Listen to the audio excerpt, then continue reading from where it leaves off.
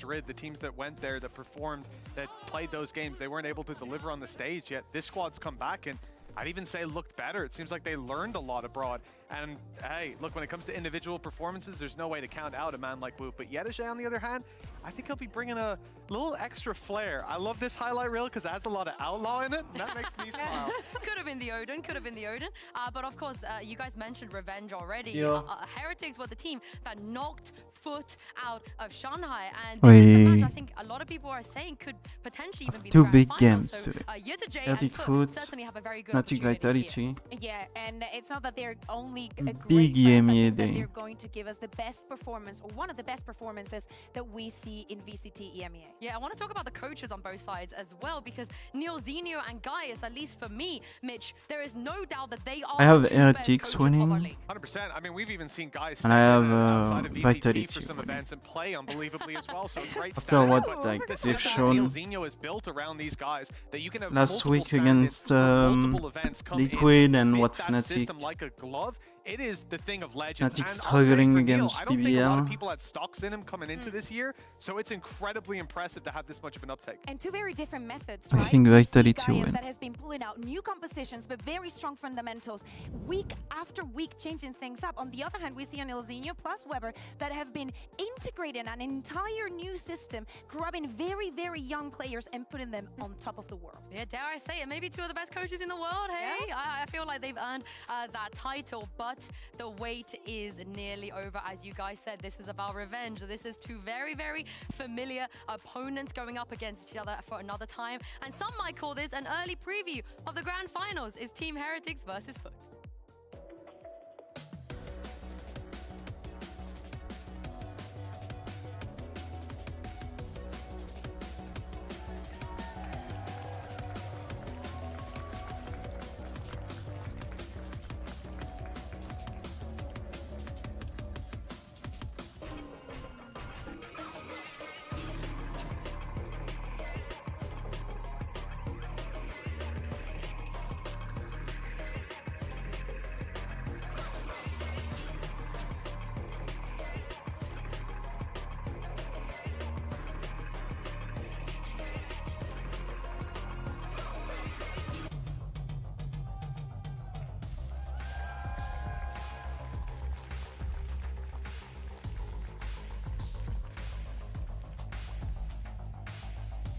FUT have yet to take even a map off of this iteration of Team Heretics, but none of that matters. What happens in the past stays in the past, because if they're able to win this series today, they will be the first team in EMEA to lock in playoffs, and that is huge considering what's going on with the patches. And hear me out, we are talking about the patches, the changes. Team Heretics back to banning SM, but FUT, they do no longer need to ban Breeze. Yeah. And instead of banning Sunset, they go for Iceball. I mean, Mitch, we heard it from Heretics, we heard it from Benji, we've heard it from Neil, we heard it from every single one of those players. Why are teams letting Sunset open for us? You will not win against us if you go to Sunset. I mean, you would think FUT learned their lesson at the international event. This was the map that they allowed to be left in. They had a tough time on their map of, I think it was Bind, and then came in and got decimated on Sunset. It's a questionable thing. I mean, even their history for Heretics, they're losing, I think the most they've lost this year is 7 rounds on the map. Yep. They're not even halfway to a loss. It's ridiculous. And is this, you feel like a weird decision? Because like you said, they don't have to ban Breeds anymore. They have, the Sunset is a free ban at this point. Hear me out too. I know that we hear Craft a lot, but we did hear Mr. Fallen last week. They have plans. Gaius has been so innovative with every single composition that he has been bringing onto the stage. If they want to secure that Sunset is a map that they can play and they can win, this is the best, the ultimate test. Yes, we know that what is at stake is very, very high, but with all the changes and the possibilities this week, they can come up with a surprise. Honestly, if Krax plays the ISO, it would be amazing. But 2Core and Miniboo, what he said with us on Postplot, teams think they know what we do. Teams think they have the counter strat, but they don't. I mean, because the results speak for themselves. They absolutely do, and there's enough tape out there now that you know how they like to play it. Teams have come in armed with that. I mean, most recently, Navi, they decided to test the Beast 3 rounds, by the way. So it really is perplexing to see them leave it through, but a statement of confidence from FUT, not respecting their opponents. Well, Guys, come on. But And they're also doing it against Miniboo with the neon buffs. This is just, in my opinion, the riskiest thing they can do. Hear me out, I will take it. You know that at least we get to see the neon and the changes and how that is going to affect the game. But apparently they just want to stay with what has already worked on the side of Heretics. Why would they change anything? Doesn't matter if it's Miniboo, if it's Wood, anybody, like everybody knows their role so well in Team Heretics for this Sunset that it is at FUT that we're looking to be the difference. Yeah, it's probably not viable to change your entire composition and approach on so many maps for what is ultimately 1 week of a patch, one game. Most people aren't going to do that. Most teams would rather stick with what they know and use this to learn. But the problem is, yeah, for Heretics, this is what they know, and it is buffed. So I'm very scared for anybody facing Miniboo. Well, this is the thing. If FUT are able to actually come out on Sunset and pull off this upset, Pablos and Ash, they'll be well under their way to playoffs. That's very true. I mean, both of the matches today look quite special, but there's something a little bit more interesting about this one, right? Because both these teams are the best performing of this region on the international stage, and regionally as well, they haven't been slacking either. No, they definitely haven't. And then you're also looking at the fact that last week it was all VIT that we had our eyes on. Miniboo was warming back up into the server and onto the stage after his break that he took to just take care of himself after those exams and everything and whatnot. So we really have to keep our eyes on him to be lighting up here into second week. And many have labeled this patch the Heretics patch, and that's exactly what we're looking forward to here. Yeah, we've been hoping for the ISO, yeah, we've been hoping for many different things, but we at least getting the neon in this one, which is a small change from the Rays that they had the last time these two teams met. It's Heretics versus FUT taking the stage for the first match of the day, as Heretics do move on that defense side, as FUT have elected the attack. Yeah, and right now Boo's just going to be spotting over towards Elbow here, looks to fall back, knowing that there's many more on his tail, looking to play more of that retake. Already a quick rotation from Heretics from that B side as well. Right there. Slow and steady wins the race here for FUT. Obviously, they'll be trying to prove themselves on this one. And then he might have asked the question, why they've let this map open? Well, Heretics have been mighty strong on this. Not many have been able to beat them in that instance, but Heretics seem to have a good idea of the setup. 4 players nearby that A site. It's pretty damn good considering that FUT have stacked up all together in this direction. Cage triggered. Oh, one-way triggered, but just doing some poke and prod. Heretics, though, they've completely looked to give up this A site. This is something that we see often from them. They like to play the retake on this site where you have 2 more comfortable lanes. It seems that Heretics have grouped up together in this one. Good little stunt to allow FUT to slowly what's in there. Boom. On the other side of the smoke, but it's Rien to push through. Smoke and Paranoia seems to be hindering them a little bit, but not Rien's. He's online straight away. And with Yedajay the only player remaining, the crowd shouts for an ace. But at least Yedajay keeps his life alive now against Benji Fishy's kill. And a 1v3 doesn't look that possible given that only 20 seconds are remaining on the clock. No, it's just about the amount of damage that Yedajay can do here, and knowing Heretics, they're not going to give him much to work with. Greens will go for the attempt. It might just be handed over. An ace will be the way to get started on Sunset. Hey, this is exactly what we expect to see coming out from Heretics. Again, so much discipline there. The fact that the read was so good coming out from Heretics, the lack of that short control there for FUT made it that much more difficult for them to actually break onto this site. You can see it in the replay. It was just that flood in from Heretics just to take that map back over. First days! That's the first one for him until you hear it here on the replay. Actually, I Let's realized that go. was his first days. Congrats. One of many we shall hope for him in his career, looking pretty damn good. Now for Heretics, it feels like this is sort of a moment to just catapult them ahead. For FUT, this is a match that could actually confirm their playoff spot. So definitely a lot on the line here against what would be the most dangerous team, at least on paper. Yeah, that's the thing. It's the first and second seed right now within those standings that we have to keep an eye out for. Benji, a little bit of damage done. Can't quite get away yet.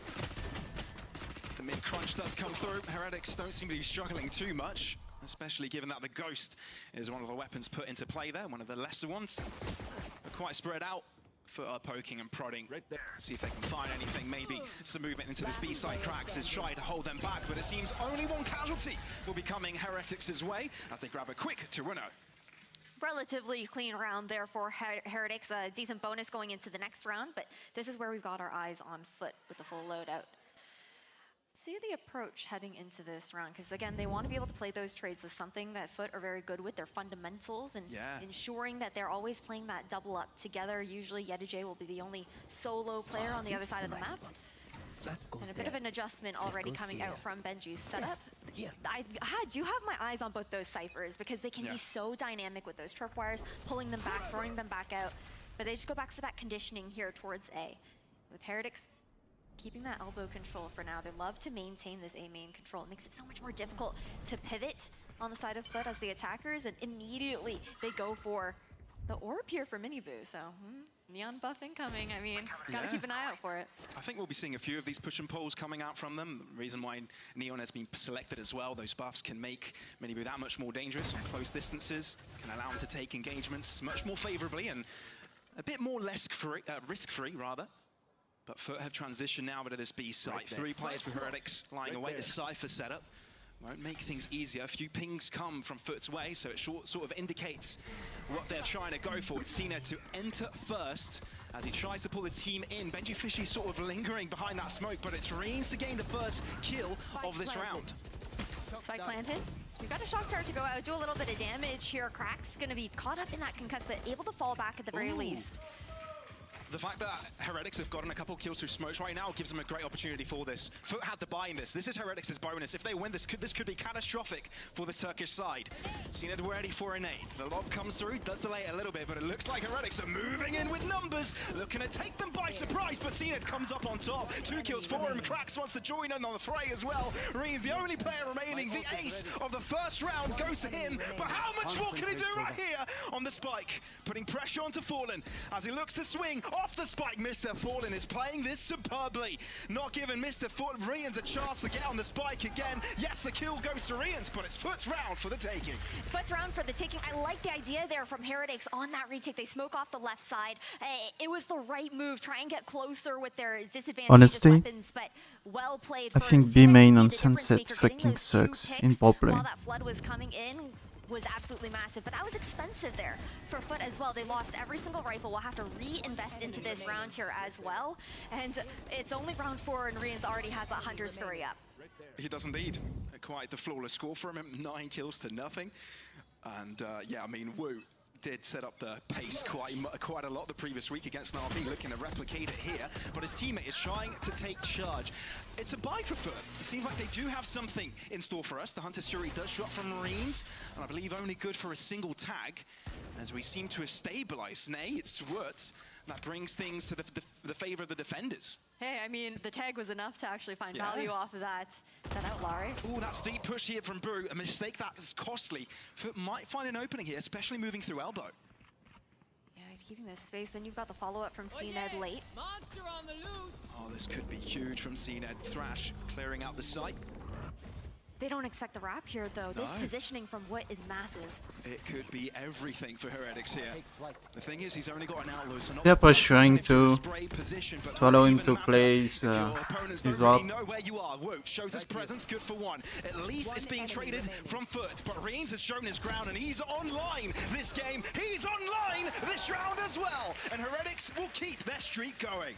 Not the player that we were expecting to have our eyes on for this match, but such a hot start here from Reigns. And the teamwork from Heretics has been flawless so far on these retakes. Again, great ideas there from FUT, but they're so aware. You could even see in this round, in just a few moments, we'll see Reigns was waiting for CNED to come around the corner on that late lurk, regrouping with his team over towards A main. But it's just insane. An 11-0 start is wild. It's brilliant. Everything you would have needed. And you just counter that and look at the scores on FUT on the other end, and you know, the max kills they've got on one player is 3 there. Well, I mean, same for his team. Reigns has definitely got more than triple than the second fragger of his team. Not too bad of a start, and even though FUT invested the previous one, it's back to economical collapse, so quite a lead could be created here. Miniboo gets caught by a stun. His brother tries to go in for another go. FUT actually may have a chance here if they grab a gun and another kill. Oh, great paranoia to push Wood off that angle, though, allowed them to actually recuperate those weapons like you were talking about. Right now, Heretics are lacking on a bit of that information with this numbers disadvantage, playing far off that B site, knowing that they can rely on the setup there from Benji.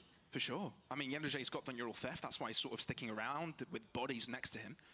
Could allow his team to sort of have full information on the attack they're planning on taking, and that's exactly what he does. Neural theft reveals Heretics lingering on one side of the map, so it allows them to go directly to the opposite side.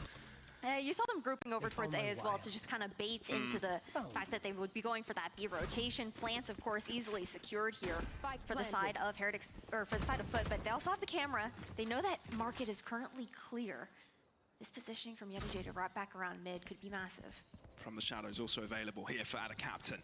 If he does choose to go for the back line, gain some extra info, but they're going to play the safe. A couple on the rotate. Oh, this could be interesting from Yedijay and Ada Captain. Aftershock will be shown in to delay at least any sort of push for FUT, aggressively moving on to this B main side, but does get affected by the Dizzy, and Krax capitalizes upon it. Stun. A great coordination of Util coming out from FUT, and it disallows Heretics anything but Rians just keeps on padding up those stats. Will it even matter on the spike? Diffused. Rians, what are you doing today? Completely unleashed. I mean, it was halved earlier when we first saw the initial smoke go down, and he just had to stick it all the way. A 14-0 start. It feels like we're just seeing him rack up those numbers. That last player to make all the difference with these defuses as well. 2 away once again from that Hunter's Fury. And it looked bad here for Heretics at the beginning of that round. They lose out that fight towards A main, but the plays with the retakes are so good, despite the fact that Krax had an insane Dizzy to slow down FUT on that pushback in. You can hear Benji Fitchy's hype behind all that. I need to find out what Rian's breakfast is. I'd like me some of that. Here, Paranoid coming through off the back of a showstopper. CNED will be completely blind and won't see those bullets coming. And Heretics have now found the lead. FUT looked across, damage done through smokes. Mr. Fallen is there to lead the charge as long as putting the spike down. This time FUT, I'm going to play the safe. I like the change of pace here from FUT, though, on this execution. They're going hyper-aggressive. It's Wood there to try and deal with the finishing blows, and it seems to be working. Rolling Thunder coming through, but it doesn't account for the left side flank. It's Heretics to keep the ball rolling, and FUT simply can't do a thing. They look so good right now. This is why we expect teams to be banning out Sunset up against Team Heretics. Again, we have to remember FUT have yet to take a map off of this team throughout this entire season. They've played 3 times previously, 2-0s. The whole way through. It's a story of revenge here for footballers. And there's something to be said about the fundamentals of this team as well, because even with Patitech coming in, even with different iterations, with subs coming in and out, there's an identity within this team. They know what they're doing, they know what those roles are, and you've got to give kudos to Boo here for being able to lay all these things out with players coming and going. That's the thing. This is something that was talked about when we actually had Mini Boo on the post plant just last week. He was talking about how Boo is a genius. He thinks he's the best player within VCT right now. He brings so much depth to this team, and the respect that's given to him by these players, it means so much for the team environment that they get to play in. There's a lot to be said about Boo, really. I mean, okay, Root's performance the previous week overshadowed Boo, but he was alongside him in that 30k mark per map, you know. He was completely storming Na'Vi. And he'll be looking to do it again. We've got a slight tech pause. We'll let you know what is going on, but there seems to be good spirits around the Heretics side. And with no doubt, the reason behind it, right? They've come online straight away. And they've got all 5 ultimates available for the next round. They're looking good. On the other side, we're looking at FUT. They are sweating. They're not feeling too comfortable about the situation. And they're kind of the makers of their own fate here, picking into this map. Well, not picking into it, but rather keeping it open and electing Icebox to be the map not be played in this series. Some questions around that. A lot of questions around that. Because we heard they hadn't played Icebox against each other. It was actually floated to a decider, I believe, the last match that they had in Shanghai, where Heretics managed to actually eliminate FUT from the competition over in Masters. But when we're also thinking about these two teams, everyone, I think, fell in love with Heretics because of their vibes as well. And when we were talking to Mr. Fallen, again, last week, about the vibes for his team, Yedijay is a very big part of that. That's the player that we look towards to kind of bring things back. When he's yelling, the team is on fire. We're missing that right now with the hot start that Heretics have managed to find for themselves, but we need to look towards Yedijay to maybe find his voice here to bring them back mentally. For sure. I mean, Yedijay is one of those additions this year, right? The young guns coming in from Turkey. And now he's obviously not the only one. Root has come in and taken everyone by storm, but Yedijay was the star of the show at the beginning of this year, right? He, together with CNED, the GOAT, right, of the Turkish scene, looked to take everyone by storm. Everybody thought, look, for esports, they look like an upgraded roster, but Heretics are looking to take that title away from them. Specifically, Woot, right? He himself said that he wants to be the GOAT of Turkey. Now that is a title to have and one that he needs to fight for and deserve, but so far he's on a good track. And if he wants to be able to solidify himself under that title, he needs to take down the best Turkish team. That he does. But now we're actually going to head straight into a timeout off the back of that tech pause here on the side of FUT. They need to make an adjustment. We saw the idea in them speeding up in that last round, but the response from Heretics was so quick to jump back into it. The other thing that I want to talk about now that we're having this chance here, Pavlos, is what's up next for both these teams. Because right now, both of them have kind of gone through the chance to play their technically hardest opponents within their group, and it only is technically on paper getting easier for both here on out. That's fair, but I don't think, I mean, the start of the season has obviously shown us that anything is possible, right? Anybody can win against anyone, and you've got to be at the top of your game, because obviously you're being prepared against, and you're being anti-stratted in every single instance. And I think it's what Heretic said also, is that people are still trying to figure out what they are doing, right? Even though many think, sure, Sunset is a map where many have thought they figured them out, but no one has yet. And FUT, with this timeout, has got to show us that they've got a read and can get right back in the action. Yeah, it's pretty crazy with all the patches coming in. That's 9.0 coming in this, or sorry, not 9.0, 8.11 coming in this week as well. There are a lot of patches. It's a bit more of like a relay race almost, where you're going week for week with all of these adjustments. But slowing things back down, FUT, again, with their default play, they lean more towards that mid control this time around. But look at the camera that we've actually seen spotted out this time from the side of Heretics. They've got that control of this pillar. Not glad we're back live again, but FUT haven't got the best of facilities for this one. A wrap towards a safe site might actually be the best idea for them. Yetajay tasked with keeping the rest of the cavalry busy. Who's got the line stunned up. This could be an early kill if it's taken advantage of. Paint shells to the site, and it's exactly where Boo looks to TP away from. Does avoid the paranoia. FUT are keeping the chase going. Dizzy, flashpoint. Boo has got a second TP, and he's out of dodge. Great reposition there coming out from Boo. Spike planted. We have to keep in mind, this is an eco round here on the side of FUT with that spike initiated. Just waiting for the rest of the team on Heretics to catch up.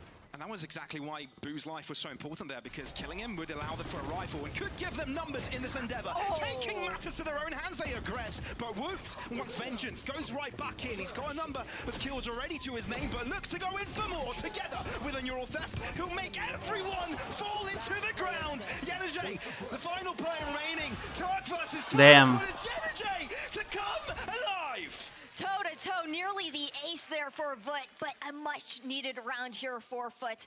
This is what we needed to see coming out from FUT Esports, the momentous play that can bring them back into this match. Now only 3 rounds dividing these two teams, but the thing is, for Heretics, they've snowballed into a lot of these ultimates. They haven't really needed to expend any of them for these round wins so far. But then you look over towards the side of FUT, they lean back into that Gecko meta, of course, with the Thrash available. I'm glad we're getting to see this again, because I was stuck on Woot's POV for a while. He got 3 kills, he got 4, and then Yetajay decided to just pop off. Oh, we missed the final kill, but that's exactly why, because Miniboo's enabled his overdrive and went for the chase. Doesn't find anyone, at least clears out A main for a bit. Deeper aggression than we have seen before from Heretics. They're just waiting on the side of FUT, seeing if Heretics looks to bite anymore. It's not going to be the case this time around. The ego incoming. But that also says how close each of these rounds have been, right? Heretics were up 4-1 initially, 5-1 even. But every round has come straight down to the wire, where even off the back of just that 1 round win, they're pushed onto this half-buy. FUT, deathballing ahead. Marines.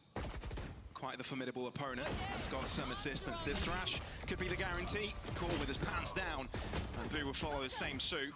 It's FUT that are looking to take over here, bridge the gap a bit, and the fact that they were able to do it a round ago with the Sheriffs, it's a testament to that. They're here to play and not make this one an easy one at all. Miniboo, can you replicate what Yetajay has done before? Maybe give them the benefit of a doubt, because the underarm flash has come through. Mr. Fallen makes the spray work, but the captain is on the case, and so is his teammate. FUT are here to parley.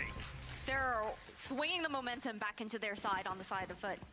For Heretics, I like the idea with that early aggression. You saw the overdrive coming out, but FUT played it so well, knowing that that Neon ultimate is going to run out of time eventually. Then they decide to push back in when that internal clock tells them, okay, Miniboo's not going to have that to rely on anymore. He'll be stuck on whatever pistol it is. And we see him yelling. He's yelling now. So that means FUT, they're going to have that energy to come back into this. The way that his team really feeds off of that on the side of FUT. It's amazing how this team feeds off of energy, how much tempo and energy can pay into the pacing that they can create in a match, how many rounds they can chain together. One of the reasons why they've been so damn good on international stages as well, catching teams off by storm. If you give them an inch, they'll take it a mile, and that's what makes them so damn difficult to play against. Especially when CNED comes alive, right? One of the highlight players of this roster. You used to call him the GOAT of Turkey. The reason why Turkish Jet got its name hasn't been as prevalent, but recently he's been brought back to life. And it's that energy within this FUT roster that you sort of feel the need to thank, you know, for CNED coming alive. It's been so cool, calm and collected as well. Just start for information over on this A site. FUT have done well to kind of counter the positioning that Heretics tried to play with the deep one way over towards A main. They throw another one way of their own on A short, but this time around, with time ticking, they have to preserve both smokes. Oh, Boo, he got out in a similar position as this before, and he will do it again. FUT pressuring. Heretics seem to have a good idea, but polarized on the defenses. CNED walks in nevertheless. Miniboo considering going in aggressive. It's Boo to find the first shot, goes right into the fight. Out of Captain fighting the high ground. Is only good for one as the Hunter Street tries to delay any of these pushes, any of these spike plants, and it's done its job. Down to 20 seconds, and the wingman will be forced to go in for the spike plant itself. With time pressuring Heretics team to regather their efforts. It's going to be Benji Fishy grouping in with the back line and waiting for him, but Wu is grouping up together with his teammates to go in aggressive. And it seems that Benji Fishy wasn't on the fight in time. A bit disjointed, but maybe comes at the optimal timing. Rian's against Yedijay. We've seen this one before, but it was Yedijay to come out on top. And it seems that Rian's got the read. He's got the recon as well to tell the story. And the pre-fire is available there for Yedijay to make it work yet again. So well done. A Red Bull clutch there for Yedijay to bring them one round away from tying things up with Heretics. And we saw the idea there from the Heretics side. They pulled back. They allowed that plant to go through. They were like, okay, let's sync back up into this retake. We're not going to fight too forward. Let them try and regroup and figure things out, but now snowball here for the side of FUT as we enter the last few rounds. Yedijay is just so cold in these situations.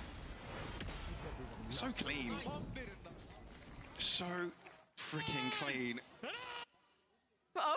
Okay, Krax, he's yelling now. It's the energy we were talking about, right? Exactly. And it forces a timeout here from Heretics. They had a tremendous start. It was a 5-1 beginning. That has now come down to a 5-4. That's put a lot of pressure on the Heretics side. Yeah, and they used two big ultimates in that last round as well. The Hunter's Fury, the Null Command coming out from FUT there. So Neil's just got to step in and be like, okay, what are the adjustments that we have to make? Because again, FUT doing great counter conditioning on that early A main control with the one way that they throw it towards short. That way they deny Heretics the comfortable peak from both sides, and they can only really rely more on elbow. It's forced them to play a little bit further back, adjust their A main control. Damn. But again, FUT have so many tools to work with going forward for the remainder of this half. Meanwhile, for Heretics, it's unlikely, unless we see a really big pop-off round from Rians or FUT, that we're going to see those really impactful ultimates come through before we swap sides. Well, there was a share of rounds to snowball this comeback from FUT. Can Heretics have a similar outcome? Obviously, shooting upwards here. Mounting to climb. Yeah, trying to get as much as he can still. Again, pressuring the same main control. Just the Yedijay leaving his utility for a bit of that information. You can see the adjustment here from Heretics as well. Benji's plot his trips a bit further back on the site. Kill trips are back. The flash is out, but CNED couldn't aggress that far forwards, given that a trip was on its way. Wingman disabled. That sprayed out from CNED, and the transfer's even better. They're making look clean work of this. And with Boo, the final player, remaining on the wrong side of the map, will have to try and do any damage, because honestly, his teammates couldn't do a hint of that. Maybe find a headshot or two, tally up those numbers. Krax will hope he gets this kill, as he will be finding himself the ult as well. together with the rest of the team, and that's exactly what happens. For the next round, we'll have all 5 ultimates available. It was a lovely pairing there between Mr. Fallen and CNED to allow him to take that backside space so comfortably with the flash that had gone through. It's been 4 rounds in a row now for FUT since the hot start that we saw for Heretics. Like you mentioned, these 5 ultimates are going to be insane, but you can see here in the replay how perfect that flash was. You saw Heretics trying to flood back on, help out their teammates. Again, sure, it was just an eco round, but that's not what we're even used to seeing from a team like Heretics on their ecos. They typically look a bit more disciplined. Yeah, but for FUT here, it's beautiful chaos, really. Coordinated. And as they flood the gates into mid, Boo couldn't stand a chance. Yetajay had him cornered as well. The pivot seems quick. Miniboo looks at walk back, and the captain has gone into the lion's den and he's holding the spike on his back. You can see how Heretics are looking to dismantle it. Great adaptation from Miniboo. The showstopper comes in, CNED looking to square things up a bit, but Benji fishing his other ideas, leaving Yetajay on the hot seat all the way closer to that A site. The Northef revealing him, making things a little bit more difficult. So Heretics know what to do in this instance. Group their players together, hold these crossfires, make it that much more difficult for Yetajay to cross. He's performed marbles before, Yetajay has. But this round seems a little bit far-fetched. I mean, this should be nearly impossible. Yeah. It would take a miracle or a big mistake from Heretics to actually have this 1v3 turn out for Yetajay. If he stays silent for a little bit, Heretics might opt to just move away from this. And I don't think they will. Miniboo is patient, and they shut down the attack as quickly as possible. Great reaction timing from them to change their play. 6-5. Guaranteed at least going in even here on the side of Heretics, but you see, this is what we were expecting out from Miniboo. We haven't seen as much of the flashy Neon so far in this matchup. It's been a lot of eyes on VIT. It's been a lot of eyes on Rians on the side of Heretics, but that's where we're going to look into the second half to see a bit more of an appearance from Miniboo. It's not like he's playing badly by any means, but you're thinking about the Neon buffs coming through. You're like, okay, when's it going to start turning up? When's it going to start heating up for him? But side of FUT, again, a lot expended in that last round. They're not going to have anything to work with. 4 of those big ultimates had been used up, slowing things down. Different approach towards that A main control on the side of Heretics. Cycle up those one-ways. Look at how much space they're giving. The mid left completely empty aside from that camera. FUT testing the waters. See if the temperature is to their liking. Seems the lukewarmness of this A site tempts them a bit. Now the captain to walk in first. Good flash point. Deters 2 of the Heretics players, but they haven't shown their ground. No. Crucially, very importantly, Paranoia out. That disables the initial attack from FUT. Now, how do they transition? CNED is tempting this B site, and there's still 3 players hiding out.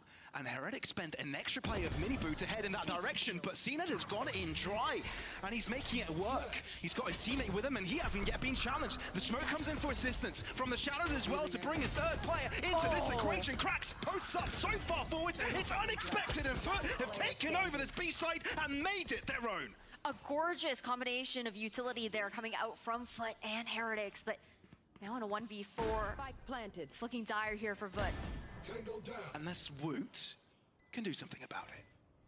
Like we said, he's looking to see if he can seal that Turkish GOAT title under his name. If he finds a 1v3 clutch here, he might get a little bit closer to it. But no, not this time. We're even Steven at halftime. I mean, it was a great opener there from FUT. We saw CNED just kind of walking in on that B site. He knows that the trip is just on the left, but there's a little bit of space to actually get that peek down, and Benji was just unfortunately caught unawares on the angle. See it in the replay here as well. Just the explosivity in that last moment, especially after so much pressure was put over towards that A site, and a quick pivot to open things up.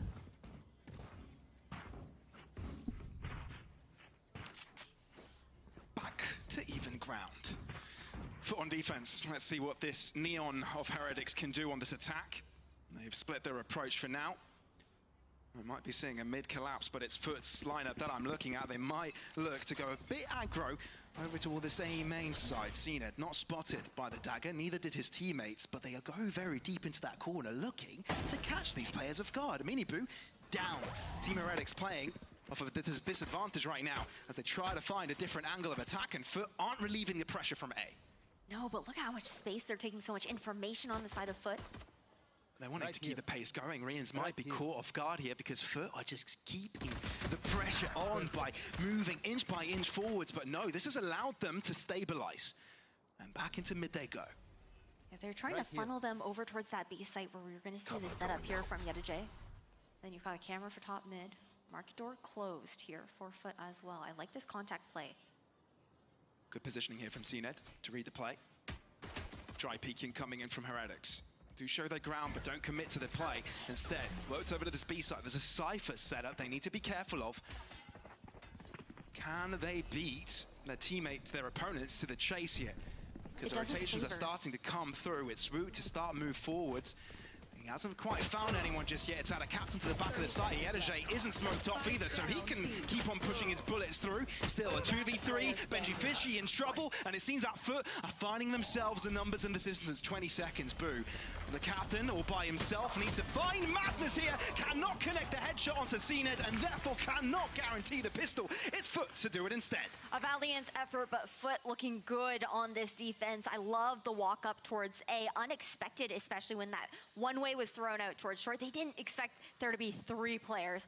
Miniboo didn't even check the left side when he got shot out. He was just like, okay. They're not going to be there. Then why would they be there? Yeah. But you catch them off guard. So now, reminiscent of, okay, I was going to say reminiscent of like an FPX spy, but we're actually only going to see one of those pistols. I feel like the buy that's been very favored meta going into this season of VCT, where you kind of guarantee some of that economy. A different approach. Lots of noise already made here on B. Yeah, and I don't think Heretics has spent too much effort into selling sort of an A take here, which sort of is illustrated by Cracks making his move towards B. They will be backing out for now. And the thing is, they haven't been able to perform a pistol win. Yeah, right, FUT has been the team to do that. So they haven't shown how dangerous they can be on that, although historically they've been pretty damn good at it. Bringing the upsets that way. I like how FUT on their anti-eco as well look to kind of buddy up together here. A bit dodgy. Okay, I'm glad CNED's not actually committing to that angle. He feels like there might be a little bit more presence than expected. But they leave mid wide open, but it's to guarantee that they can find those trades. Don't give up any of these weapons for free to the side of Heretics, who moving like a pack as 4. Well, the clock is running out of seconds, down to 35. Yedajay will have a good camera for this push. Spots out one and sees a couple more push by as it does get shot. Great shot by Miniboo. 2 defenders left to deal with. Can they actually commit to this? Stun to the back of the site. It's actually connected with 2. Dizzy works. Flash does as well. And Heretics might be turning this whole thing around. 2v5 situation. Spike managed to get planted here. It's down to CNED and Ada. A difficult one. A very difficult one, considering weapons have already been collected by Heretics. I feel like this round is already over, but at least they're going to give it an good old college try. Oh, Miniboo reads the turn! 9 degree, come back for him! And this puts Ada Captain on the hot seat, and my oh my, is it burning his back. Tries to read a flank as well. Realizes that Benji Fishy could be nearby, but this spends more time of his clock. The spike is going to be ticking all the way to explosion. But it's Boo's shots to end off this round. We were talking about a sheriff round for them, and they just succeeded in getting it. What a way to pivot that round, though, into the favor of Heretics. A great stun. Again, we see the buff coming in there for the Neon. The fact that Miniboo is just able to get so up close and personal and follow up on his own Neon utility there as well. But we also saw the ideas there from FUT, the way they were positioning. There was a great line there for the fault line for the side of Mr. Fallen. And it's a stressful round lost there for FUT, because this is where they would have looked to actually find the advantage in this match. These instances of mini aggression is what we're trying to see here from Heretics. Only allows for short land grabs, but nothing more than that. For sort of respecting these approaches, seeing how dangerous they can be as soon as they know that an Aeon is in play, and how much you can insist that they just vacate the area and know that retakes are that much more stronger for this comp. Again, mid-open here on the side of FUT. Opting for this push and pull over towards this A site consistently. Benji's just around the corner. It's a matter of timing, isn't it?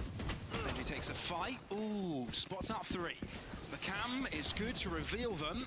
Miniboo tries to go after him, but he knows he can't go too deep, else he'll be unassisted. And could risk dying alone, handing over a weapon to the defenses. Flash coming out, stun as well, it's well timed. And the clock is ticking. 40 seconds. FUT have gathered their forces here. This is actually a very dangerous defensive hold. The smoke also insists on the Endeavor. We're trying to throw a nade at the back of the site, but they haven't quite been able to find the kills. It's FUT instead that returns a favor finally. The weapons find superiority, they find space control, but CNED hasn't been dealt with just yet. Chipped down, softened up, and that allowed some safety for FUT to get the spike down. Yetajay is so behind right now, though. They have to sync up here on short. And that's exactly what they've done. Hand in hand for this.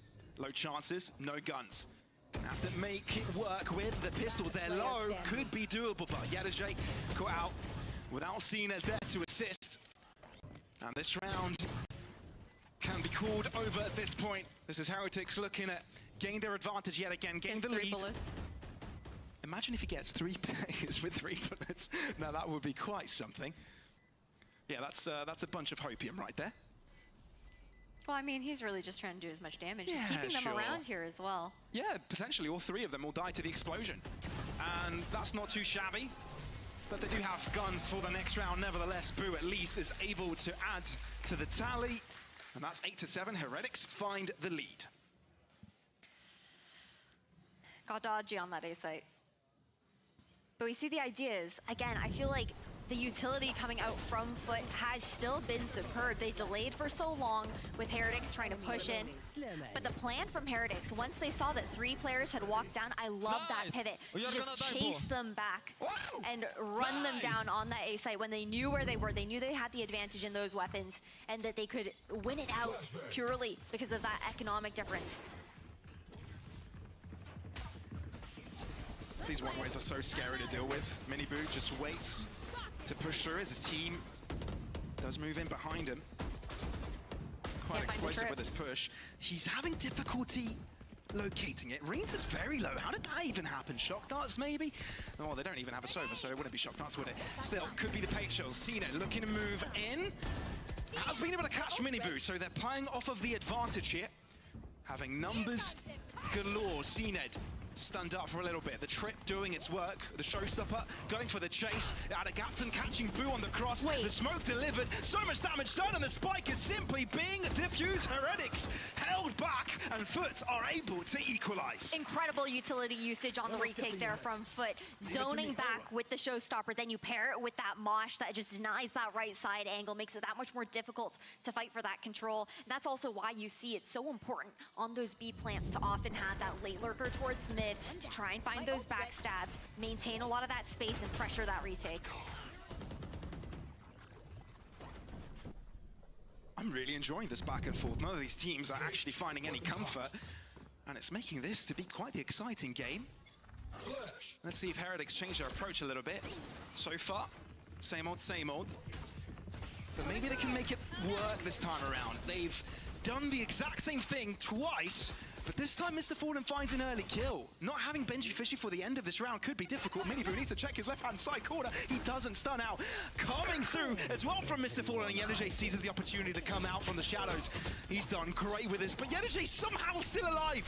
Very crucial for him to be up and running, having the numbers. Mr. Fallen making it look as simple as ever. Heretics not given a chance. FUT deliver with an Andalusia flawless. Their retakes have been clinical on the side of FUT. The combinations with the utility that you see being thrown out, they're also just disrespecting a lot of positions that Heretics aren't expecting them to actually be peeking from.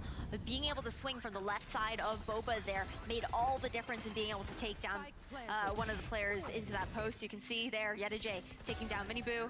The comm's good. They knew FUT was tucked underneath. And you really can't ask for much more. You know, all you need is to see that reaction. When CNED is yelling, you know that FUT are feeling good. But this time, it's Heretics be calling a timeout. We have to remember, Pavlos, this team started out this map 5-1 into the lead. They end the half 6-6. So that means FUT, they've garnered so much of this momentum. It's been a bit more back and forth though since we swapped to the second. True, and I think the last time we saw a Heretics timeout, it sort of worked out in their favor. They may have had a read and they sort of bounced back from losing a number of rounds. Let's see if that is replicated. Webb and Neilzinho wearing their thinking caps.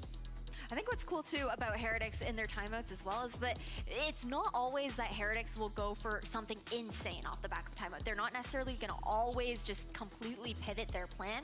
You also see them taking it as an advantage of, okay, they're going to expect us to change something, but let's go back to maybe what we've been doing before, slowing things down, and the recipe that had been working earlier on, just to play some of those mind games a little bit. But sometimes you also look to take a timeout to kind of regroup with the team, reset, come back down to earth.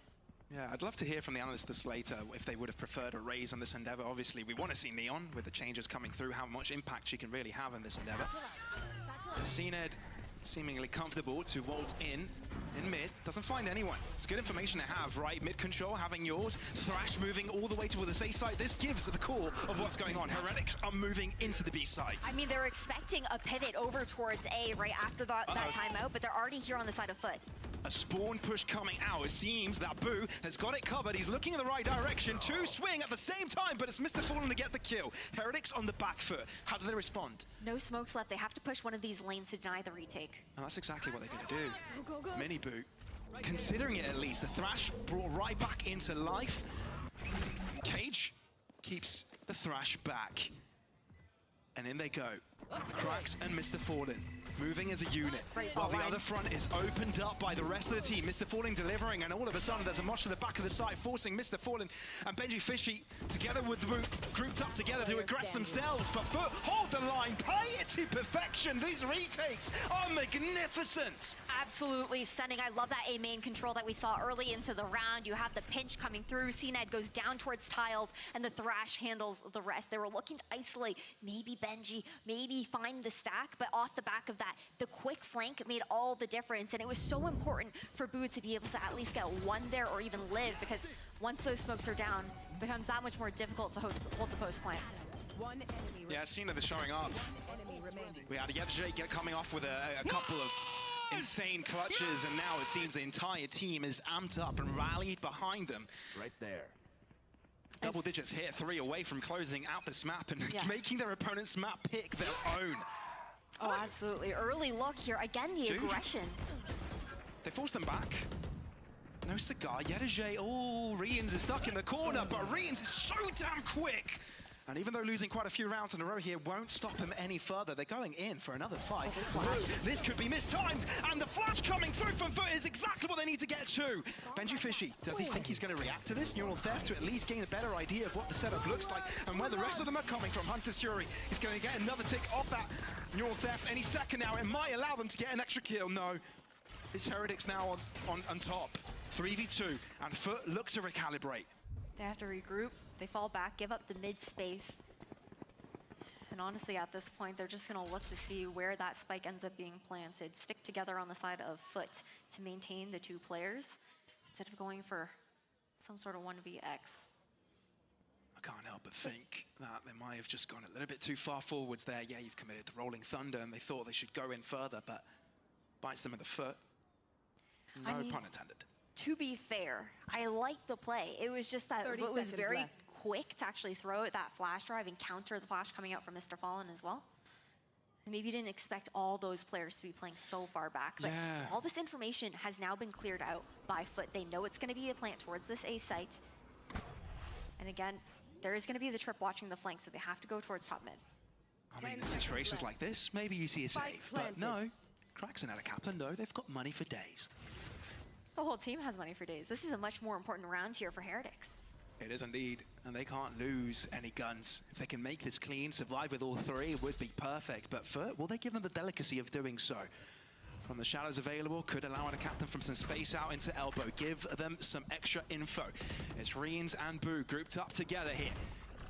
Can they make it work? A crossfire, maybe, coming out from Boo. Hasn't shown his ground just yet onto the spike. The spray down from Reens is good enough. Krax has got to deal the killing blow onto 3 and end up with a spike defusal as well on it. Might get them out into the open. The spray is there, deters the 2 players away, and I think Reens may even end up dying to the bomb explosion, and that's exactly what will happen. No, Reens stays alive, importantly, crucially, keeping 1 gun in play.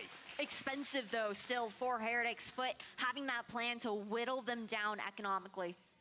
Then you look towards what we have to work with. Of course, again, we're going to see the replay of this mid-aggression. It was a great Rolling Thunder. I mean, so much utility was just dumped from both sides. It was really scrappy, a big firefight at the end of the day. One tap, headshot, guys, headshot. Okay. Yeah, that's what you're supposed to do, just headshot people, one tap them. That's how you play the game, right? It's too easy for him. It's too easy. Oh, any bow. Why not? The thing about Neon is that as quickly as it goes in, he can just drop back. Love the one way, though, just, again, to deny that short angle. After all that utility was expended, you had the paranoia, you had the dizzy thrown out off the gate here from FUT. But look at the rotation already. Ooh. Good drone. I wonder if we'll get to see the overdrive for Mini here. Because Heretics might want to wait to push from mid. CNED connects with 2 and might be able to get away for it and tell the tale for another time. CNED, he's got the assistance of the flashes, which deters Heretics from pushing it even further, but they are taking a couple of seconds to rethink this. I mean, the paint shell's also refreshed off those 2 picks towards elbow on top of that. And even extra tool for deterrence. Trip not broken just yet. Could be the information that FUT need. They realize it. Heretics walk in. Mr. Fallen, if he pulled the trigger, it could have been his kill. Boo gets him Mr. Fallen sightline. 1 flash remaining for them. They've got to make it work out to the open, but Heretics are still alive with all 3. The rotation for FUT might be a little bit too late. Mr. Fallen caught with his pants down, but it doesn't even matter. Heretics, they've got more players in the prospect. Paint shields from CNED end up being so damn crucial. And we're looking at a 2v2. Showstopper coming out from CNED here. Can he save the day? He might just be able to. Benji Fishy into the ground. Rians brings things even. 15 seconds. And the bomb must go down for Rians to secure this round. Yedeje has walked into elbow, and I feel like Rians has got an idea on this. Can he eventually get the clutch his way? A quad for Rians, and Heretics meet the score of FUT. He has been so cold in these 1vx situations. The difference maker here for Heretics over and over again, up to 27-9 in that scoreline. But it is insane the way he's just able to micro in these cases. Like, knowing that Yedeje was going to go and trek towards Jenny, the awareness to know that that flank was incoming. Finally, Rians is able to win a clutch against Yedeje. And it might have been the most important moment to do it as well, right? Keeps their hopes alive and doesn't allow FUT to run away with things ever close to that finishing scoreline. My ult is ready. Even across the board, rifles everywhere and double digits for each of the teams. Stalemate 10-10. Smoke towards top mid to deny the angle right now. FUT, though, they've got a great setup here. Add a captain on top of the box over towards market. You have the ability to use that fault line for Mr. Fallen to help him buy a little bit of that time. The one-way perfect to deny even the cross towards top mid here. Heretics seem to be finding a little bit more success towards the right-hand side of the map. B-side eluding them for being tremendous with the retakes there. Right here. So they're looking to do what works best. Pressure from Miniboo. Goes unnoticed. This FUT not looking to challenge just yet. Oh. Moving towards B, perhaps? Thing is, Miniboo is alone for this market pressure. And Krax has rotated from spawn, giving an extra player into the fight, into this defense, and it doesn't look like Heretics have got much time to change their minds either. Down to 30 seconds, no command enabled. CNED might be in trouble with no blast pack to get away. Hunter's Fury to try and keep him back, but he holds his line. What delivers? Rians as well with the Hunter's Fury, and all of a sudden Heretics are taking the pressure onto FUT, shutting down player after player. Yedeje, the only player left, is on the other side of the map, and within 10 seconds the spike goes down, meaning that Heretics have a chance to gain the lead yet again. I mean, a 1v4 here, Yedeje knows that he has to save. You look at the money situation on the side of FUT. Keeping this rifle would be the difference maker between Ada Captain having and not having a weapon into the next round. So the advantage back into the hands of Heretics. It was a last-minute push. Things were a little bit scary when we saw FUT starting to stack over towards that B site. But again, so much of that utility from Heretics was saved up into this round. FUT had to expend a little bit more as they went searching for that information early on. And they're just able to dump it. This is a game of fine margins. Not much in it at all. It feels like they can get another buy-in. Obviously, Yetajay getting a gun in might be able to drop something. Won't be comfortable though, and they won't be given enough margin for error. Won't be given enough room to have another buy if they end up losing another, and that could put them in a really difficult spot because then Heretics will be on map points. And the timeout to be called here for FUT. We even saw in that replay, a big part of that round win was the zoning that Rians was able to provide with that Hunter's Fury there as well to kind of funnel them into the crosshairs of the remaining of the Heretics players. But this timeout is crucial, Pavlos, because you also think about this is the match we have to remind everyone that everyone is expecting to be the grand finals. It could be the grand finals of playoffs. The top two teams right now within our region at VCT EMEA going head-to-head just in week 2. I mean, for esports, that's not too bad, is it? I mean, for neither of these teams, neither of these orgs, looking into last year, this is quite the step up, but they've set up expectations for the rest of the year now. This is no longer the surprise from last year. This is them now trying to prove that they can keep their names on top of the leaderboard. I mean, FUT at that first place, again, we have to remember, this is potentially the match where they could lock into playoffs. Gaius looks frustrated right now.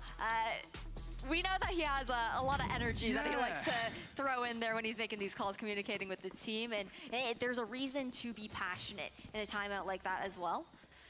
Maybe it's a rude awakening that FUT needs. Maybe it just amps them up a bit, give them a little bit more adrenaline to work with. It's a lot of pressure on the line. Because again, in the playoffs, there's also that knockout round, right? You want to maintain these top 2 slots. Standing ahead. FUT debating whether they want to waltz a bit deeper into that A site. Heretics, they've shown their ground, and usually up until this point they would have already pushed into this B site, but they are taking their time with this. That's the only trip Yetajay had to play with there as well. There is one towards back site that was thrown back out a little bit later. I mean, Heretics, they seem to have sold a fake. FUT have transitioned mostly onto that B site, but the silence calls caution. Spreading out their wings yet again, FUT keeping their defenses wide. I mean, they're also maybe expecting a little bit of aggression on the side of FUT, considering the fact that we are off the back of a timeout. We saw a lot of those rounds, a couple of them at the very least, where that tiles control was garnered there by CNED. They have more of a plan for a retake situation. That's why you see FUT playing so far back. They have that thrash to work with in the hands of Cracks. Can it be used to perfection here? Shot Where is that going? Where are you landing? Okay. Looking to break the trip. And will it deter FUT from holding this A site deeply? They do have most of their defenses here. Mini Boo looking to take this fight. Paranoia, this actually is huge. I think it catches all 3 of the attackers from that area. Delays them a little bit. Woot opens up the site. Thrash coming out. 2 concussed, but Mini Boo still gets a kill. And Cracks can't follow it up after the Thrash, which means FUT are safe in this endeavor. But for how long? Because Rians is looking to go in aggressive. Can FUT bring it back? They don't have much margins for error. This is a round, a must-win round that they are going for 2v4. A difficult one. But if they succeed, it could be quite the spicy one. One flash to work with. Bring up that Scoville level to an all-time high. Mr. Fallen just wanting to see if there's anyone behind them, but it's buying time for the spike to tick closer and closer to that explosion point. Yetajay, elbow push, and might be confronted by Rians. Instead, it's Yetajay to win it, but they're running out of time. They've got to move in quickly, bring up that pace. That spike is amping up, and I don't think they're going for the clutch anymore. I think they're trying to keep Heretics in this site, deny any guns from being saved, but it feels like Heretics are getting away with 2, and it puts them on map points. Map point on their map pick. FUT, though, I'm surprised that they actually went for that round at that point in time. Yeah, sure, you can argue something about exit frags, but it doesn't matter when FUT are dwindling when it comes to that money situation. Sure, they're able to scram something together and scrap it together for this round, but it's tight. It has to be a convincing one for FUT if they want the best chance of taking this to overtime. At least they've got guns going for them. At least that's something. Oh, Miniboo goes hyper-aggressive from the start. At a captain. Able to get out. He needs to find his teammates here to support him. Mosh forces Miniboo out into the open, but doesn't matter because he's winning these trades time and time again. Heretics, they're determined. They want Sunset to be their own as fast as possible. Enough for the funny business with 2 FUT players remaining. Yedajay and Mr. Fallen. The protege and the captain. Can they make it work? That's the question in their minds. Neural Theft, at least that's something going for them, but Heretics aren't going to make any mistakes here. They've made them before this game, but enough's enough.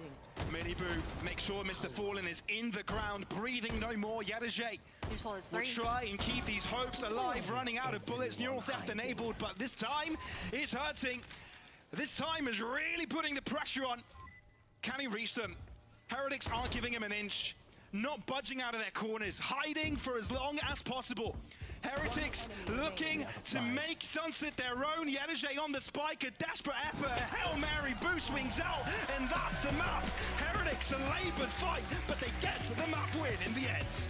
Starting off 5-1, ending the half 6-6, and to wrap things up in a stylish fashion here for Team Heretics. But you can't deny the improvement that FUT have found either. The last time these two teams faced off, it was a 13-4 win there for Heretics. It definitely shows why Sunset was put on the board here. Let's see if the same can be done in the next map. We'll see you, everybody, right after this.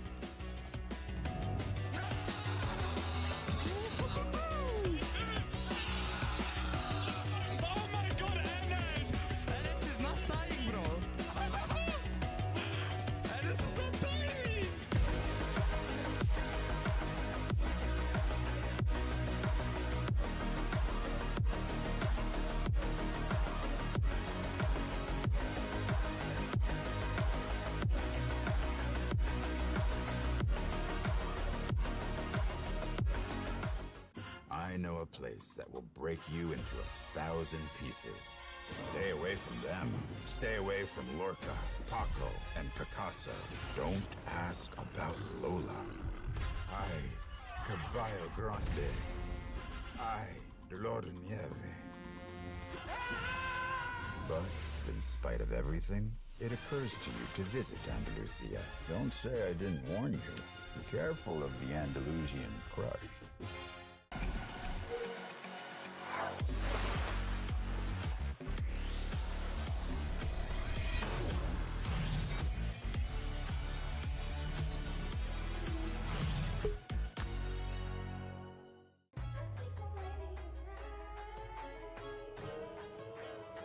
Hey guys, it's Jimmy Lin. In this series, I'm going to walk you through Attack on Pearl. Watch out for the stairs, clear this angle, you're going to be able to fight this.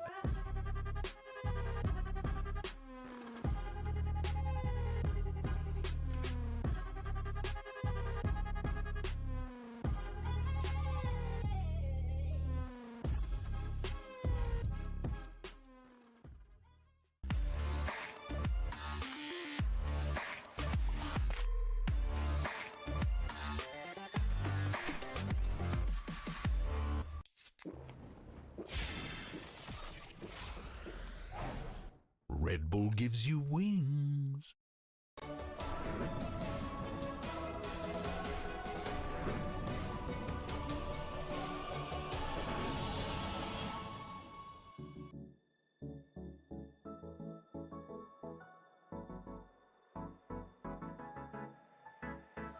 Let's do something crazy. Get a bit wild today. Cause we don't do this every day and we deserve it. Life is so amazing. Nothing is in our way. Baby, let's fly away. Do you feel it? Is your heart rushing the way my heart's rushing when you take it all in? Baby, this is where we come alive. Do you feel it? We'll take the world by storm. Just you and I can't believe it took so long to realize what makes us come alive. Oh, what makes us come alive? Let's break some rules. No, we don't always have to be good. Don't always have to do things that we should. We'll feed the fire. Let's see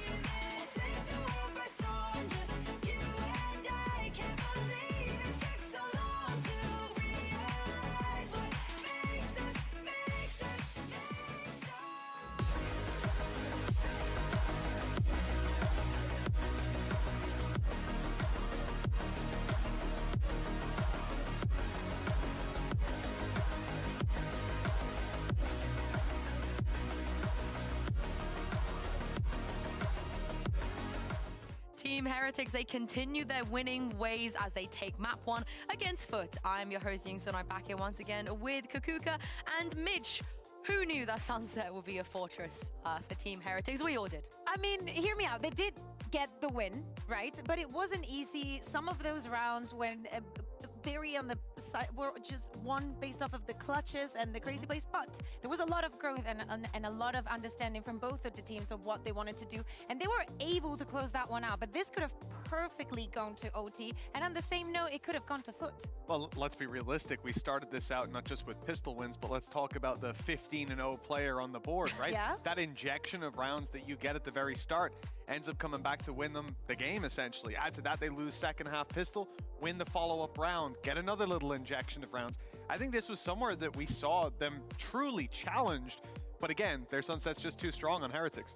But on the other side, yes, they had all of those clutches. Rians was having an amazing day, but on that second half, the moment that FUT were starting to be so strong with their retakes, they reacted so quickly into what they needed to do, into how they were going to run the clock down, how they were going to be faking and giving fake information for them to over-rotate, and also prioritizing the kills over getting the spec down. Yeah, but this is the thing. Rians, he just has such a nice start on this map. It carried on all the way through with the kills, with the clutches.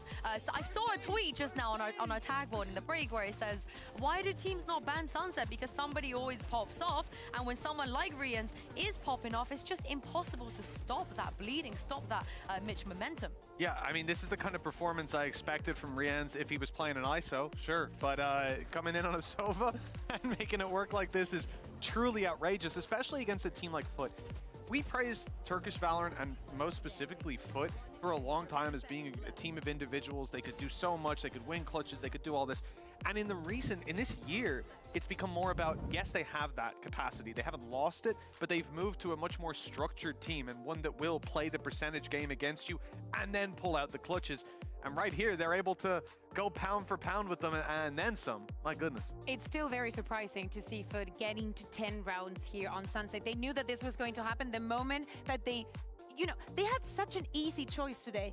Breeze is out of the map pool. They don't need to ban it again, but still they decided to go for Icebox. Again, I think that it was very close, and I would love to hear from guys, what is it that he saw that, made him leave it open and leave this as a possibility. But now, as we're moving on to a split, I'm very excited to see what they have prepared. I feel like we're just living in a time loop. I cannot get out of this time loop of teams not banning Sunset and then losing, and then the next team not banning Sunset and then losing, and over and over and over and over again. But let's quickly take a look at the AIM Labs warm-up at UTJ, because he was trying his goddamn best to keep his team on that map. The clutches were coming in, it was crazy, and he is somebody I definitely will look towards too as we head to split. Yeah, especially because of what you're saying. The clutches in that first half were amazing. I think it was back-to-back there on A when they were on the attack. So reliable. It was also 3v1s. It's the kind of clutch that you do not win unless you're Jets, Jay. I mean, Mitch, as we look towards split, is it time to get weird? Is this where we can see some cool new things? I mean, when we talk about this week, it has to be, I feel like every map we go into, I feel that, but show me an ISO, pull out a little curveball of wrong agent, I guess, but it could be beautiful, man, and I think especially... J2J played Phoenix. Yep. On, was it Icebox? Yeah. Mm-hmm. Okay, I don't know how you know that off the top of your head. I envy your brain, but... We were there. There are many things where I remember it all too well. But let's take a look at the agent select and see if we are going to... Yes! And it's our boy VIT, of course. First ISO here in VCT EMEA goes to Wood. Everybody was very excited, and it cannot be any other way with Miniboo on that neon. What do you make of this, Mitch? I think we just go to the next series. I'm excited for the next matchup, because this one is clearly won by Heretics. They've got the neon that they're used to. They've got the ISO that's overpowered, and well, I hope FUT have got your prayers, because they're going to need them. The graphic is not even like completely polished. We're so not used to seeing the ISO analysis. It's not completely rendered. Sorry, my brain. S-tier analysis. My brain just went off there. But also FUT, they changed the compositions, their composition for last week. We were very surprised to see what they could do just with this, moving also away from that chamber. We thought that maybe the changes were going to continue, but they want to rely on this. CNET was brilliant on that first map with the race, and he definitely will need to step up. Well, FUT have never beaten this iteration of Team Heretics before. They haven't even taken a map off of them. They have to start doing that here because Pavlos and Ash, I'm going to iterate once again. Playoffs is on the line.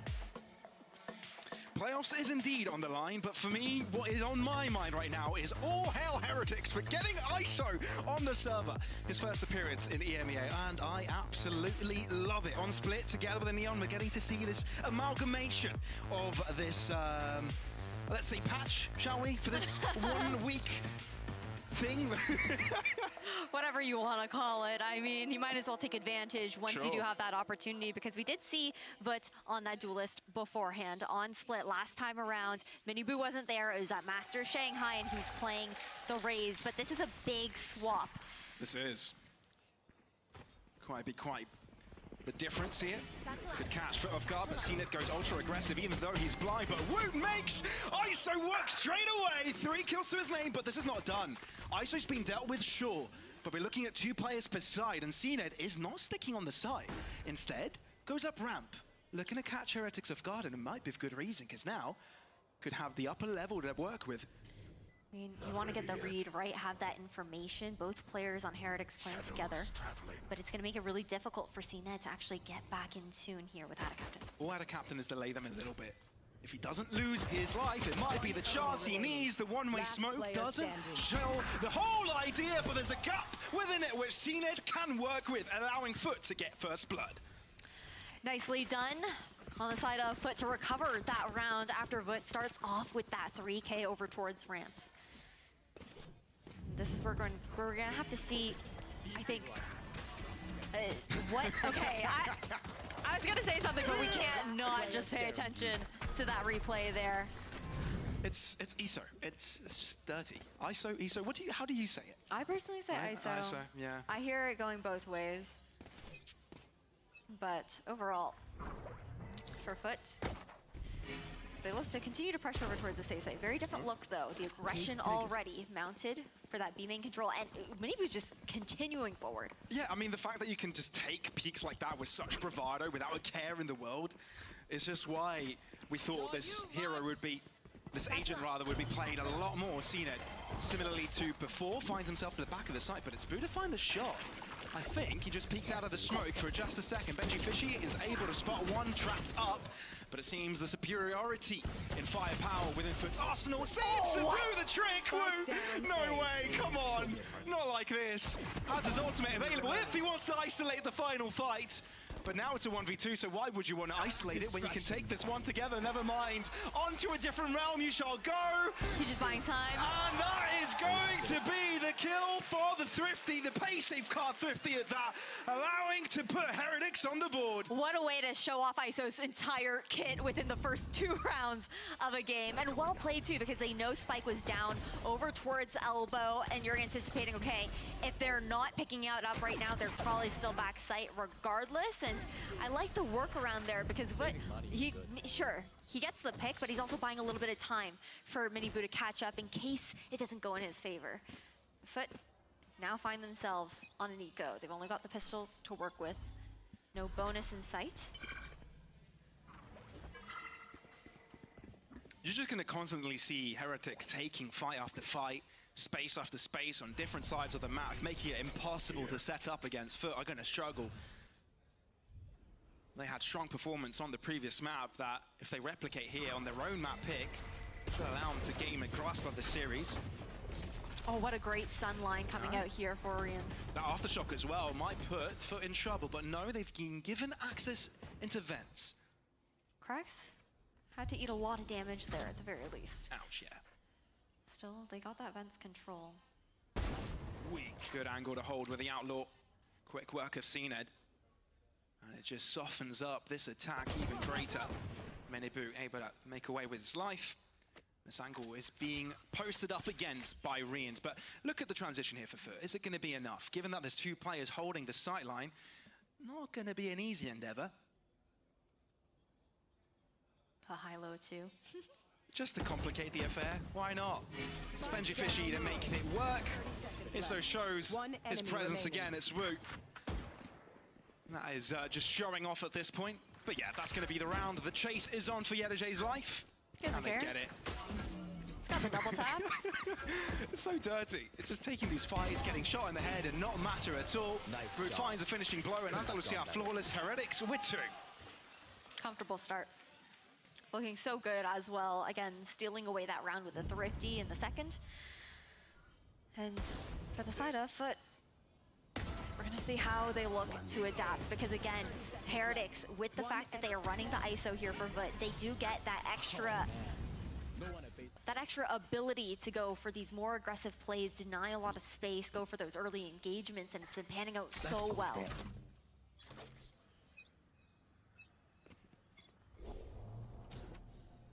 A lot of danger pings towards that right-hand side of the map from Heretics.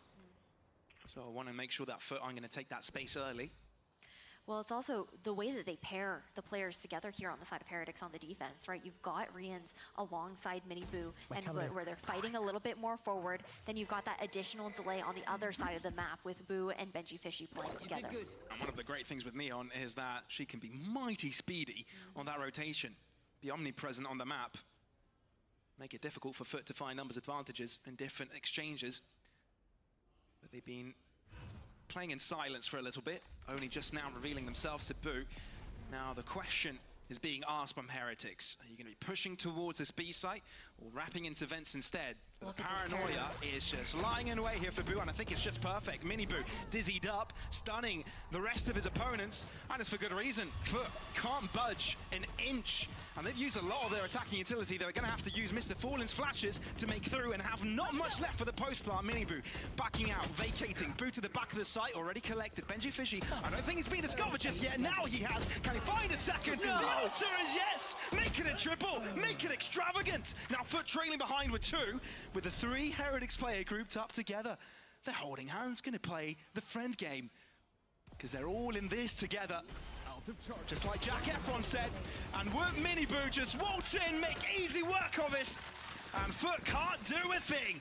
A stunning reactionary play in towards B Tower coming out from Heretics. Poised and ready with that paranoia made all the difference. The additional delay with the concuss coming out from Miniboo as well. It's looking quite clinical on defense right now with Heretics. They're playing very much so the strengths of their composition.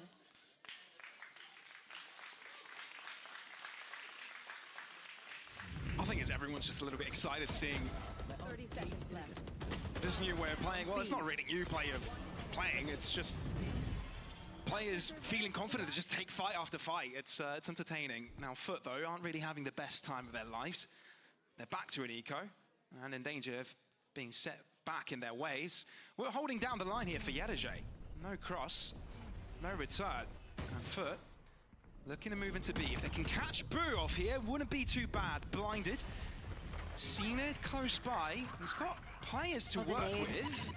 Nade into Woot's feet, has to drop back, and FUT respected. They're going all the way to the safe side. It's a good read, but a read that Heretics have well established. I mean, 3 players already here, and look at Miniboo running across. Oh, wow. Woot's just got it all covered.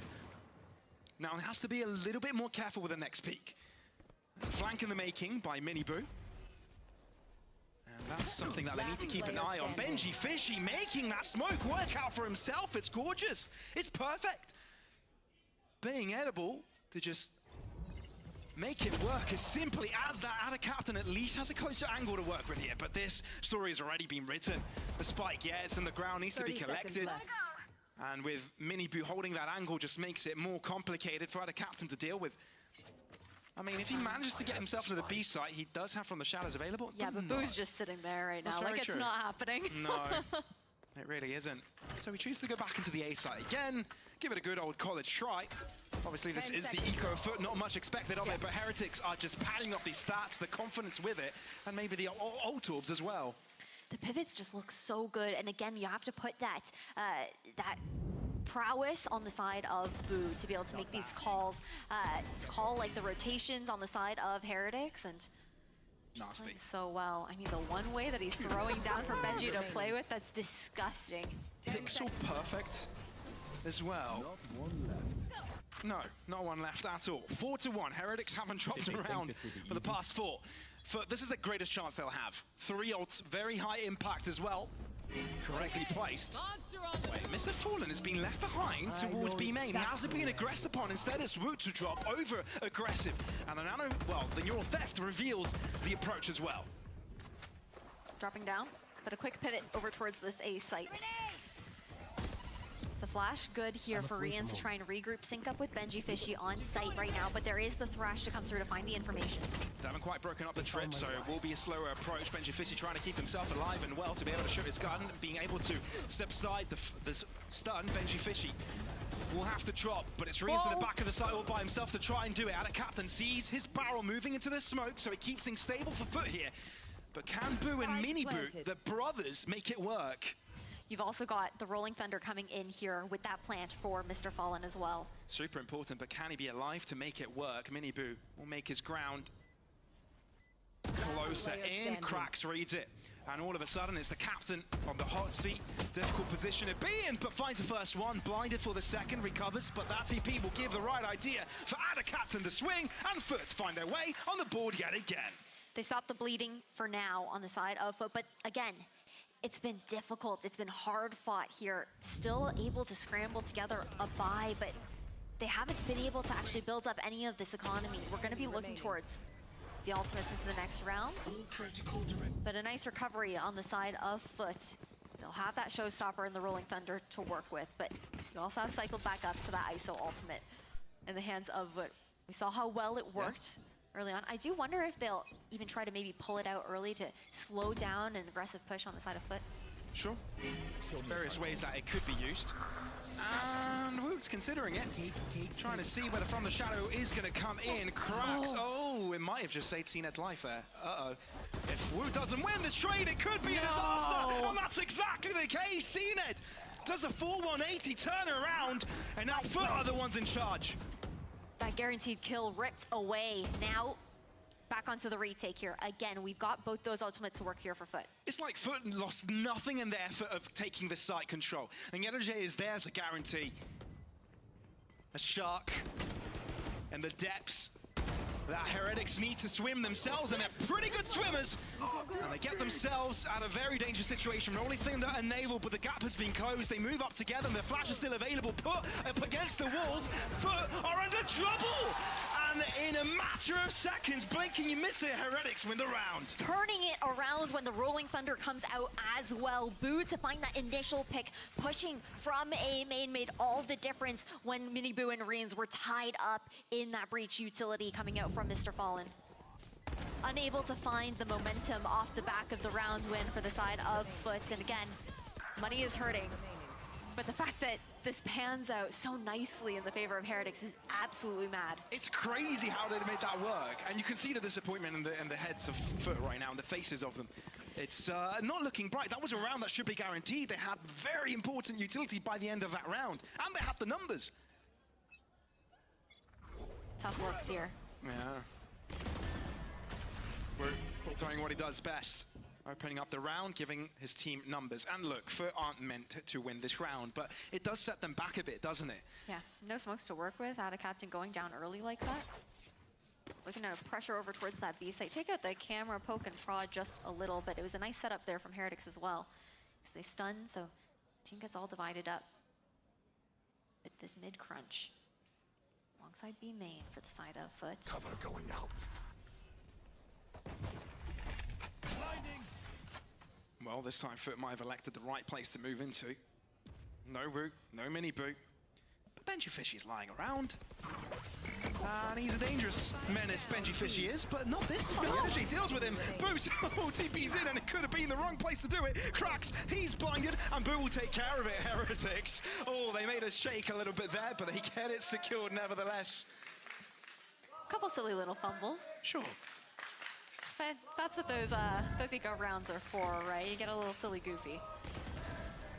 Again, I think the idea there was quite cool. The stun maybe a little bit too behind on that ramps play previously. But this is what is done so well, I think, from Heretics on that B site. As we see a timeout to be called here from the side of FUT. They maintain that Raptors control. It allows Boo, and sometimes it's even Mini Boo, on that angle to very much so be able to cover both B main and in towards B tower to assist whoever's playing on either side. You get to gamble which crossfire you'll look into depending on the presence.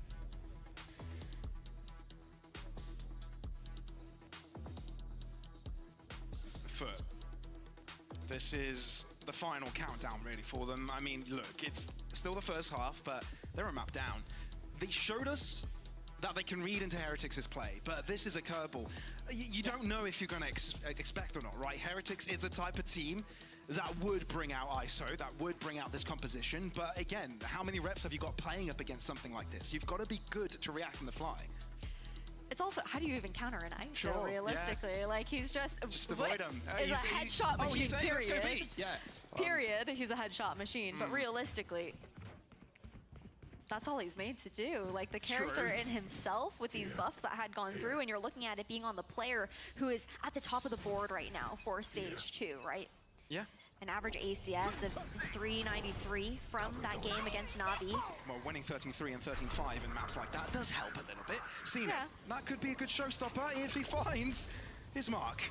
Oh, he's struggling to find anyone, but he does stay patient after delivering against Benji Fish. He goes to the back of the site. Boo is able to keep himself alive, and the Rolling Thunder won't be deterring him. Instead, it's the flash and the spray down against the wall.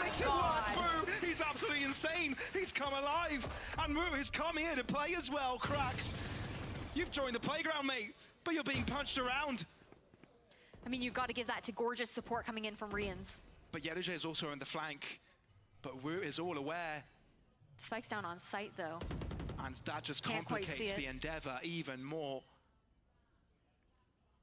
Wu holding the line, the left side, so he's going to have to be quick to react against Yedeje. And it's a tough corner for Yedeje to read himself.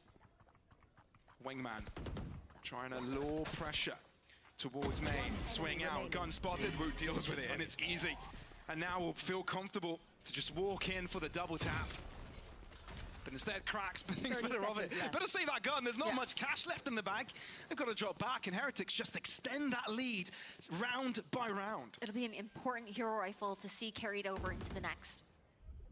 But again, so much of this round had to do with the utility that Rians was able to throw out from B Tower, saving Boo towards backside, knowing that he was getting flooded, just buying that time and allowing him to even secure that wall bang. Front B dropping that spike as well. That's difficult. Remember, this is off the back of a timeout. This is off the back of a FUT that had a plan going into this round, looking to adjust and play around their utility. Super smart play there from Boo. Avoids every piece of utility that's thrown at him. Makes it work, delays the play, so he's got reinforcements to work with as well. They're the vibes. This is why everyone's fallen in love with Team Heretics. Yeah, how can you not? How can you not? Anyone that gets to play in this roster just feels at home, right? They just feel in the groove. And this is scary for FUT as well, right? Heretics, this vibes team for FUT, they're so momentum-based. Yeah. And they haven't found their footing quite yet here on Split. They had the spree of rounds on the previous map, but it got interrupted, right? Heretics ended up on top, so that could have put a major blockade in the road for them. It's a matter of breaking through that blockade, and Cracks is the first one to try and do it. He's the only one with a Vandal, a substantial weapon in hand. Had a captain. They want to make that Bulldog yap a little bit. Minibook drops back with the commotion. It's still treated equally. That's the interesting part. But even more interestingly, Yedeje is cross forwards, but that's not without being noticed. He's been spotted out, but look at the rotation being pulled here as well. They're more than happy to give up this mid control towards the side of FUT. And that's because Benji Fishy is at the back of the site. Needs a little bit of assistance. He does, but as long as he keeps his positions clear and quiet. Yeah, nice fault line. Oh, that was good from Zenith. And this is actually a potential round for FUT, especially when our captain gives him the advantage. Uh-oh, Rians with a lot to do. With everything to do, rather. Zenith drops, and it's Boo to try and save the day. The spike is on the wrong elevation point, so Boo could defend this. This is very doable. And a captain with a smoke. The swing comes out. The neural theft is exactly what Yedeje needed. But this allows Boo to reposition. He knows they've got to cross back onto the A site. No time to go to B. Oh, Boo is smart. FUT group up together. They take this fight, but Boo is all by himself, but he might be able to do it. Yedeje busy with spiking down. The TP on the heavens, Boo wants to go for the swing, and the captain has got it all under control. And that is what Boo is known for, the repositions with the shrouded step, catching these players off guard, perfectly played with the smoke that he laid down towards site to provide him that little additional cover, the Red Bull clutch to come in from Heretics in a round where it looked like FUT were just about to find another. I want to see this all over again. Look, FUT made this very competitive. This is a round that simply shouldn't be that easy for them, and to be fair, they started to make it work. But look, every single one of these Heretics players feel online, and Boo is having a brilliant game as well, 11-5 on that KD. And FUT, with only 2 to their name, with 2 to spare on this half, they've got to make this round work. Go, go, go! Oh, they do. Such deep control, Garner in a great one-way.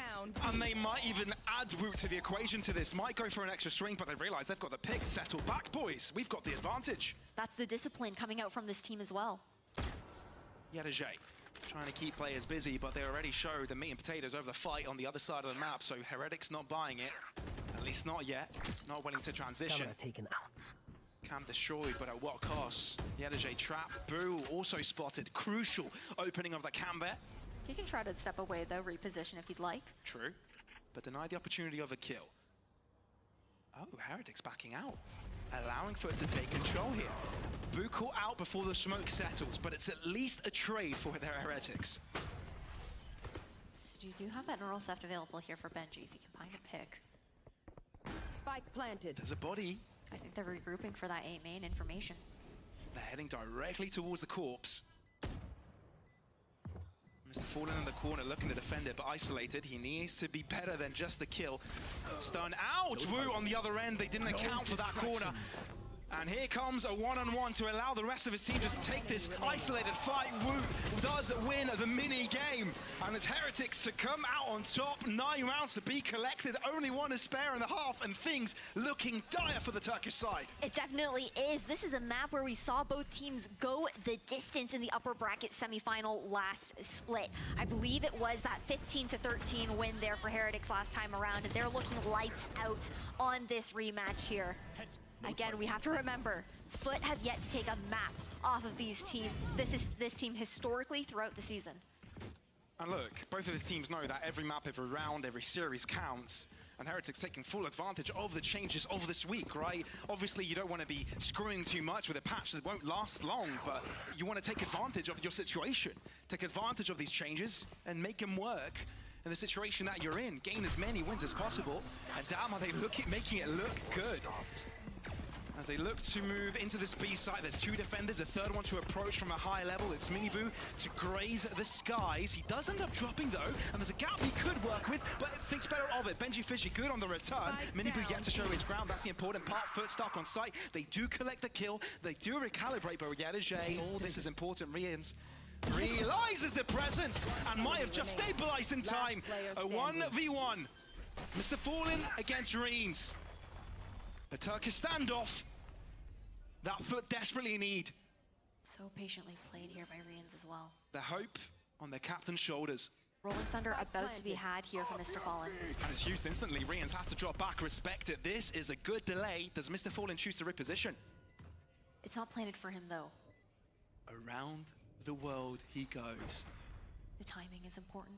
Rians, you've got to read this. He's still on the heaven side, and Mr. Fallen undetected, able to close out the final round of the half. Hey, you got to look towards the IGL to be one of the smartest players in the server there as well. That was everything, and the fact that he doesn't hesitate to actually push back in because he knows Rians is going to be so careful. But this is also 9-3, right?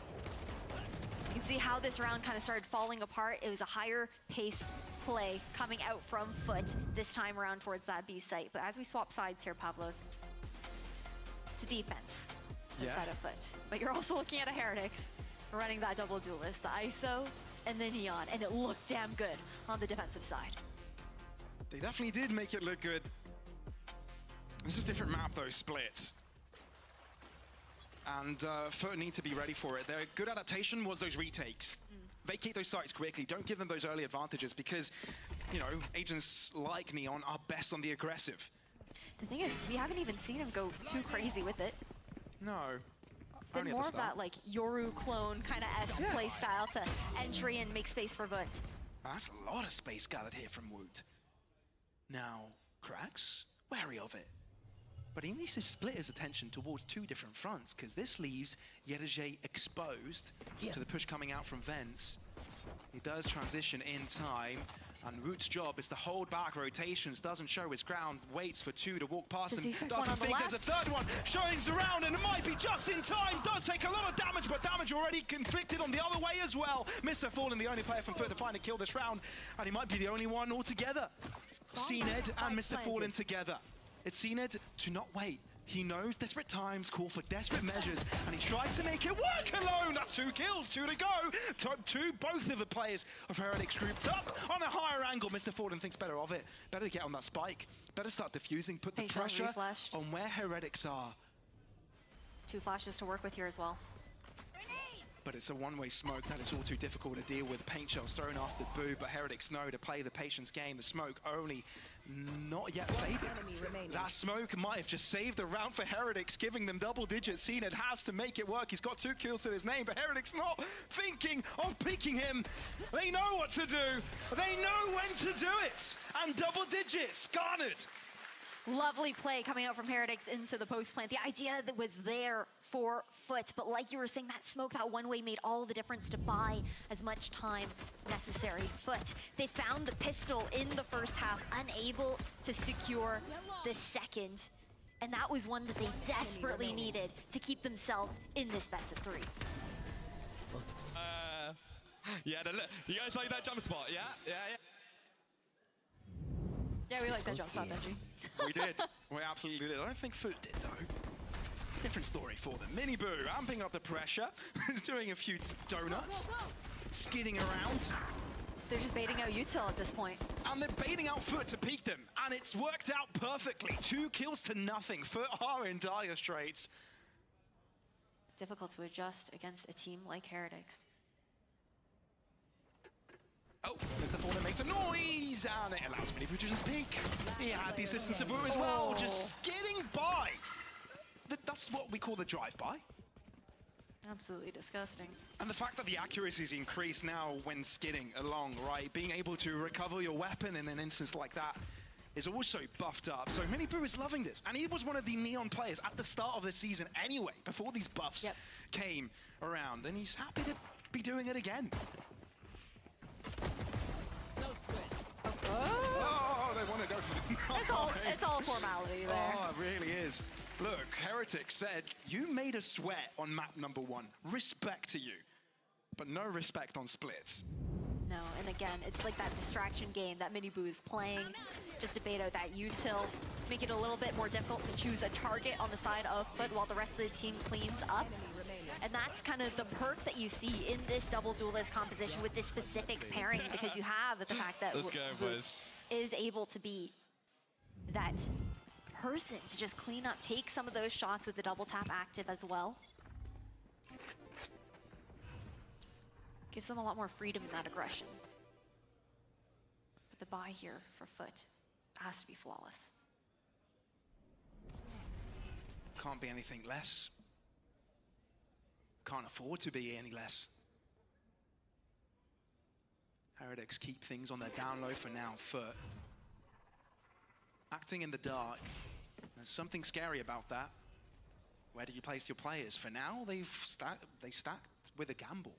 4 players towards that left-hand side. Yedege also approaching, leaving the A side exposed to the elements, and Mini Boo going for a walk. If he really wants to, he's got that overdrive to play with here on the bonus. It's a grouped walk though, and Woot's just making sure that B site isn't pushed from Garage. Smoked off though. Could hinder his chance from moving in.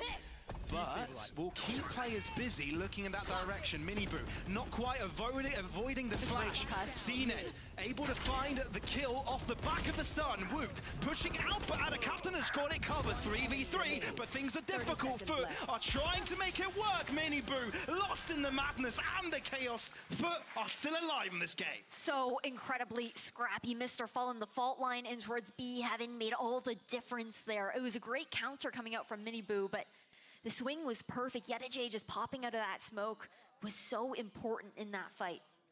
They hold on for now. We're slowly scaling up some of these ultimates on the side of FUT as well. Gonna have our eyes more so, I think, on that Thrash or the showstopper for Krax and CNED. 1 enemy remaining. 30 seconds left. I mean, Heretics don't need many rounds. No. That's the scary part. I can just reset after a round like that. That was their bonus too. Camera taken out. And if FUT keep going for gambles, you know, eventually they'll get figured out, but this time they spread out their wings. Is Miniboo thinking of going in alone here? I think he is. I haven't seen much of this before. It's a bait though. You see the spikes actually moving back towards B. Because Miniboo has been at the heart of a lot of these executions, and we're just able to catch CNED off guard. That's got to be so frustrating for CNED, even if he thinks he connected with a headshot there. It matters naught. Ada Captain caught out in the open as well. Heretics able to separate the FUT players. Take them in one by one. And you look at the positioning. Yeah, insult to injury, really. Oh, no. At least Yedijay picks him up. Is this doable, though? Because a 4v3 on a fortress like the B site off split, not a simple task. Mr. Fallen at least has got both of his flashes. Dizzy enabled by Krax. But who's going to lead the charge? You've got to decide one of these players to take this fight on. Woot is able to take one fight isolated by himself. He's quick to find him. So now crispy. Can the rest of them do the finishing up, the cleaning up? Back in the fight he goes. It's Yedijay in the smoke, but they think better of it. Pull the brakes, do a 180 to the other side of the map to save their guns. Heretics are guaranteed a 12th round here, one away from shutting down this series. Ripping that ISO ultimate made all the difference in buying that extra time, not giving that space for FUT to actually go for that retake. Match point, series point here for Heretics, and this is again them the opportunity to rip away an early secure for playoffs here for FUT.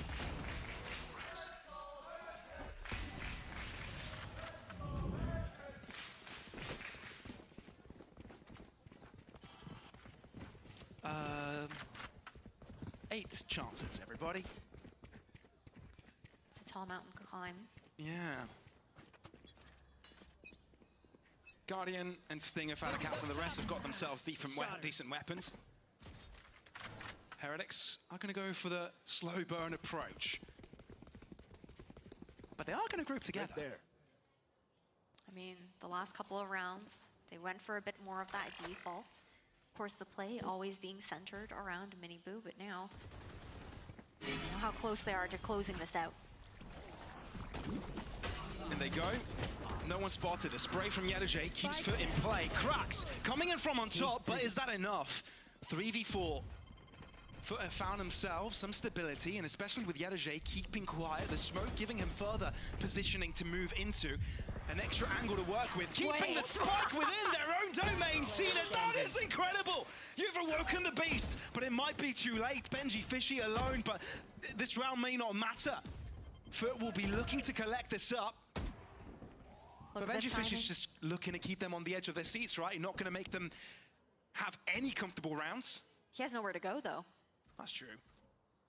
It's crossfire here. At least make FUT work for it. 30 seconds left. And he's not going to look behind him at the right moment. Yedijay finding the finishing blow. FUT look to remain in the fight. But look how much respect FUT are still paying. It's a 1v4 situation. There's two players towards A main. He's caught up, Benji, with that tag from the Cypher cam. The two could have just swung together to peek him, take him out. But they wait a moment just for him to walk into that crossfire. I still can't believe that last bullet, though, hitting that spray for Cena down towards A main. Cena things. No one to interrogate. Well, good to see that the morale is still up for these guys. Nice smiles across the board, and a timeout to now be called here from Heretics. They want to close this out. They don't want FUT to find their momentum, because that's when they start to get scary. That's very true. Now, again, Heretics today have been on form with these timeouts. The calls have been good. They've been able to switch the pace back in their favor. We saw Neil holding up the strat book there too, the papers in hand. We'll be zooming in on that, trying to see if we can find anything from it. Right now. Oh, it's a white piece of paper from the other end. I mean, they're not going to give away the secrets here on camera. No, that'd be an oopsie. But you can imagine that some of the conversation also probably revolves around the fact that, okay, for Heretics, they're going to have some hero rifles probably to be carried into this round. And then for FUT, they've got that showstopper, they've got that Thrash. How do they want to approach this? Sure. But just because I have to mention it, Heretics have won a couple of Sheriff rounds before this series. Seems like they're always able to close out maps in the most insane of fashions. It's always within the realm of possibility, and especially with Mini Boo and Woot having big guns, it could be possible. Now, the push from Cena doesn't find anyone. It clears out information, but also Heretics have that information themselves, know that there's two expended far deep into this A site, making the move quite aggressively. Benji Fishy on the other end, gets a shot through in the smoke, doesn't expect the energy, so the turnaround is there. Still one player available with a rifle for Heretics. It's Mini Boo holding that gun, and he uses it to perfection, 3v3.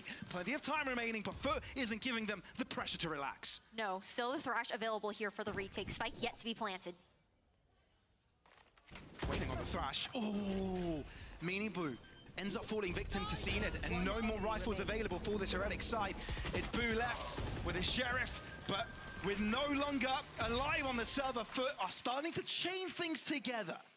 That they are is a nice pivot. They find that A main information early on. Sure, Heretics, they speed up towards B heaven as the shift. But the quick flank made all of the difference. It got so scary, though. I mean, the fact that there were two in that smoke towards B main. But they're amping up here now on the side of FUT. Yedajay yelling on their stage. When do we believe, Ash? When do we believe? What score? Neither of these teams you can count out, right? Oh, okay, sure. But are hungry. This is a team that bounced back so well after a long run over at Masters. So the answer is we always believe. Right These two? I want to say that they're the best two in our region right now. It's undeniable at this point. Sure. Most consistent. Showed up most on the international stage. Some of the most depth, too. But these are finalists and not the same form. I mean, as in a different roster, Paddy Tech making way for Mini Boo to move in again. Back from the exams. And now studying the server, this A site. Two players being held. It's the weaker of the two. This is actually a great decision here from Heretics. You do have opportunity to delay. Grouping up actually towards elbow, play that line for the fault line towards site. It's a solo endeavor, though, in heaven. But it's all the Rouge. An obfuscation. The B site is the main hit. We've seen this before where Mini Boo is making that noise over on A. The team pivots towards B.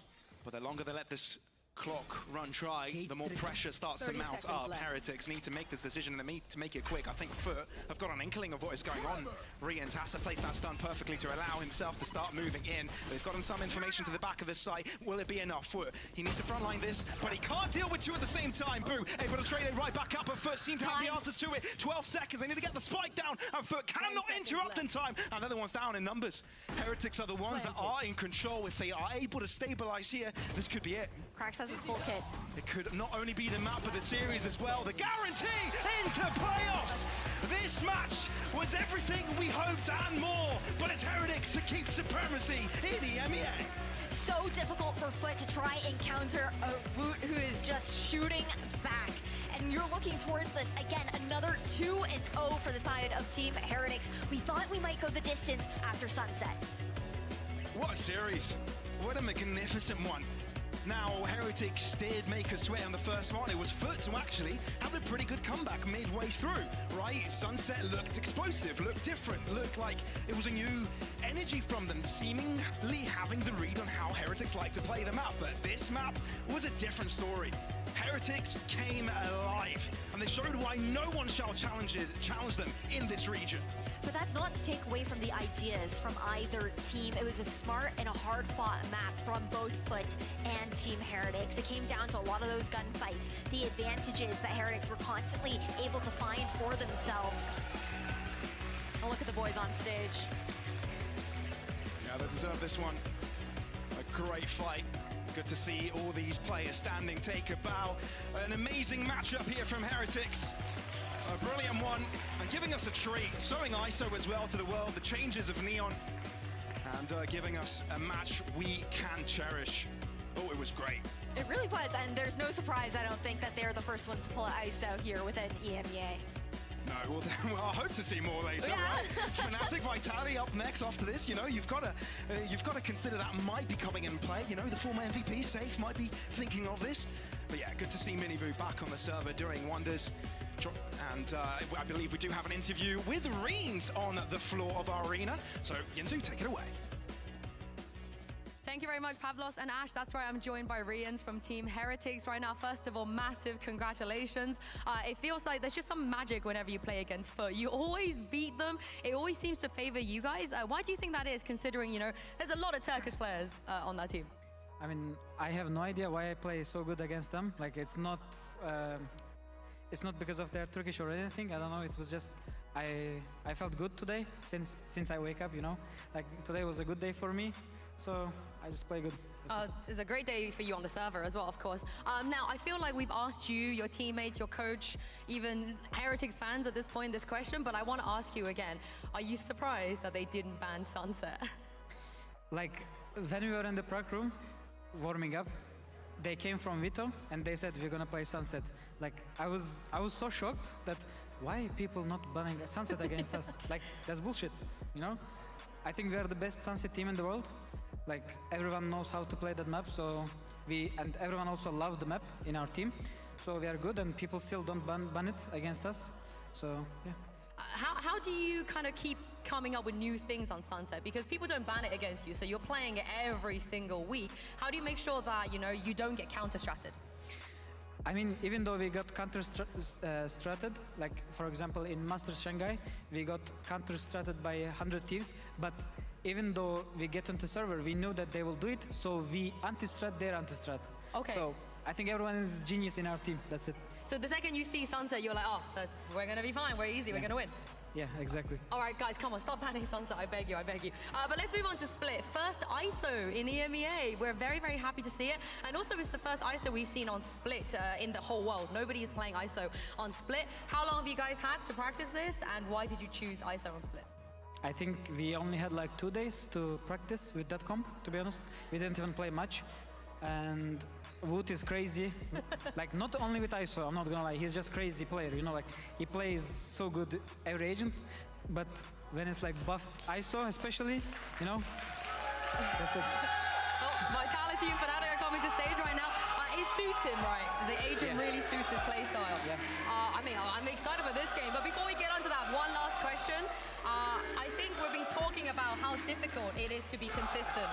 If you are going to Madrid, if you're going to Shanghai, a lot of other teams are failing to back-to-back qualify and to be able to go all the way.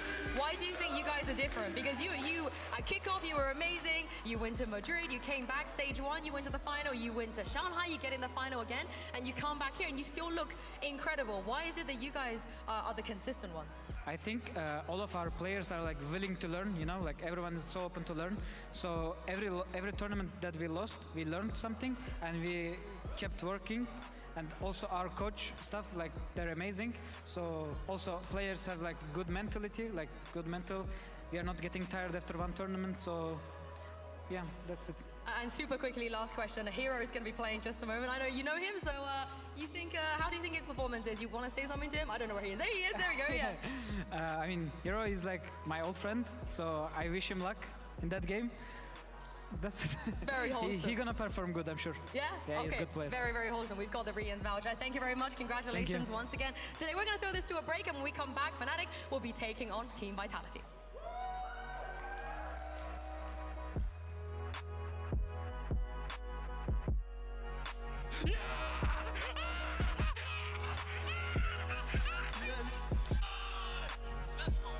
so good.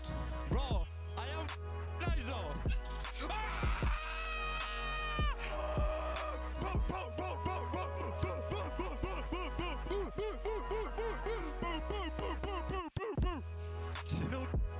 Oh my god.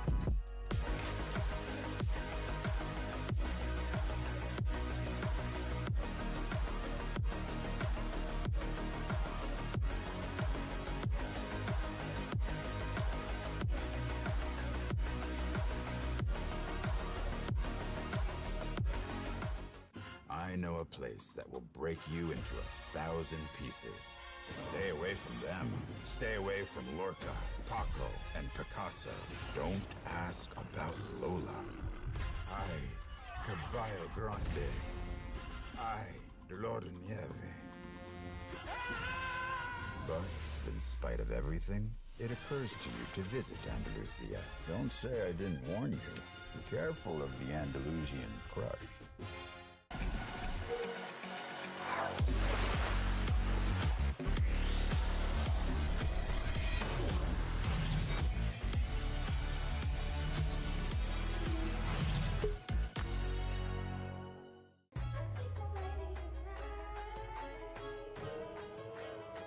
Hey guys, it's Jimmy Lin.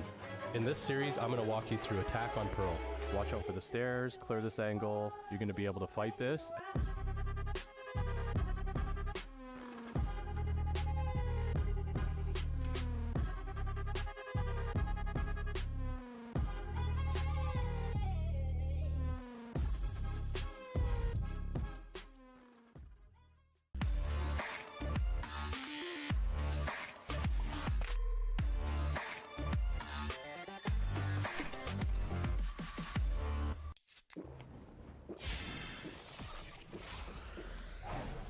Red Bull gives you wings.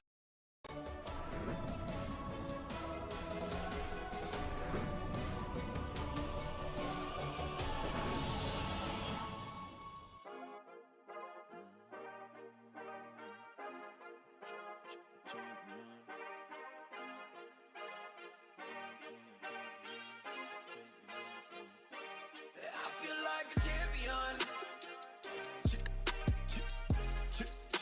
A champion. Ain't nothing that can't be done. Oh yeah. I put it all on the line. Definition of divine. Yeah, I feel like a champion. Ain't nothing that can't be done. They told me I wouldn't be nothing. Came on now, second to none. I need me a trophy, I need me a ring. I'm not with the bull, but keep it a beam. You know what it is, you know what I mean? Shit, all I do is win, win, win, win. Haters wanna hate, they ain't made top 10. Double, triple team, what they need to defend. I juke left and I'm gone with the win. I'm gone with it. I feel like a champion. A champion. Ain't nothing that can't be done. Oh yeah. I put it all on the line. Definition of divine. I feel like a champion. A champion. Ain't nothing that can't be done. Oh yeah. I put it all on the line. Definition of divine. Feel like a champ, MVP status. Yeah, the win been guaranteed. Snow, let's see about it. If you gon' speak about it, then be about it. If you don't bring that energy, no, I can't be around it. Nah, I'ma shoot my shot. I'ma stick it, watch. At the tippy top, I cannot take no loss. 2 seconds on the clock, they gotta give me the rock. I got a game on what? Yeah, I got a game on lock. I feel like a champion. A champion. Ain't nothing that can't be done. Oh yeah. I put it all on the line. Definition of divine. I feel like a champion. A champion. Ain't nothing that can't be done. Oh yeah. I put it all on the line. Definition of divine.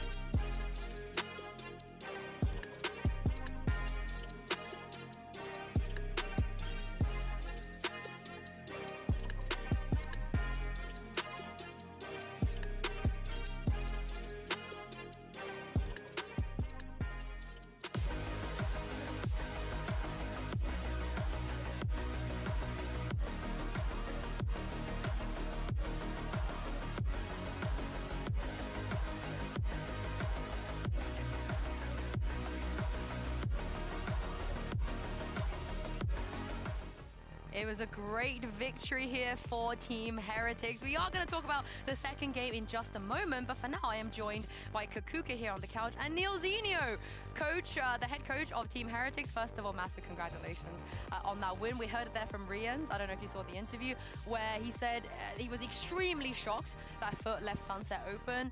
He doesn't really understand why any team is letting Sunset open at this point. Would you agree? Are you on the same page?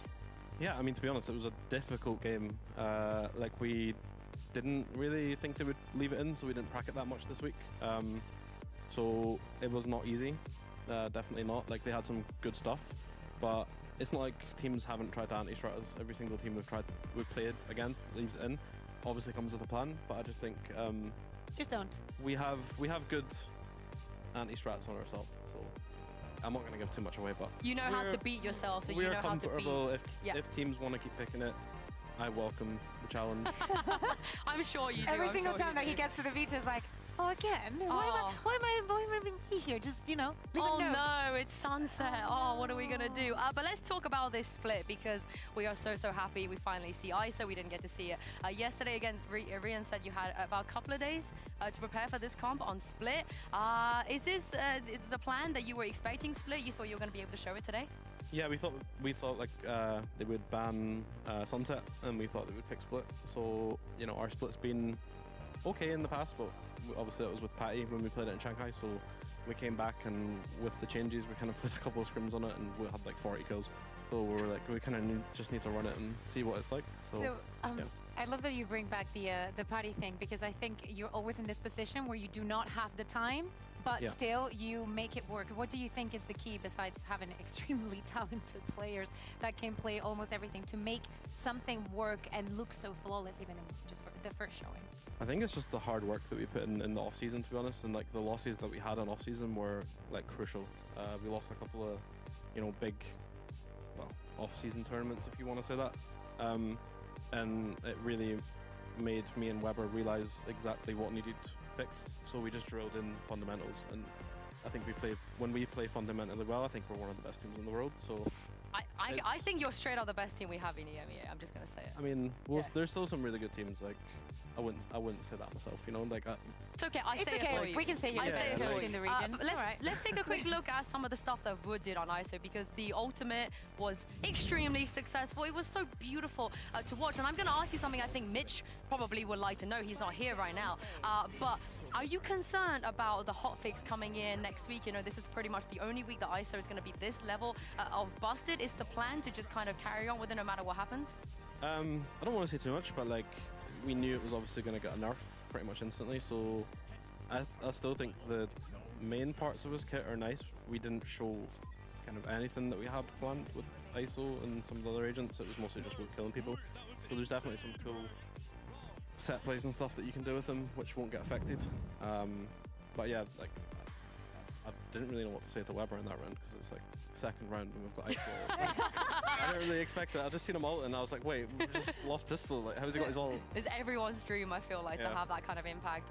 But let's talk about the next match coming up. This is going to be a very important one. Could also potentially affect your playoffs chances as well at this point, of how close the standing is. Of course, that is Fnatic versus Team Vitality. We're going to play a good old game of Truth or Cope. You guys know how it works. I'm going to give a statement to Kakuka. I think it's the first time that it's Vitality and we don't do contender or pretender. I think they're happy about that one. I'm going to throw a statement to Kakuka and Neil, and they have to tell me if they think the statement is truth or the statement is Cope. You guys at home, feel free to play along. I know, Sliggy, you love this game. So let's start right off the bat. I'm going to throw it out there. Durka diffs safe. Do we think that's truth or Cope? What'd you say? Both Cope. All right. Explain it. Explain your choices.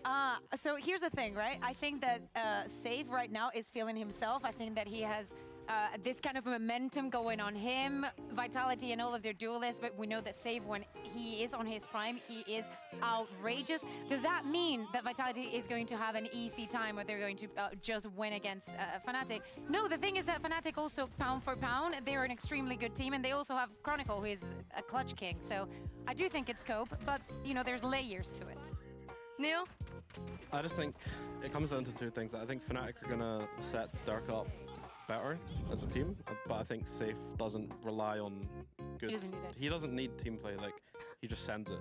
And it's really, he's one of those players that's so talented that it doesn't matter. It's just so hard to deal with him. Like if he's feeling it, he's incredible and he's so confident. So if he's confident, then I think he'll win it. I mean, of course, this is a historical matchup. Both of these players have played in VCT EMEA for a long, long time. We have some stats, though, to show you guys. Might change your mind after. Out of the 8 times they faced each other, Durka won 6 out of those. We also have some stats in terms of how it went when they both played duelists, because, of course, Safe has played a fair amount of duelists as well. I mean, stats don't lie, I feel like. Only thing I'd say is just those stats are when I'm guessing when Fnatic were probably the best in the world. No, this is also including older Fnatic all time. Okay, this is an all-time head-to-head. Yeah, but I still mean, in the region, they were like up there. Even if you knew last year how to beat Fnatic, you just couldn't. Like, I mean, it you was did. impossible. Liquid did. Yeah, true. That is true. That was one of the rare times. All right, let's move on to the next statement because in all iterations of Team Vitality throughout all of the different rosters they have had, although Sender always been in the mix, Vitality have never taken a map off of Fnatic. Doesn't matter how many iterations of Fnatic that is as well. So my truth or cope statement for you guys this time around is this version of Vitality currently has what it takes to take at least 1 map, maybe 2, against Fnatic today. Yeah. Oh, you guys are agreeing. All right, Neil, I'll start with you this time. I just think, obviously, Fnatic aren't the same right now. I think that, you know, they've had some issues with Leo going out, coming back in. Vitality are a very difficult team to play against. And they have, insane players. So I think if they've got a chance to take a map off them now, it's now, to be honest. Especially when you say the word today, we know that Vitality was also, if I'm not mistaken, the first team that played the deadlock here. I think that they're not scared to try something new, to put it on the table. I think that especially this week and what happened on week 1, adding to what Neil was saying about Fnatic this year, if there is a moment for them, it's definitely today, yeah. Honestly, I'm with you. I think truth as well. And also, records are made to be broken, unless you're FUT playing against Heretics, because they've also never taken a map off of you somehow. But let's talk about the last, but not least, a statement here.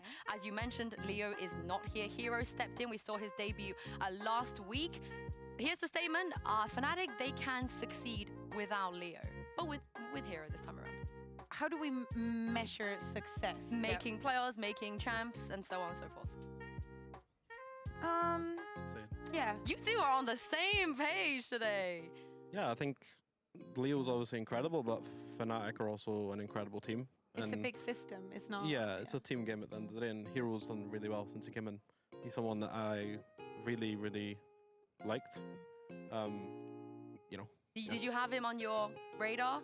No, yes. We reached out to him, but basically he was too young, so I didn't want to have... Oh, he was too... Oh, okay. Well, so we had wasn't too young? No, Woot was too young, but I didn't want to have...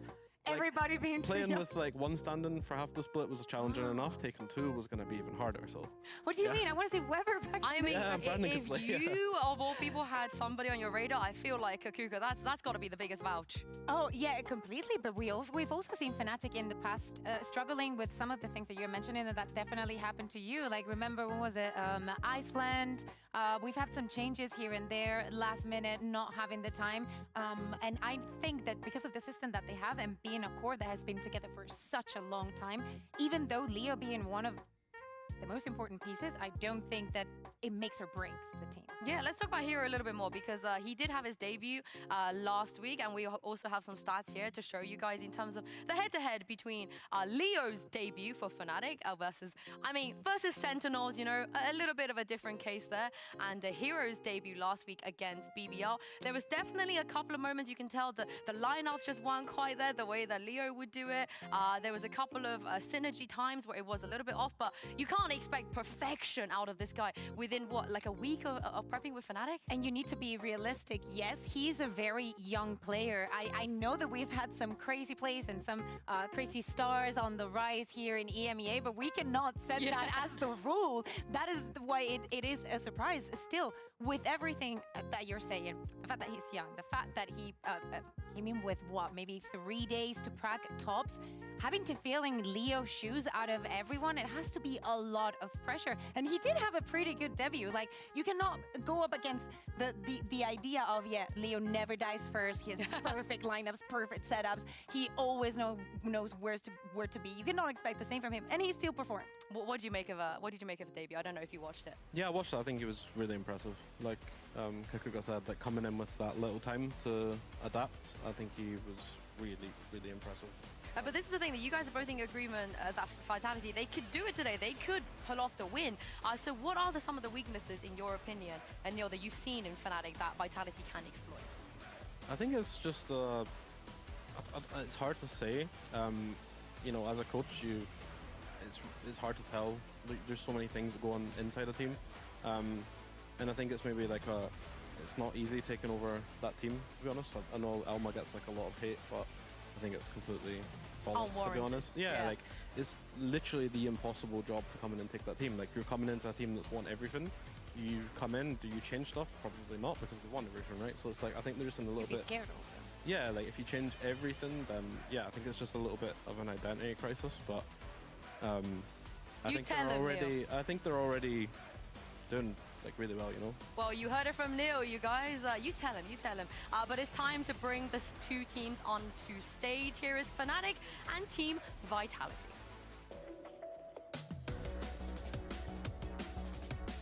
Alberto se nos sigue colando.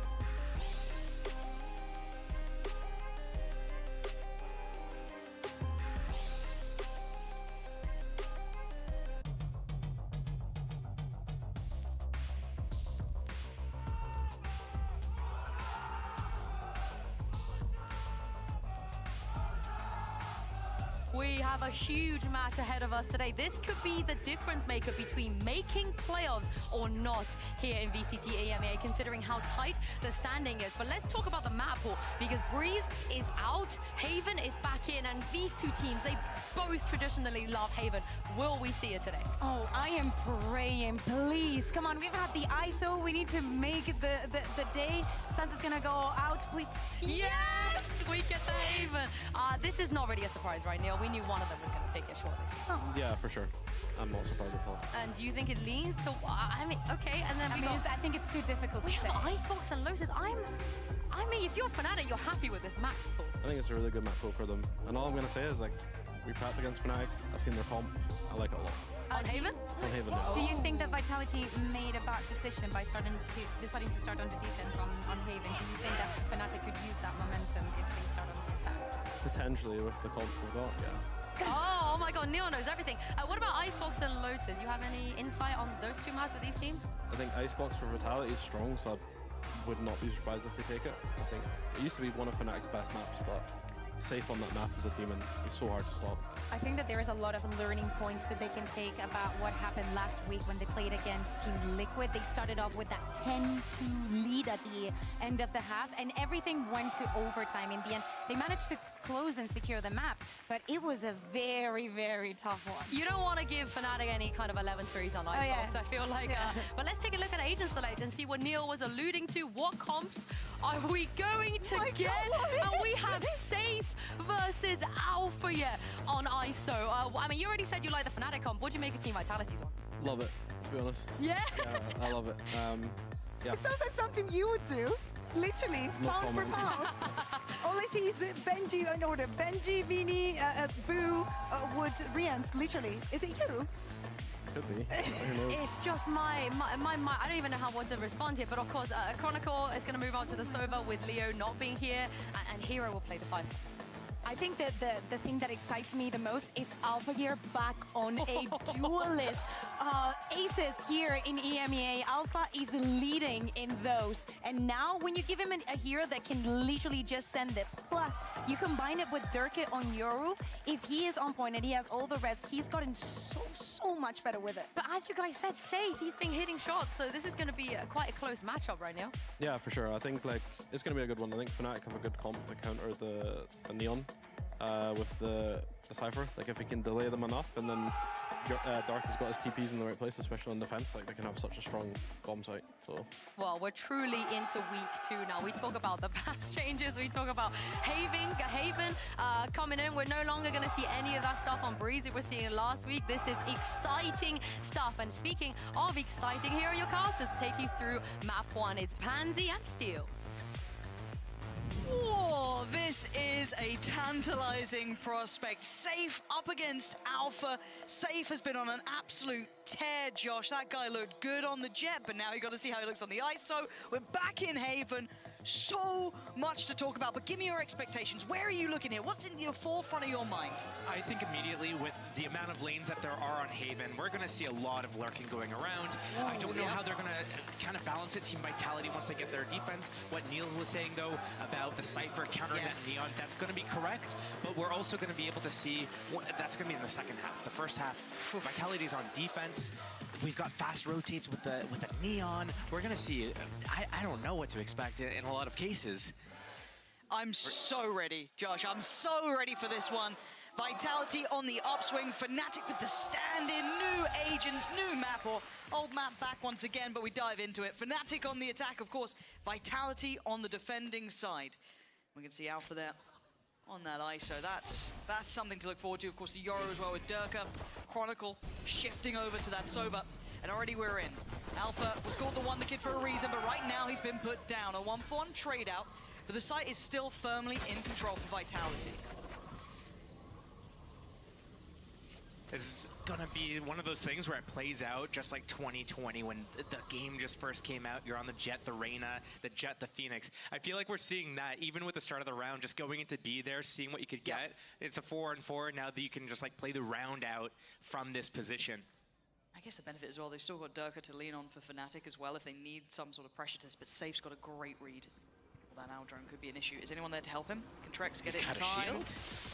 Well, yeah, there it is. Shield on. He knows he's going to be spotted on this. He knows the pressure's coming. They're trying to chip away at him. But he's still holding this line. Fnatic being stalled out a little here. No easy opportunities. Testing the waters over by Sewer. But backing away. Fnatic looking for another option. They didn't like what they saw. Maybe just running into too many bodies simplistically. And heading right back in towards this B hit. Kind of like the push and pull there. Deep smoke towards the connector on the A side. Plant should be next, and I don't think anything's going to deny that. Spot planted. Looks like they were toying with the idea of extending through into that garage area, but it looks like they're going to back out and play the rest of the post plant. 4-on-4.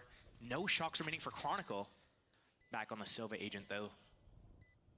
I want to kind of pick your brain about that in a moment, but for now, Vitality need to step in towards the site. They need to start building on this one. Already just a tap on the spike there, draws the first sort of shot. A little bit of blood here. Post needs to back away. Another tap on the spike. The first kill truly drawn out in this post plant, but there's going to be Trex swinging through by Garage. And now down to a 1v2. Trex has got a lot of work, and these are not favorable fights. Hero living up to the name. 3 kills this round. Big impact. And Fnatic, roll your minds back. This has always been a historically very strong map for them. Love their creativity here. They were kind of the masters of that Astra meta back in the day with that breach, all of that good stuff. I mean, you're on the receiving end of this sort of era of it as well, right? This is very much a little bit of a throwback. But what do you make of what we've seen so far?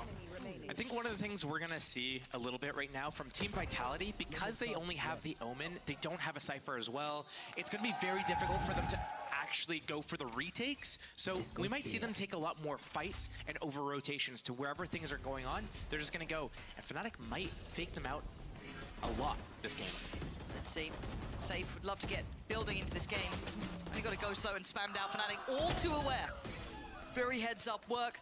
Taking a little bit of damage on Durka, but that's about it. Coming in with the 3 rifles, the 2 pistols. Gotta be careful here, Boaster. is still a chance that Sender could do some damage, and, you know, seeing where the spike is, there's elements of threat, but it's been noted, and they fight as a pack. Fnatic staying together in this one, not taking any risks, really. Chronicle back on that Sova is one of those things where that's probably one of his better roles. That's where he was one of the best players in the world. That's when he gets to play his style, which is he lets his teammates go in first. He gets to go for the trades. He's in a lot of the mid rounds. His hero's about to close out the round here for an Andalusia flawless. Round 2.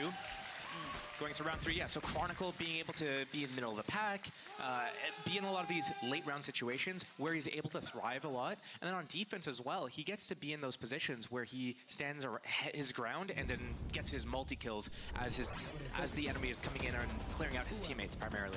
Yeah, nice to see Fnatic kind of leaning in a little to their strengths, even after what feels like an unfortunate scenario, obviously with Leo taking a step back, absolutely within his right to do.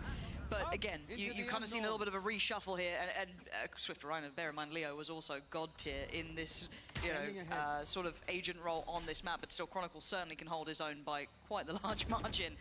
But now we come into the fun round. We start seeing kind of the bonus here for Fnatic, sat with a very healthy purchase. On the other side, Vitality, the first chance to get some real weaponry. And we'll see how they try and approach this.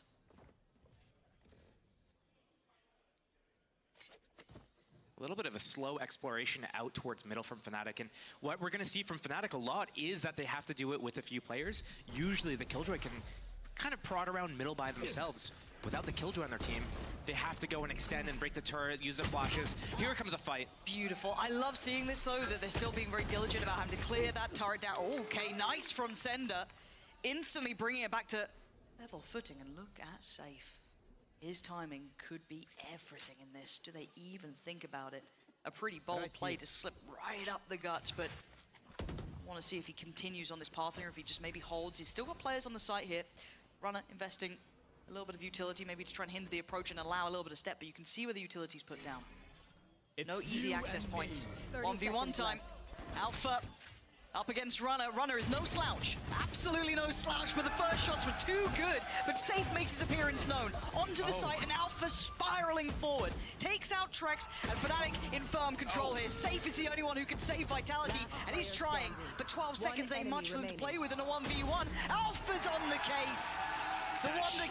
The Wonder Kid is in his element here. Lovely work from him, and the ult as well on top. Josh, a lot to review there. There was, I mean, I'm just going to focus on just that ISO play, because there were multiple instances where I think he actually got shot in the head first bullet. That shield saved him in every single opportunity. In the ultimate, it saved him. The peek from heaven, it saved him. And the last fight there at spawn, it saved him there as well. So that shield really, and just being able, I don't know if he was low HP before that, but getting a reset to that full HP off the ult. That was really strong. Vitality not going to be able to kind of bounce off the back of that as well as they'd like to. It's going to be a tough game for them. As you highlighted, their composition, it may almost encourage them to be more proactive in it. You're living kind of on a very tense knife's edge, and Hero just going to take that for free, spam into the smoke off the back of it. No worries in that. Alpha can kind of take those steps forward as well. Safety of the shield to keep him rather confident in this. And I know there's presence here, there's still bodies here. There was probably a stack here. They can start reading into it, and still above a minute. Fnatic has a pretty good read of Vitality's aggression here. We saw in this round swing out long. Chronicle on every anti-eco so far has been holding kind of the sieve push, the garage push on a passive angle. But Fnatic, they realize Vitality's pushing. We saw that on the last gun round, for example. Kicks trying to do this aggressive fight once he lost his turret. We see Safe walking down middle right after that. Sender trading off in the garage. We're seeing a lot of aggression from Vitality. Hey, if you're going to come break our turret, we're going to start running at you, because we don't really have a late round option. If you end up faking us out and we choose a wrong site, we have no options. Okay, so at least 2 players noted towards Garage. Now, unfortunately for Vitality, they do have 2 players on this side of the map, but again, it's a 3-bomb site map. You know, you can pivot anywhere you want. So they're going to do just that. Straight in towards B. Plant's going to come in. Durka trying to hold safe at C connector. There are Sheriffs on the other side, so tricky to really make much value for. Fnatic playing this quite safely here. Not really taking too many risks. Alpha going to take the swing. That's safe gone. Nice shot from Trex, but he needs a whole lot more. Round looking very much teed up for Fnatic. Last player standing. And there's just one left, is Trex, and he was obviously noted earlier. And Alpha, he's already got his ult again. Yeah, it's just absurd that you can just recycle this so frequently. Yeah. If you catch the right agent with it, it's so strong. Ooh. Nice shot. Any more? No, okay. Gonna go down in the end, not a problem. Fnatic taking a firm lead here. If Vitality can't win this round, I would not be surprised if they take a timeout. Alpha, with that ultimate, it looks like they're probably gonna take a timeout right here, actually. Yeah.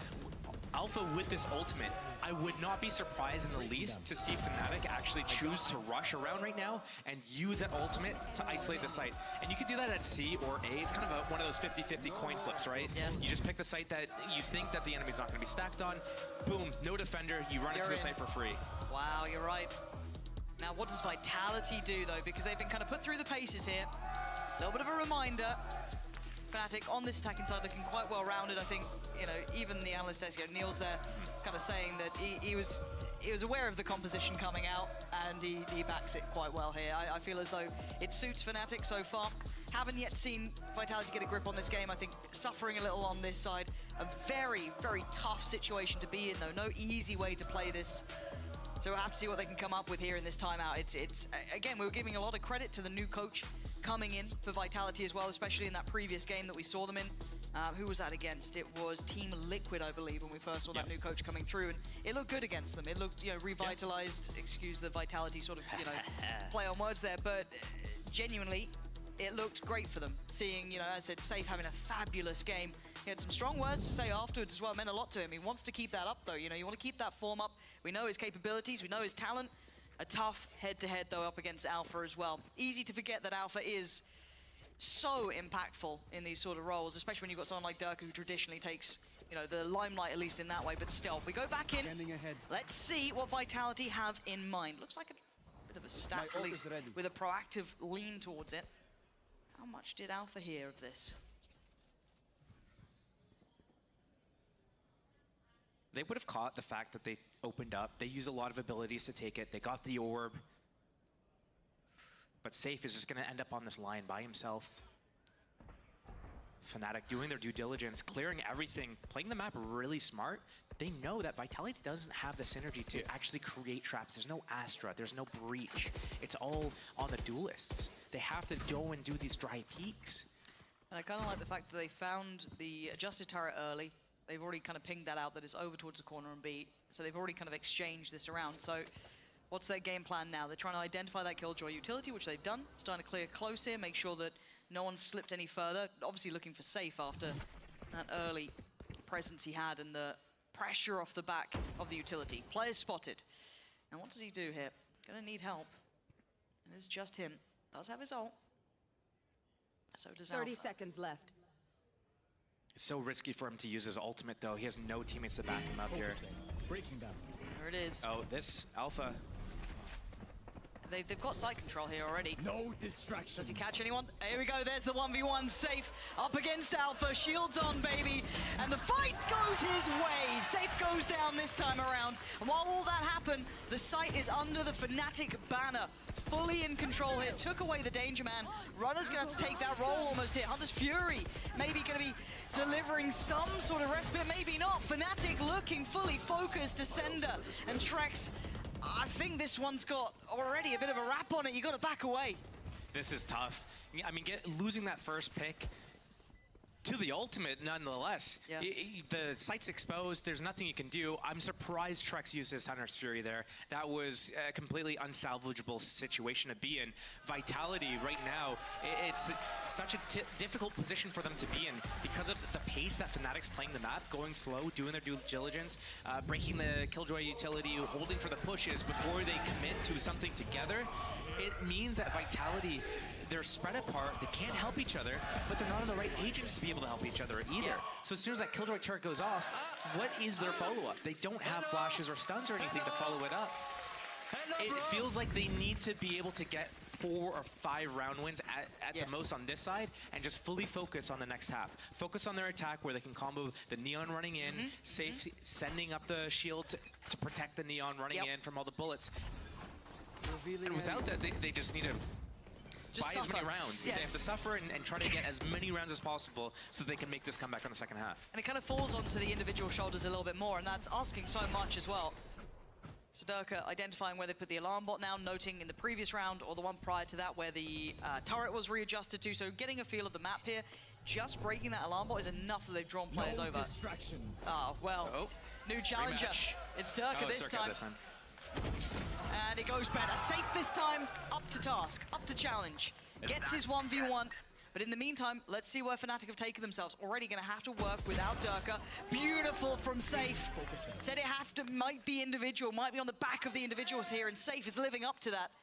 Now the rest of Vitality need to match that as well. Trex doesn't get affected by any of this, and that might be a really nice vulnerability that came through. I don't know how many it caught, if any, but still, it looked pretty nice. Standing ahead. It looked pretty. It looked nice. Didn't work out. And they're going for a ceiling. 2 players already here. Alpha still alive. I think he's down 8-1, but let's see if he continue on this sort of pay. Oh, come on! Oh, come on! That's plot armor right there. It feels like it, right? They did, like, you couldn't ask any more from Safe in this round. You've got to be so impressed with what he's achieved, and then you're just hoping the rest can hold the line, and he goes down. Alpha is immovable. They feel like they made this agent just for this man. Terrifying to see. He's just happy, he's giving it. He knows he's in their heads, and he's down 11-1 currently, so certainly doing well for himself. 6-0 overall Vitality.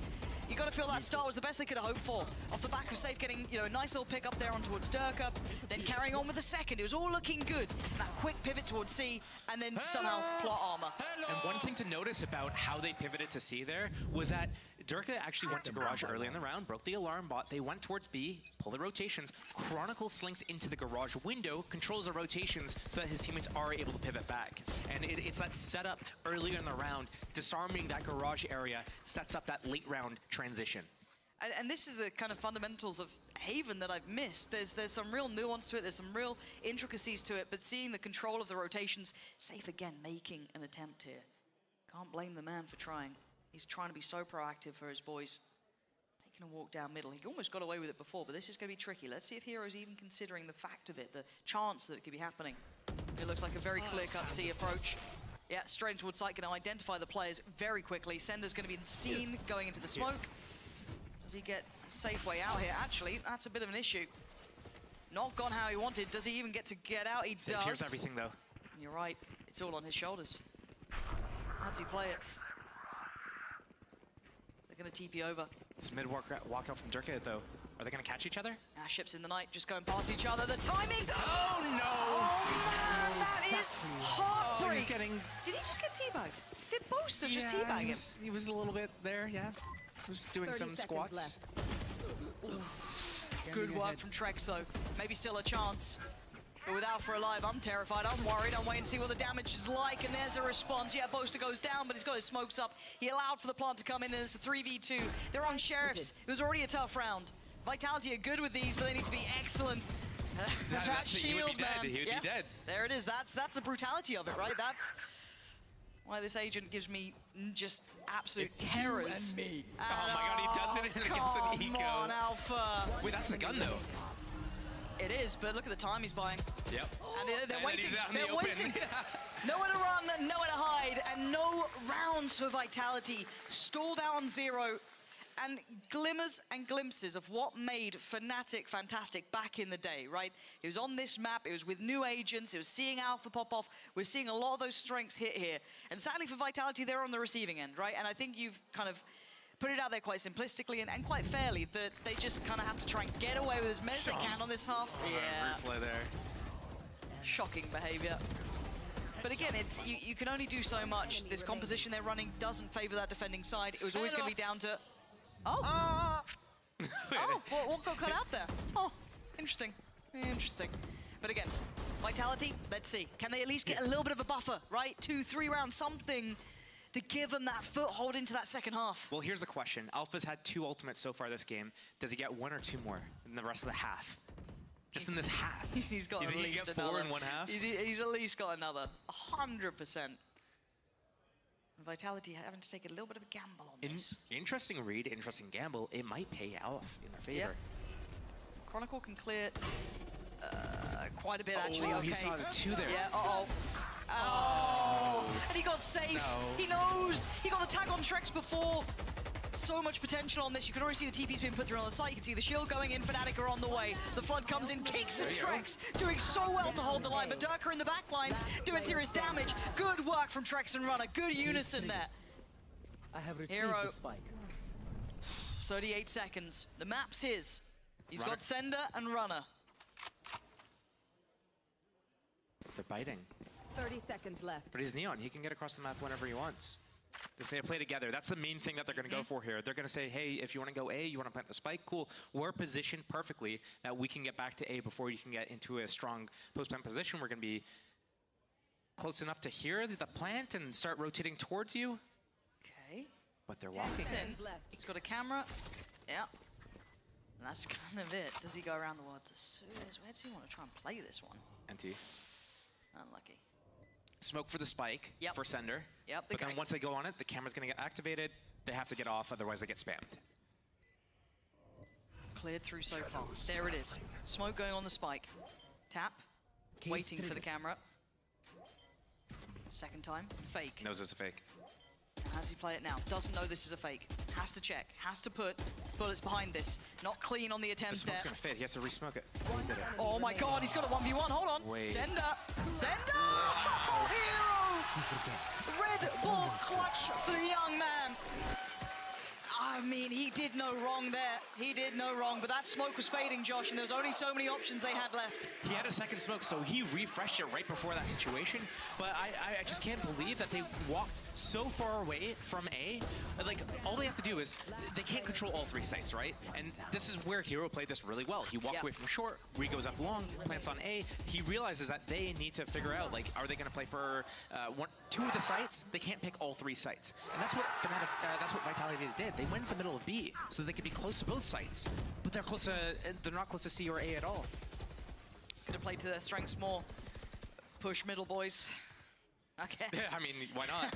You gotta try something, and if it's not working out in those later, more drawn-out rounds, uh-oh. Hello. There's quite a few in middle, boys. There's the shield, and there's the swing. Alpha is on it, boys. He wants a bit more. Tough position, but he's traded.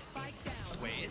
Okay. There you go. Okay, there we are. You just gotta roll the dice. You gotta roll the dice and pray for outcomes. Well, one round. This is the thing. Fnatic has been going out middle with the whole team so often because they don't have a killjoy to really control that area. True. So they go and they do it together.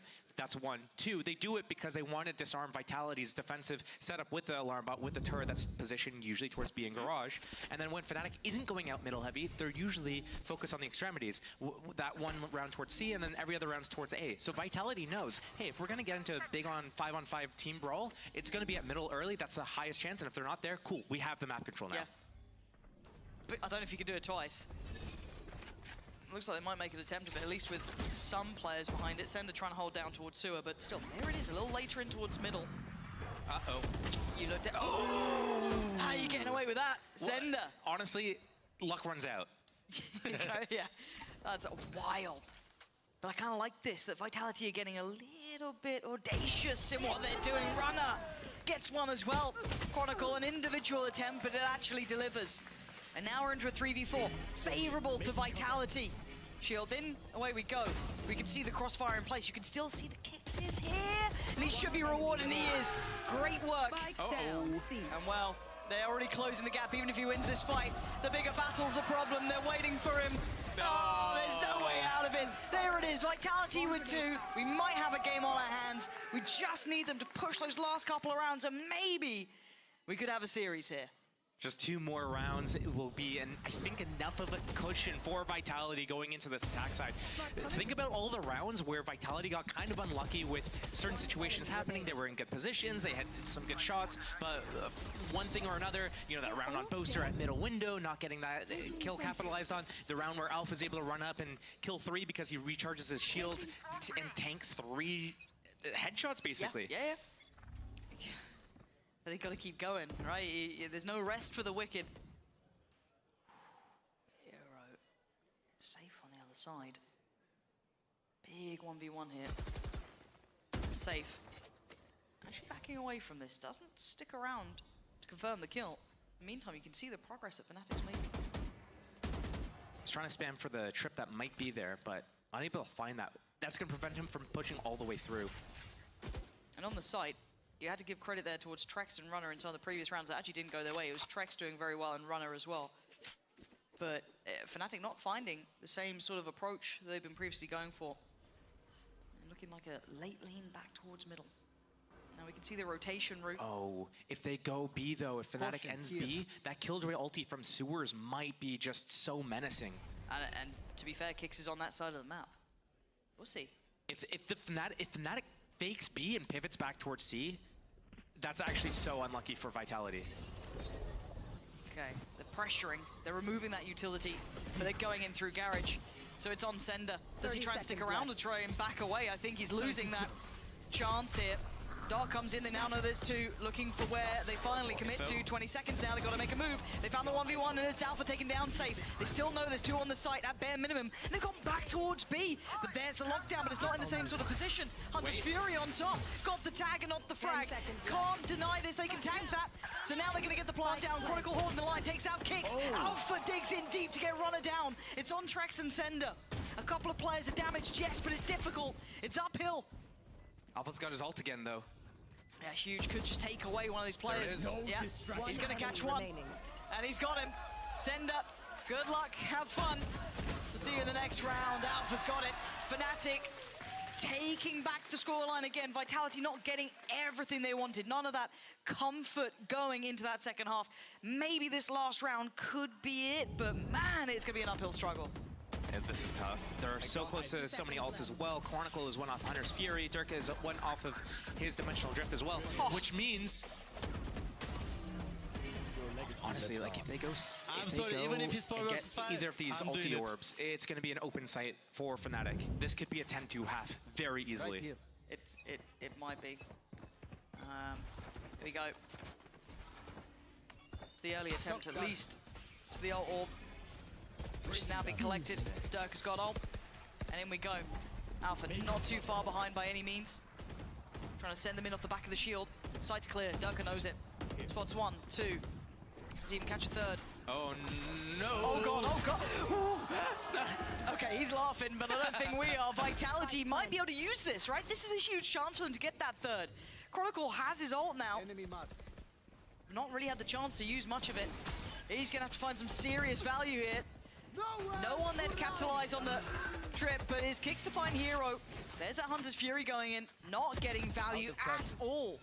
Shield comes back down long, keeps them at arm's length, and now it's all on Boaster in a 1v4. Looking like that third's coming in, and it is. Vitality get the bare minimum for a competitive second half, potentially. You know, this scoreline looks very one-sided, 9-3.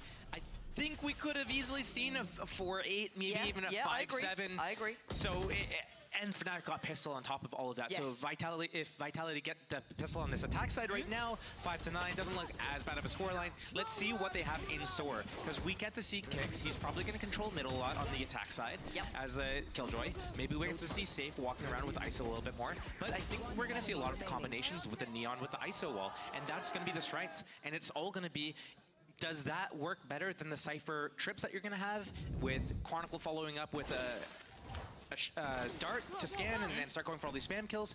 That's basically what we're going to look for, because those traps are the only thing that Fnatic really have to disrupt that fast play. Okay, come on Vitality, give us a game. I really, you know, egg on the team, but seeing more of this series, or at least on this map, yeah, I can't help myself. Vitality going straight in towards this middle approach, and there's no subtlety to Fnatic either. They're going straight up. They're just powering through. Does he get to keep at least the shield? I think he will at this point. And the plant's in there. Yeah, no sweat on that front. Alpha's at least got the angle to start with, but do they even consider where Kicks could be? That's a bit of a problem, and Dirk has already fallen. So this is really nice from Vitality. Right place, right time. Kicks doing well, gonna get down Boaster as well. Chronicle, Hero, Alpha. A lot of work to do, and not a lot of time here. Chronicle waiting. And waiting on the other side was Runner. Nicely done. 2v3, Safe is low, yes, but Alpha lower. They're going to start running out of time here. They need to get this done fast if Fnatic want a chance at it. I think it's being ripped away. Beautifully done from Vitality here. Clear-cut approach. It's game back on. Pistol is theirs. and it opens up those floodgates of closing in on that 9 score up against them. That's a really good look to see for where Vitality is right now mentally in this game and how we can see a recovery. Because what we saw there, as soon as Fnatic show that they've pushed through A, Runner instantly makes a decision. He's going to push into A link. He realizes the defenders on A site have rotated. They've pushed through. They're going to be on the flank at mid window. Nobody's going to be here, or maybe one straggler's going to be here. He gets in that position. Omen's playing the high-low from on top of the boxes, and they have a really good setup for that post plan. Really good indicator to see what we have in store for the rest of the half. They're on the money. Alpha. Sheriff. Takes a little look on the other side of this, though. You've got Sender there, and it's Kicks kind of shouldering it for now. And while all this happens, Vitality are eyeing up that C site. Tricky for the young hero. Site's here. It's theirs. Brother's got a Vandal, too. That's live, man. I mean, it's still good damage. It teed up for Chronicle to be able to convert that into a kill, so not too bad. We've got some Sheriffs out still. See what this is looking like. Vitality getting pressured. And a quick pivot from Fnatic through towards, it looks like Garage, but see if they continue on that. Could do. Damage would be the name of the game. Take away some of these rifles. Oh, but oh, Kicks. That's a little worrying, because it's certainly not round over yet. They can flood this site, but let's see if they can hold on to this. Vitality looking good here. Boaster, 1v1. Oh! Get out of here! Booster! Up against an ISO with a Vandal, with the shield, with everything, and he gets the defuse. Oh, man, come on. You know, I was left a little bit speechless there because I'm just like, yeah, this is totally in the bag for Vitality. I was just hyping them up right before the round started. Look, they're probably mentally in this game. Look at how well they played this last round, and then that happens. Big boy Boaster. Can't believe it. Did he do leg exercises after that round, or? I don't know, man, but he's doing something right. Of course. Of course. Sorry. You've been too positive. You've been enjoying yourself too much, haven't you? Well, you've been, you know, what? Fnatic biasing again, Classic. Tech Classic. Classic. All the things are coming out. Get that bingo card out. Oh, you're so funny, Josh. What am I meant to do? Vitality had 3 rounds, man. Like, Vitality need to start by converting an eco round. Let's start with that. Yeah, let's kind of actually take a moment to kind of talk through it, because it felt like Kicks did extend towards CT a little bit there, kind of giving a chance for it.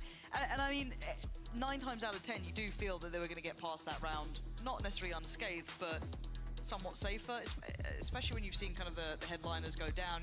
And again, no discredit to Boaster, but I'm not expecting him to win a 2v1 up against a far better bought-in team.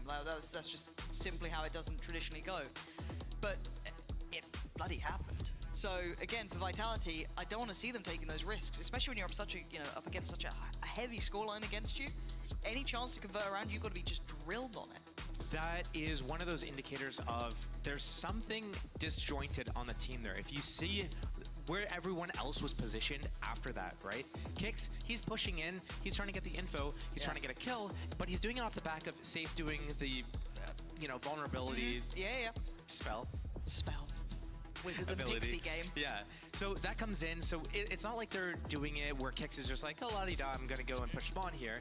But the fact that everyone else was positioned where they were, one on default, one back site, they weren't really comfortable with dealing with anybody coming in from spawn angle. So once Kicks goes down, nobody else is ready for that angle. No one's in position to spot it. We're not even gun out at that point. So there's a few question marks there about what was the plan behind this? How are you going to play the rest of the post plant out?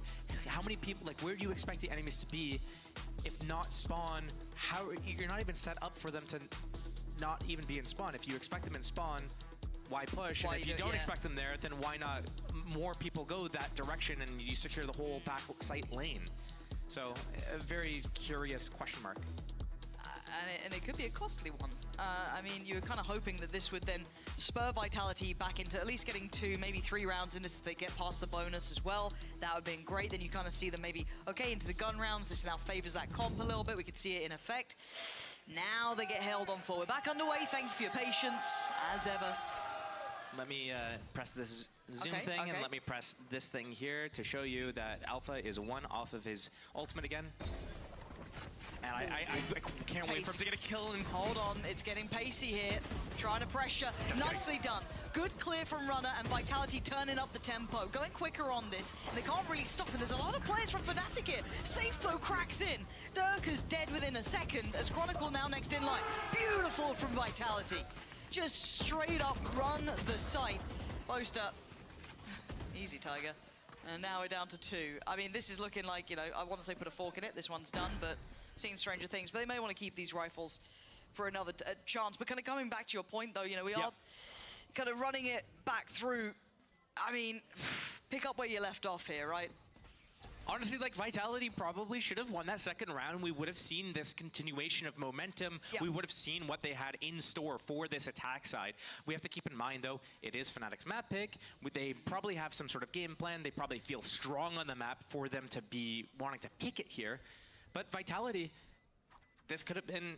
I hate doing this, especially so consistently, but saying what the round score could have been, it had something small changed this way or that way. Sure. But keeping that in mind, if they don't lose that eco round, it's 6-9 right now. Yeah. If one of those rounds where Alpha has a huge play with that shield doesn't happen, or that round at mid window where we're within shots on Boaster, if you're in the position, you have the jump on him, doesn't even have a gun out. If any of those situations happen, it's almost a tight game. You're right. There are some very clear steps that Vitality can take to close this series up, or at least get it a little bit closer. I'm mostly focusing now on the buy coming out from Fnatic, because it's fractured, to say the least. Durka has not been having a good series, really. 3 kills thus far, but going on to the Operator. Revealing area. See if that can maybe give them some relief here. It's an answer to the pressure they've been feeling. At least they can leave him posted on this angle, but poor old Hero on the other side. He's got a lot of work to deal with. He knows they're coming now. They found my wire. Yeah, you can already see it.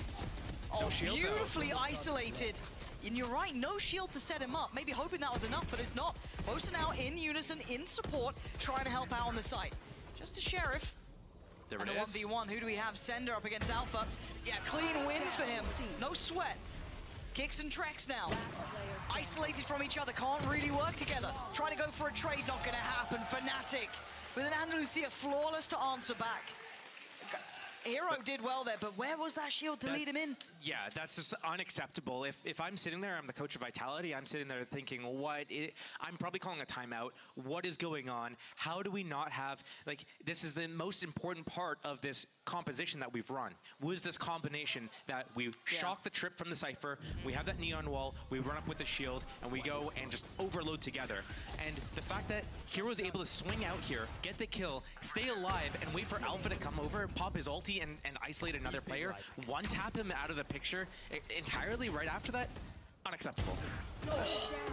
Good answer from Runner, though. That's Durka gone. I'm actually shocked that Durka went for that. I'm just going to say it right now. He was like 3-12 a couple of rounds ago. Why is he trying to take such huge risks like that when his teammates are frying? He shouldn't be the one going for those. Just hold the line. Let the smoke fade.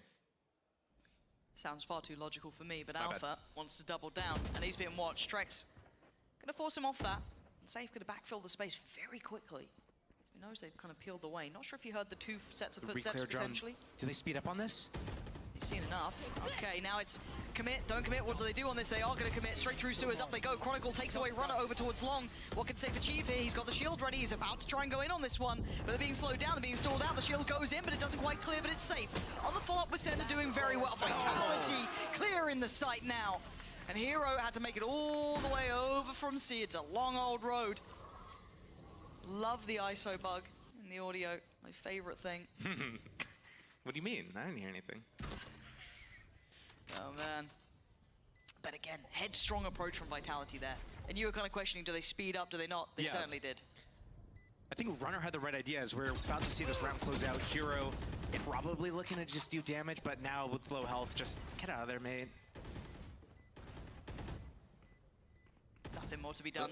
Yeah, it's going for your orb doesn't even really make that much sense here because your Cypher doesn't really do anything for you. But he's getting chased down. Trex hunting him down. Has the Hunter's Fury already, so it's not going to do much for his orb, but might help with the confidence. There it is. Good stuff.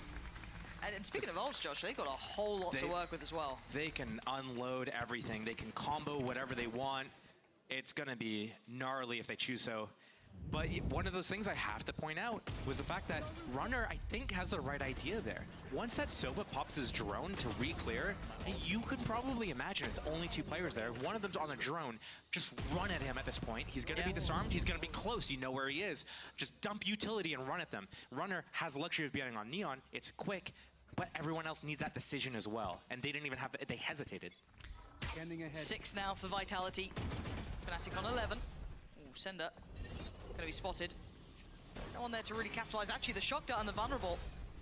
Not a bad idea, but it didn't quite work out.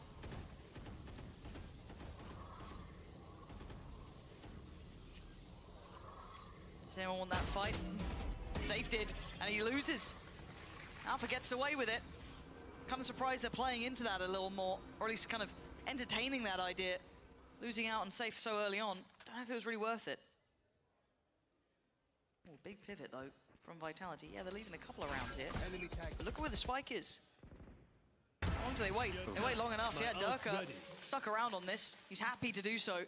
And the options, the doors are being shut in Vitality's faces. They're not getting the entrance they wanted towards that C site. Good work from Runner. Does he think it's completely clear though? Chronicle. Okay, yeah. Shot enough to... He needs to take this fight, otherwise, yeah. He needed to take the fight, otherwise they would realize it's just a fake. And then the Fnatic would have rotated towards B. Losing that duel sucks, but 2-on-4 is a chance. 30 take some space before they plant the spike. That's gonna... You heard that, where that came from? Kicks? Kicks has no idea. Kicks had no idea. I thought maybe some of the audio cues could have done something for it, but... No, it should have. 100% it should have. Oh, Trex. Oh, Trex. This is harsh. And a harsh reality made. Fnatic could be moving up to 12 here. And, yeah, some unfavorable fights committed to there. It just felt like it was a little unnecessary. One of the things I'm looking at is, we pointed out 4 ultimates. We had everything but the Killjoy ultimate in that round. Yeah. Safe has his ultimate as well. And they're getting picked off. One goes down to a rifle duel, another one gets opt, there goes the smokes as well. Why aren't we popping ults and using them? Omen ulti for info, Sov ulti for zoning. We know the Cypher's probably going to be anchoring C. We can easily combo dump him. Felt like a missed opportunity in the last couple of rounds here. Back and forth, yes, but still, with Fnatic having such a lead on that first half, it being back and forth isn't good enough, really. They needed to string rounds together for Vitality. I'm hoping this timeout is to come up with a concept of how to utilize these ults as best they can for, you know, a teed up round, almost those kind of guaranteed rounds, which they've got a decent amount of kit to play with. Yes, on the other side, Fnatic, you've got the Hunter's Fury and the Dimensional Drift. I guess that's still in play, but still, Vitality, you have such a strong hand to play in this round. You do, and nobody from Vitality is really playing bad performance-wise, but no one's playing great either. And Fnatic, they're playing good to great, especially Alpha right now. He's winning every duel, basically. So that's what's making it difficult for Vitality. We're seeing a little bit of the luck in the favor of Fnatic in a couple of situations here, but then we're also seeing hesitation on the side of Vitality. And that hesitation leads to a little bit of mistakes. That's how they lost round 2 on the second half to the Eco, with Boaster coming in, with those Sheriff kills on the side as well. What are they up to? I don't know, but they cannot make a mistake. No, I was waiting to see what Alpha and Chronicle were trying to do in this, if they were trying to maybe set in... This might be the Sova dart thing, Yoru ult, Sova ultis, Paranoia at the same time, but I'm not sure. Okay, I mean, yeah, that's exactly what it was, but it's Durka to find 2, and there's the tag as well, the follow-up. They're left barely breathing. Fnatic showing what you could do with just 2 ults, let alone the 4 that Vitality had. Now left in tatters. It's just the final man standing, which is Sender. A 1v4, a lot to ask of him. And Alpha, we caught a glimpse. Sender goes back for it, yeah. Try to go down swinging, it don't matter. 13-6, some vintage elements of Fnatic in this game. Seeing them back in Haven, being creative here. It looks very good, and Alpha, gotta say it, the Wonder Kid is on today. Vitality, not quite here in this map, but Josh, we do have a whole series in front of us. We do have a lot more to come. Icebox coming up next. Fingers crossed it's better than this, but we're gonna be back after the break.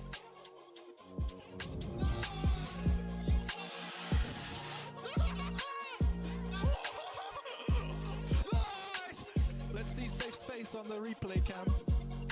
No way, bro. How do you do that, brother? How? He wakes up for one game a year, bro. Ay, ay, ay.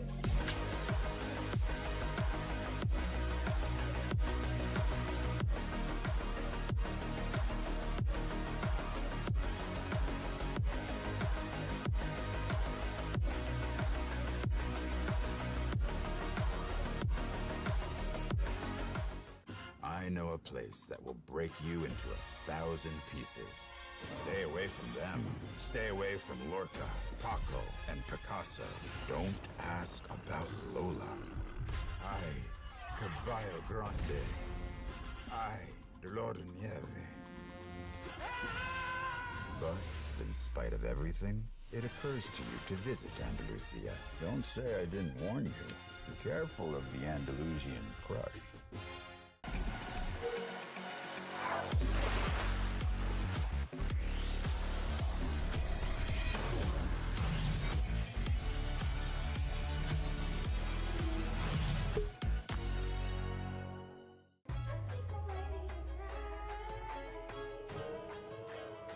Hey guys, it's Jimmy Lin.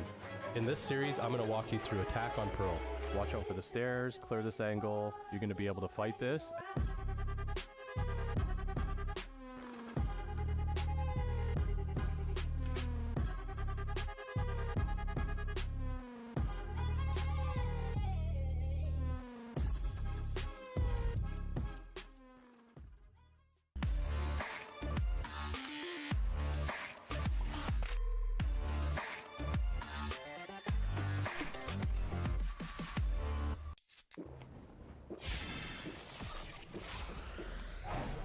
Red Bull gives you wings.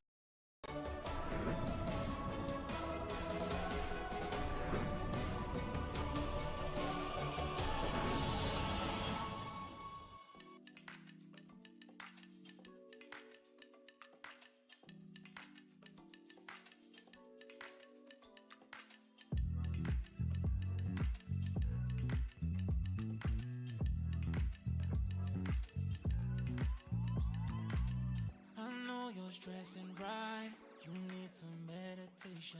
Don't let them ruin your vibe. No time for rumination. Let's leave it all behind. Take a flight, aviation. Want you, girl, by my side. Let me show my appreciation. I want you here with me. I miss your body, baby. No, I cannot believe that you're still single, lady. Wishing I could retreat. You here with me. Be my lover, be my trophy, be my woman, be my lover, be my trophy, be my the only one I want. Be my preliminary. Let me caress the way I think it's necessary. Monday, Tuesday, Wednesday, babe. 7 days, are you ready? I don't need to say you know it, girl, you're extraordinary. I want you here with me. I miss your body, baby. No, I cannot believe that you're still single, lady. Wishing I could retreat. I want you here with me. Be my lover, be my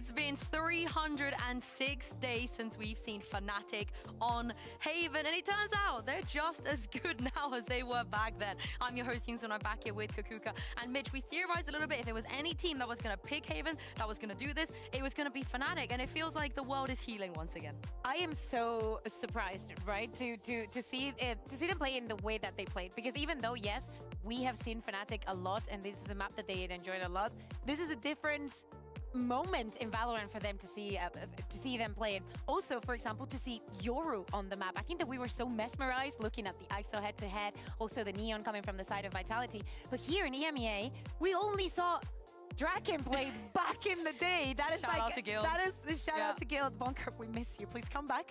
But that was like, what, 3 years ago? So many things are changing. We can see the ideas behind it, but the performance from Alpha, that was on a different level. Well, it seems like it's following Psych Check around, right? It's all those old teams that are pulling out the Yoru Haven. I'm blown away by what we saw here.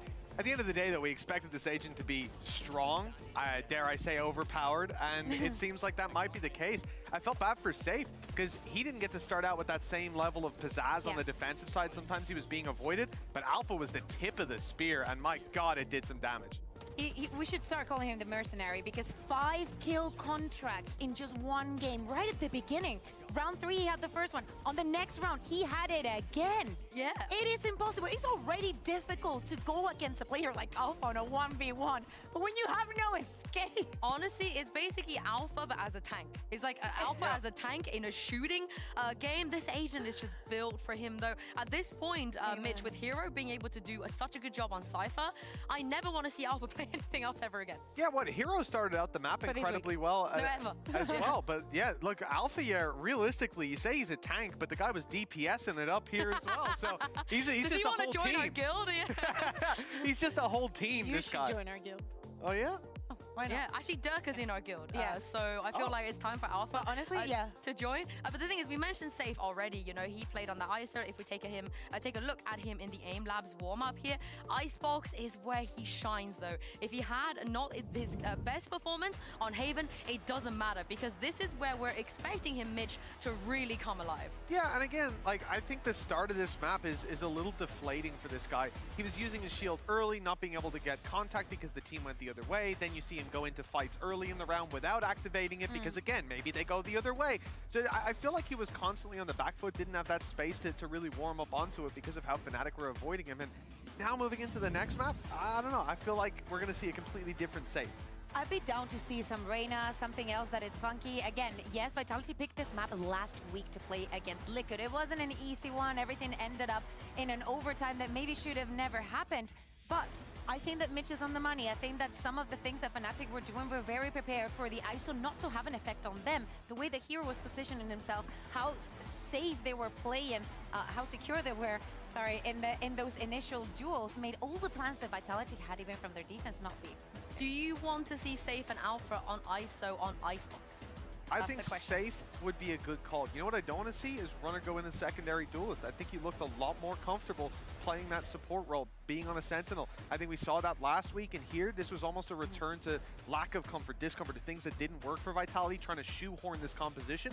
I'd love to see him back on a Senti, and I would love to. Look, after this, we need an ISO. We need an ISO in every game. Especially on a map like Icebox that we've seen evolve in so many different directions, right? But we always see teams going back to the comfort, right? Going back to, you need the Killjoy, maybe the Sage if you cannot get the plant.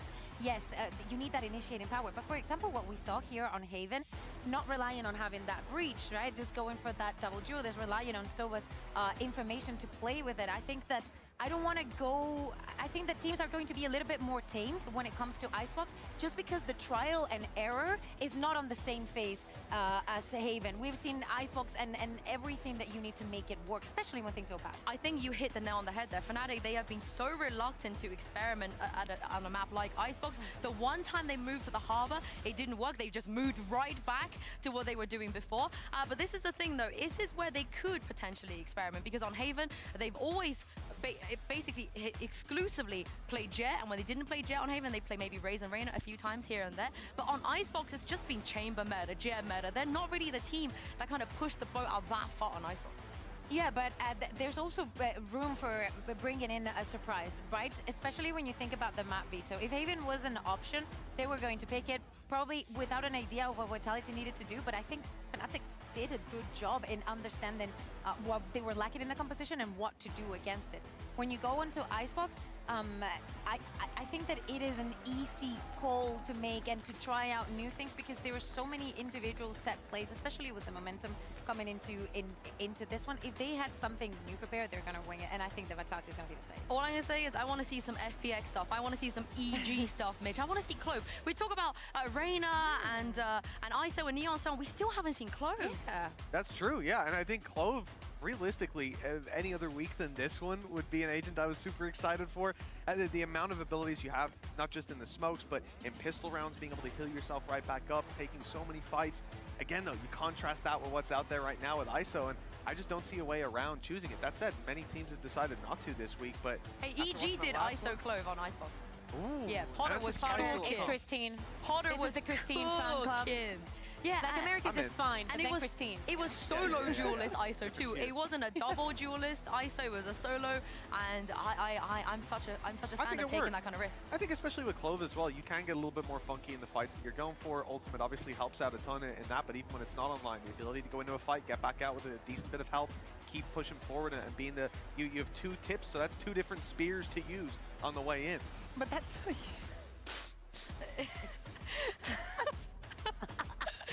that's what you have to get right. Yeah. When you think about Icebox, it's not what you put it in the composition, it's what you're taking out.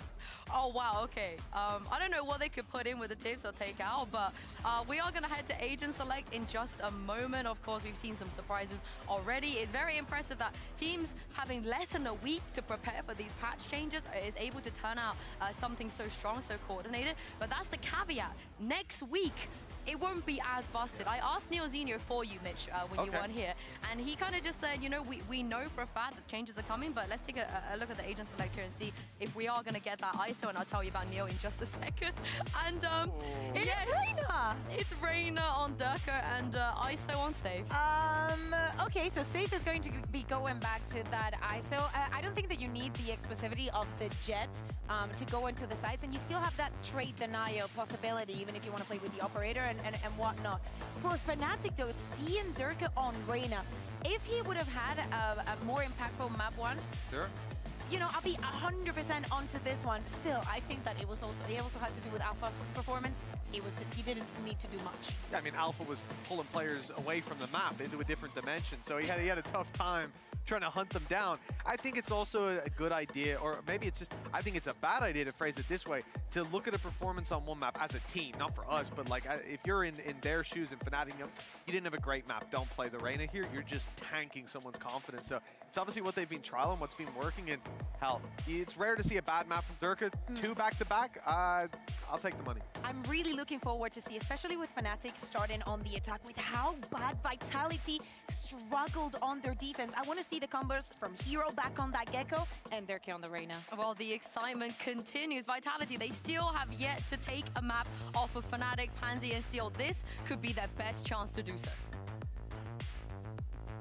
It could be. It very well could be. However, I wanted to see Safe on that Jet because he thrived in that, but the ISO, I don't know where I sit on it yet here in his hands, but still, what do you make of this? You've got the Reyna on one side, ISO on the other. Where do you sit? Durka having a poor performance last map on Yoru, but not even just it wasn't the agent, he just wasn't really winning any of his duels. He's on Reyna now, don't know if I'm convinced about that.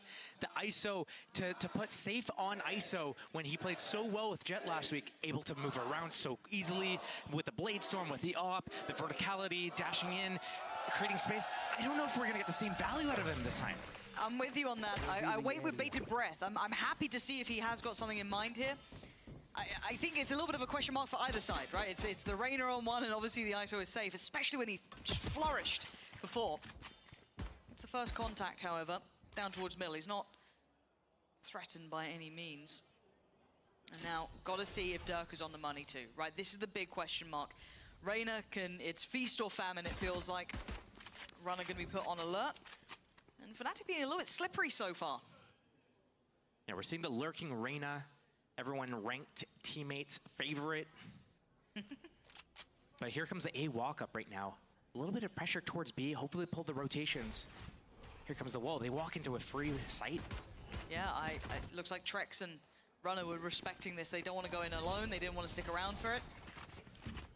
And ooh, that's a good combo. Yeah, very nice. Vulnerable plus shock and stops it.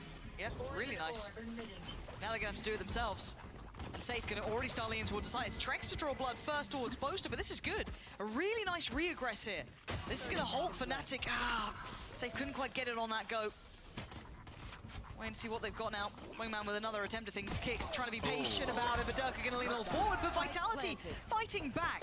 The plant is in, so it's on Chronicle and Durka here, and Durka needs to do damage. Chronicle got him on the wall push, and now just Sender on the other side. Dark coming back in. Swing on one, spots the other, he knows where Chronicle is. Oh, Sender! Stunning from him! That's the start they were looking for. And Fnatic gonna let that one slip through their fingertips there. I got a glimpse right there of kind of what Vitality has in stores for us. We see the shot combo with the vulnerability from the ISO there to stall the plant, to make them have to do it twice. If they time that wall going up, the Viper wall defensively going up right before Safe peaks, it could keep him alive. Situation's different. I like how, who was in the corner there at the generator? I think it was, it might have been, Phoenix, doesn't matter who it was. They were waiting, they were hiding. They were going to let the wingman plant so that they could get a kill and guarantee that kill instead of just denying the plants a little bit longer. Now coming back in, looking at Fnatic's purchase, just 2 Sheriffs and the Classics. On the other side, Bulldogs galore. Outlaw out as well for Safe. And Fnatic going for a little bit of a walking mission through middle. So mostly kind of leaning in from Durka there. They've made quite quick progress towards it. Taking their time though. Vitality not really overcooking much. Nice bit of contact. Sender. Gonna have to fall away now.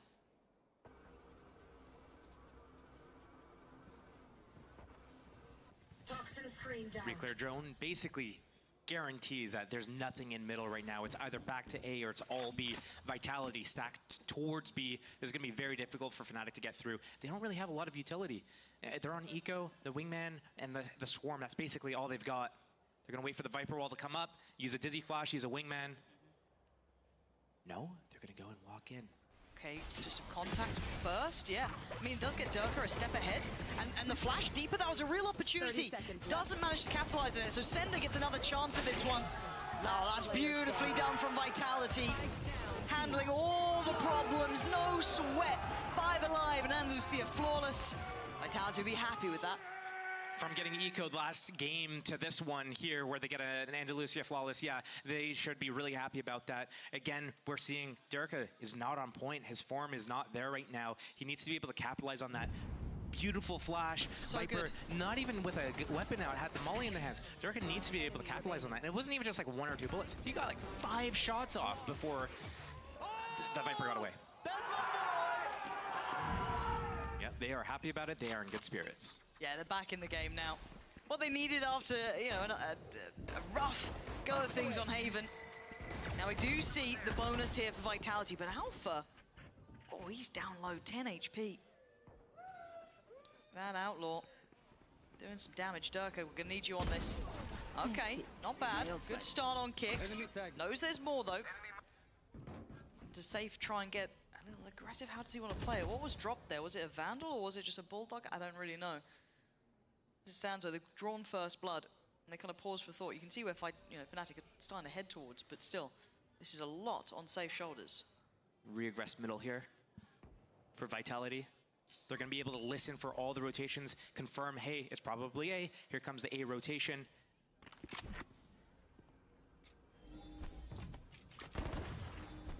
Respecting enough to sit towards the back of the side. Durka needs to be careful though, because Safe's still here. Nice. Too early again. Timing just not quite right for them to try and synergize together, but this flank is still critical. Alpha seems aware of the chance of it, but Chronicle really clean on the site. And again, these lesser weapons finding it a little harder to find that validity on doing the damage they need. Durka might have just spotted that barrel at least on the crossback over from Trex. So Runner's lack of attendance over towards CT is starting to become quite telling. It's starting to turn all eyes this way. Boaster, sharp. Oh Oh, no. And there's the dinner bell being rung. Nice shot there from Runner. 1 HP. Don't crater, don't crater. Praying. And Alpha's pushing this on 10 HP, so... That's an upgrade. Yeah, it is. That's safe. And this was, you know, the first time that Fnatic got to come in with those weapons, so losing out on that third is a little bit of an issue for them. And on the other side, Vitality, it was a bonus. If you're thinking about it in that way, they'll be happy enough with this. Fnatic playing the pace basically the same way that they played their Haven pace, where they're exploring the map a little bit. They are prodding a little bit with the lurks. They have Durka kind of moving around the map by himself. We saw him doing it a lot towards Garage. Yeah, he had a little bit of support with a smoke and a flash and Garage on Haven. Here, he's doing it alone as Reyna, because you can find these isolated duels. He knows there's no op in play right now. He's not going to get punished by that. Able to find that opening kill a couple of times now, so maybe he is mentally rebounded from that last map. Yeah, I'm seeing a very early fish ult as well for Hero, so that's going to be coming through. We have some sort of play in mind here. Sender and I think it's Safe waiting over towards Belong. There it is, that's a problem. Hello. Now it's on Sender. Does he let him die? Boy. Well, bye-bye Safe. Nowhere to go, nowhere to hide.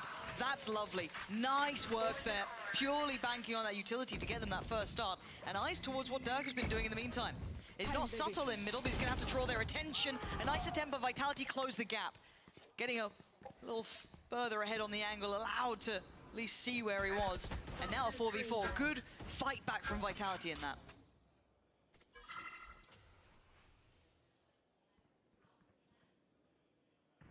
Hero does have his fish back for a second go of it. And Kick's not fully extending. But no Durka. It's not really going to change much. Full gamble stack from Vitality. I like it. Yeah, it's a heavy lean this side. And oh, the timing. Hello. Oh, that off angle. His gun barrel got spotted out. Yep. And that's the opening that Fnatic need to be able to turn this round in their favor. Hero deciding to commit deep. Does at least spot one towards backside. So I'm wondering how... I don't know if he saw the second, but he definitely saw the first. Now they know both of their Alpha does go down for it, but still time here. Seconds. Yeah, this is actually a problem. They've got to get the plant here. Now, Vitality can fire on the site potentially if they want to. 9 seconds. Hero's gone down, 2v2. They've got to commit to this plant. Boaster cannot stop now, and Sender is removing his teammates. He can't do it this time. Vitality read the situation perfectly. And that was, I like the reads and the leans that teams are doing. We've seen this from Koi now. We're seeing it from Vitality, where they just realize, especially when they go down a player, let's play for one side. If they come into us, cool. If they don't, it's unlucky. We can maybe go for the retake if we want to. But here, even though they lost a player early, they had that lean on B. They even lost another player that was Runner, the Killjoy, going down in the tube. It's a 3-on-4, but the way they play after that, stalling out, killing the wingman to stall out the plant. Fnatic's running out of time. They are playing these rounds so slow because they're trying to be methodical and not leave no stone unturned. And in the process of it, they're running themselves down in so much time. Oh, From start to end. my man. Full roller coaster of emotions. Truly. Especially after that start. That's such a gut punch. And I feel like Safe can be such a momentum player, but it doesn't just have to be him this time. You're seeing Sender step up to the plate as well. It'd be good to see him join in. Still early days. And for Fnatic, they're suffering. Money is in the bin. Sender. Gonna commit towards playing yellow here. Does have support from sight. And Runner's just turned away, so not dangerous for Sender now. The drone's not gonna clear Sender out. They don't have a knife to scan this. Gets to play it. They'll have to wait for the dart to go again, though. Otherwise, Sender could be perfectly set up, and we've seen him here before. And I think that's given away the game, but they turn away from it. They don't pay him the credit his due. Oh, that's lovely. Clean work from Sender. Chronicle and Hero. It's Guardians and it's classics. It's not enough. Vitality. Strength to strength now. That setup there, this is why initiators are so valued on this map, because if you don't have 2 initiators especially, we've seen this from other compositions where people are running the Sova Sage and then the Killjoy Jet, you know, last remaining character. And the problem with that is it's so hard to clear out back yellow, and that's why KO Knife is so good, because it gets you the information, and it also stops them from being able to use their abilities. So here, this one-way orb that he has up so that he can isolate fights, shoot at their some feet, make them swing only to the right, it allows him to isolate more duels. If that knife comes, not only is he scanned there, they know where his location, they can't even put his orb up to isolate those fights. Okay, so it feels like Vitality have a good read of how they want to play out this map then. I feel like they've got a very good basis to build from. Do have a Fnatic timeout here to talk things through quite early in the grand scheme of things, but I think the right time. They haven't had the beat on this game at all, or at least in this map, should I say, and not really having the impact they want. Yeah, Dirk is doing okay, but not thriving, and of course, we don't love to see. It's been bad today. Maybe it's me and Fnatic in unison. I mean, yeah, perfect storm. Because it's crazy, you've joined and they're still happening. Yeah, no, you are their common denominator here. Yeah, that hurts me. Hurts Well, me I mean, don't. something facts. Well, hopefully we can find out what the issue is so we can keep you guys up to date on that one. However, kind of taking stock then, because seeing, you know, if we kind of roll back to some of our worries initially, I think that worry is still there when we talk about Fnatic at least. I don't think we're seeing Durka live up to what we'd like, at least with the Reyna and having the impact on it. I don't think it's an awful performance yet, 4-4. He's doing all right, but it's not quite living up to the hype. But on the other side again, safe, not exactly, you know, thriving either. So it's kind of hitting both parts. But credit to Vitality though, they've got the rest of the team to kind of pick up that pace. I think when we're looking at where Fnatic is this time on this map compared to last map Haven, I think they had a way better grasp of the understanding of the map philosophy on Haven. And here, I don't know if they're giving themselves enough options to kind of move around the map. Durka is going to be very limited in what he can do. They only have a hero with a flash, Chronicle with a drone and the dart, so it changes the way that they can pace themselves. We saw, for example, yesterday, Koi was running Gecko with KO, and their double flash combinations were really good on both attack and defense. It let them scale a lot quicker in a lot of cases. They also had a jet in place, so they were able to speed up very quickly. Here, it's a mismatch of a lot of things going on. They don't have a lot of synergy within their agent pool. They don't have anything where they can speed up. They don't have anything to take verticality. They don't have anything really to pressure middle and break the Killjoy utility there. So it's going to be interesting to see how not only they kind of play out the rest of this half, but how they also deal with the defense side, where they're not going to have the same op value that a Jet can bring out. And then going on to the side of Vitality, I still have the same questions. Yeah, we've seen what ISO can do. We just saw it last map. Yes. But we saw Safe on Jet last week. We saw what he could do with the op. We saw what he could do on both attack and defense. We saw how it was so difficult to deal with him and push him off angles, and he was able to freely roam. He didn't even need to be set up from his teammates. He was so on point individually. Yeah, beautifully done. But now he loses the ability to have verticality. We saw that on one of the earlier rounds where he was pushing up lower A. He can't really extend past that point though. And that is the limitation of running not Jet on a map like Icebox, where there are so many opportunities to float up onto top gen or float onto the pipes and get pushed up onto belt. You don't have those options on ISO.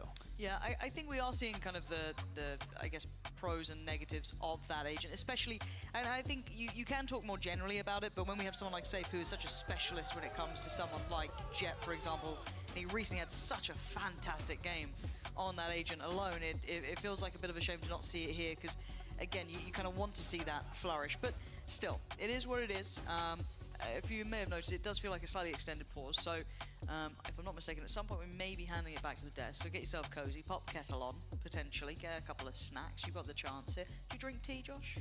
I used to when I lived in the UK, and I kept that habit for a little while, but no, I started switching.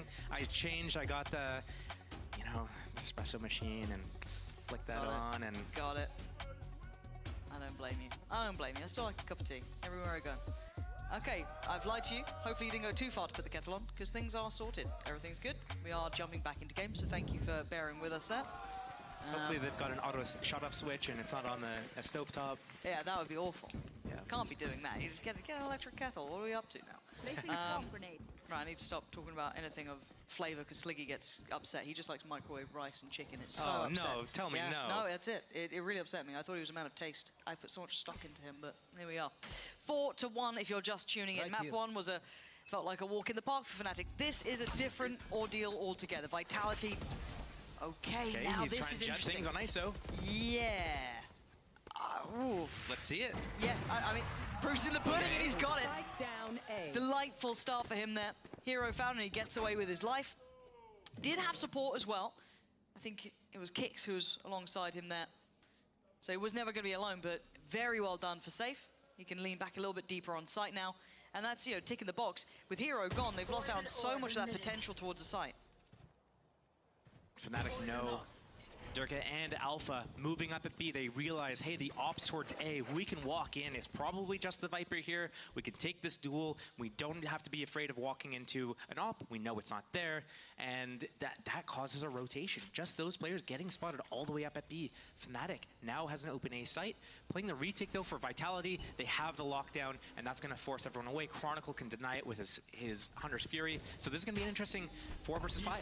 But I like the Safe's kind of replaying towards his spot. The outer and clears, he takes the space back. Got to be careful though. Alpha's now spotted him, Durka's on the site. So they've got to play it carefully. There is no get out of jail free card for ISO, but he's got Kicks by his side. Boast has gone down. Chronicle does get a trade, but still it's a 4v2 here. Chronicle and Alpha, that's a shot. Okay, hold on. Is Alpha going to do Alpha things? Not today. Safe's got him this time around. The lockdown just insult to injury, really. Nowhere to go for Chronicle. He's been caught. Lovely work from Safe. That operator suiting him well. Doesn't apparently need the jet. He's all good. Well, if they walk into him, why not? Yeah. I was getting a little nervous for him because we saw it twice already this game where he peeked out from under the rafters before the Viper wall comes up, gets isolated, gets killed. But here, he's able to just make it happen. He gets the opening pick early in the round with the op, and then the second kill with the op was, again, it got a little bit risky, but once he got that second kill, it was all over because the rest of his team's flooding in with him. One enemy remaining. Yeah. And there wasn't a second op kill. That was the second and third kill. Yeah. On for the first again here, potentially. Don't want to clear him. Yeah, he's playing this so well. Really, really well. Now onto a deeper line. Fnatic just not getting past the starting line on these rounds. And he could actually have a follow-up here. The thing is, nothing he's doing right now is like ISO specific. He's not even using his shield. Yep. He's not throwing the shield to get space.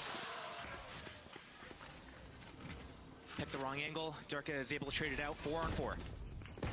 I just wish he was on the jet still, but it is what it is.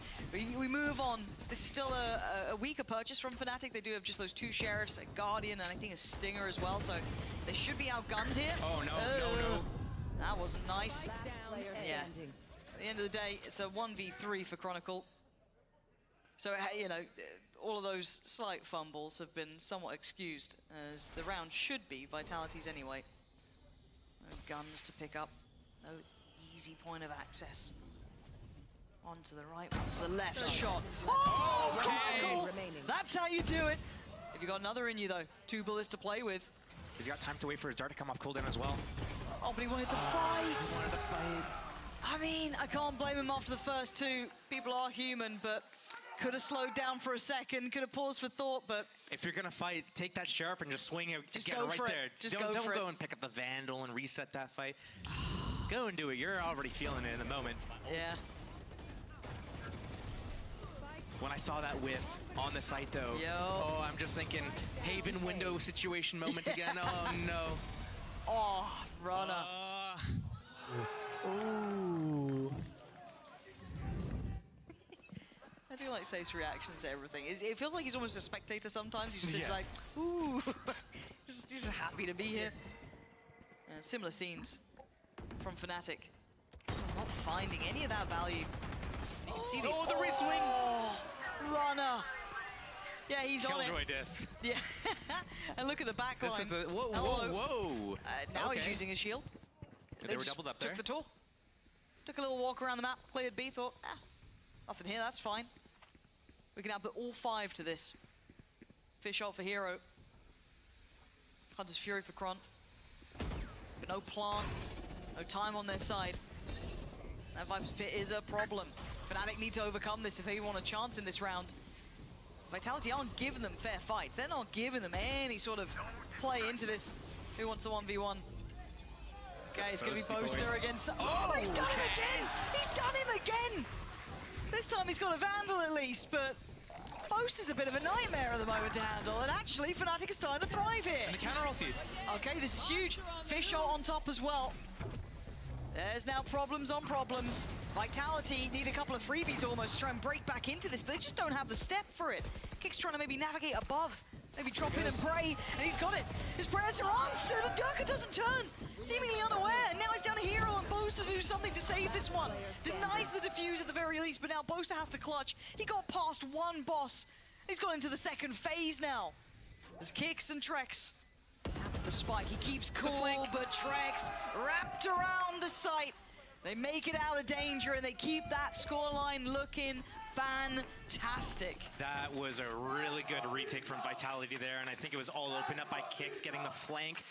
Not only one player, but two, and then they kept coming in from all sorts of different angles around the Viper's pit. That was so well played. The fact that they took their time and used all the space available, and Fnatic didn't know where to look. Yeah, watching this back, all around Kicks there. And as you said, it's that timing on that flank. Bro, Kimi, you are the absolute MVP. Well, there you go. Yeah, there it is. Who says we get to decide that? True. Operator is back for safe. Hey. Yeah, why not? It's a repeat, it's working. Oh, is it? Oh. This time, gonna have to respect it. Pops the shield. But he's just not respecting them. He's going back in for more. He's feeling himself. Hello, and that's why. Clean. He just runs away. And precise. No punish, no trade. Dash. Nothing. All good. The two-man Wolfpack walk up B. Well, Ops on A again. Guess we get to just walk up, wait for this orb to go down, and take this duel. Fnatic look lost here. They don't feel like they're finding solutions. Held on one. Runner's timing to get a little bit closer. It's just perfect. Trex, you can see, just unsure where he wants to commit towards. And actually opting to go back towards A. It's going to be tough to plant on B. They're going to use that wingman to go in, but that Molly combo with the orb. Actually, there's no orb there, I don't think. Yeah, there is. Barely on the site.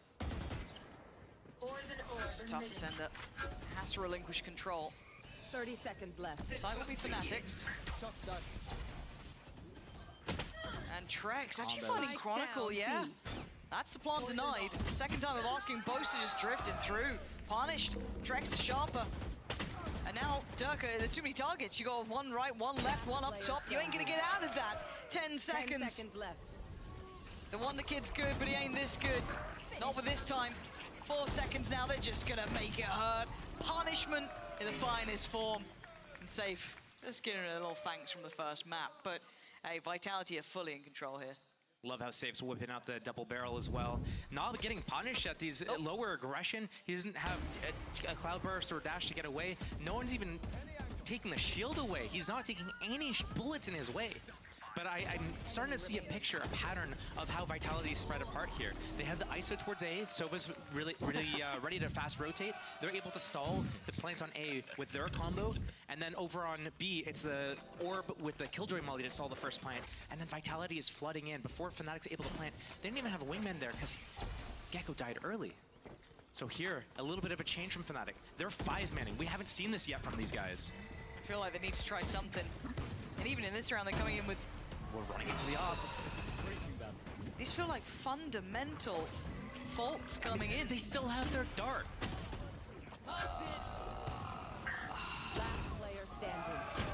It's fun for Vitality, but for the Fnatic fans, you're sitting there scratching your head.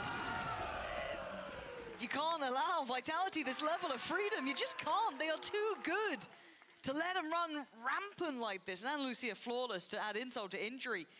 But if you're not going to face those fundamentals, you're going to be punished. The Vitality plow.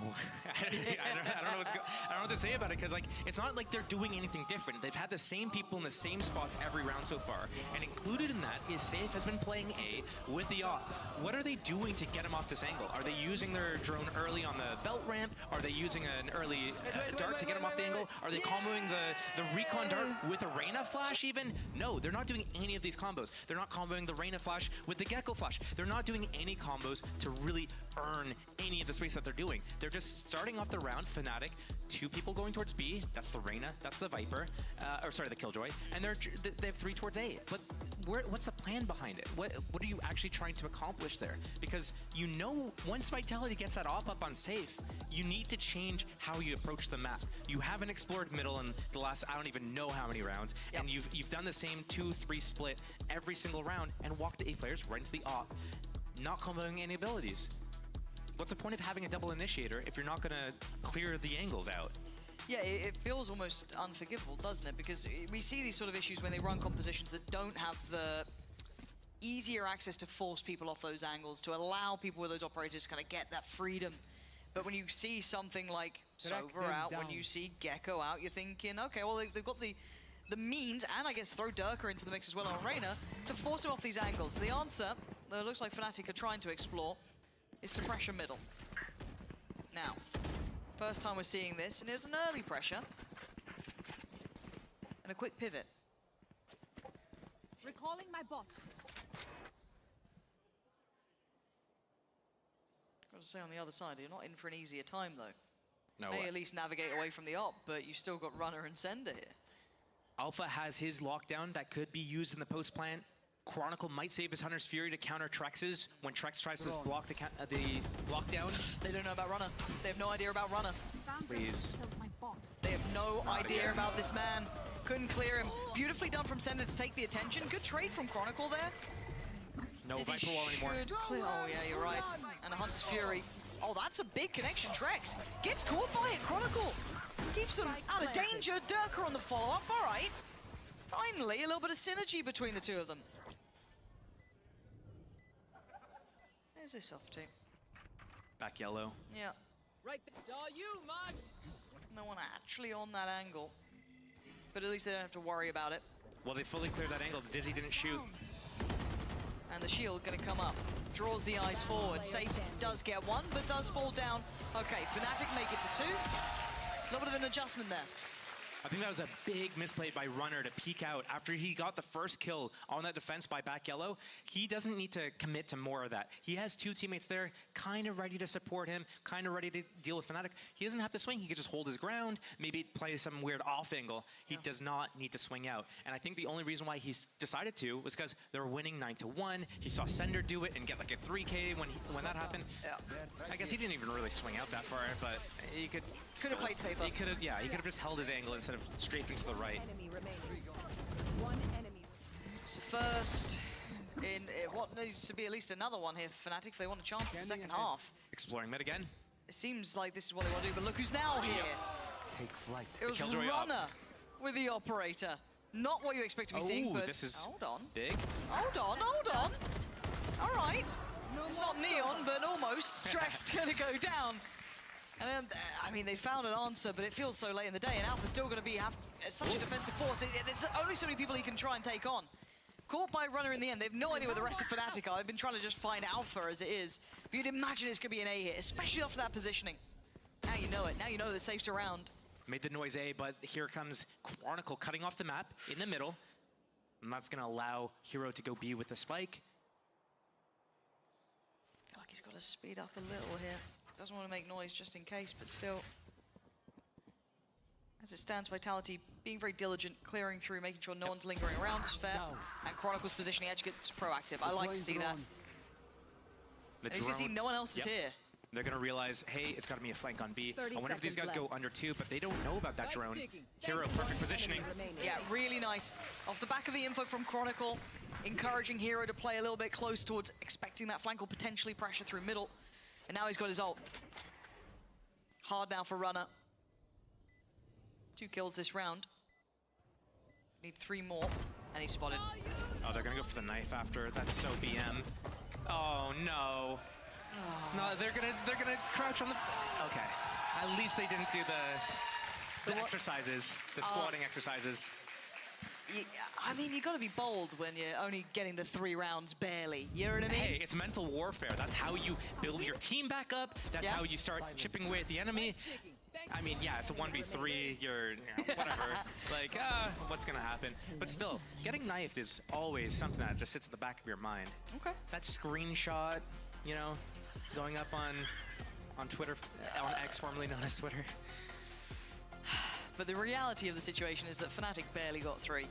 Barely. Vitality looked good, and unconventionally as well. Safe getting away with murder, it felt like. Never punished with that operator.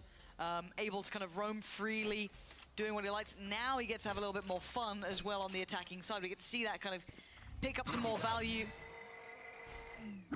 Obviously, they didn't get much of a run on Haven with that, so we'll see how it looks here for them.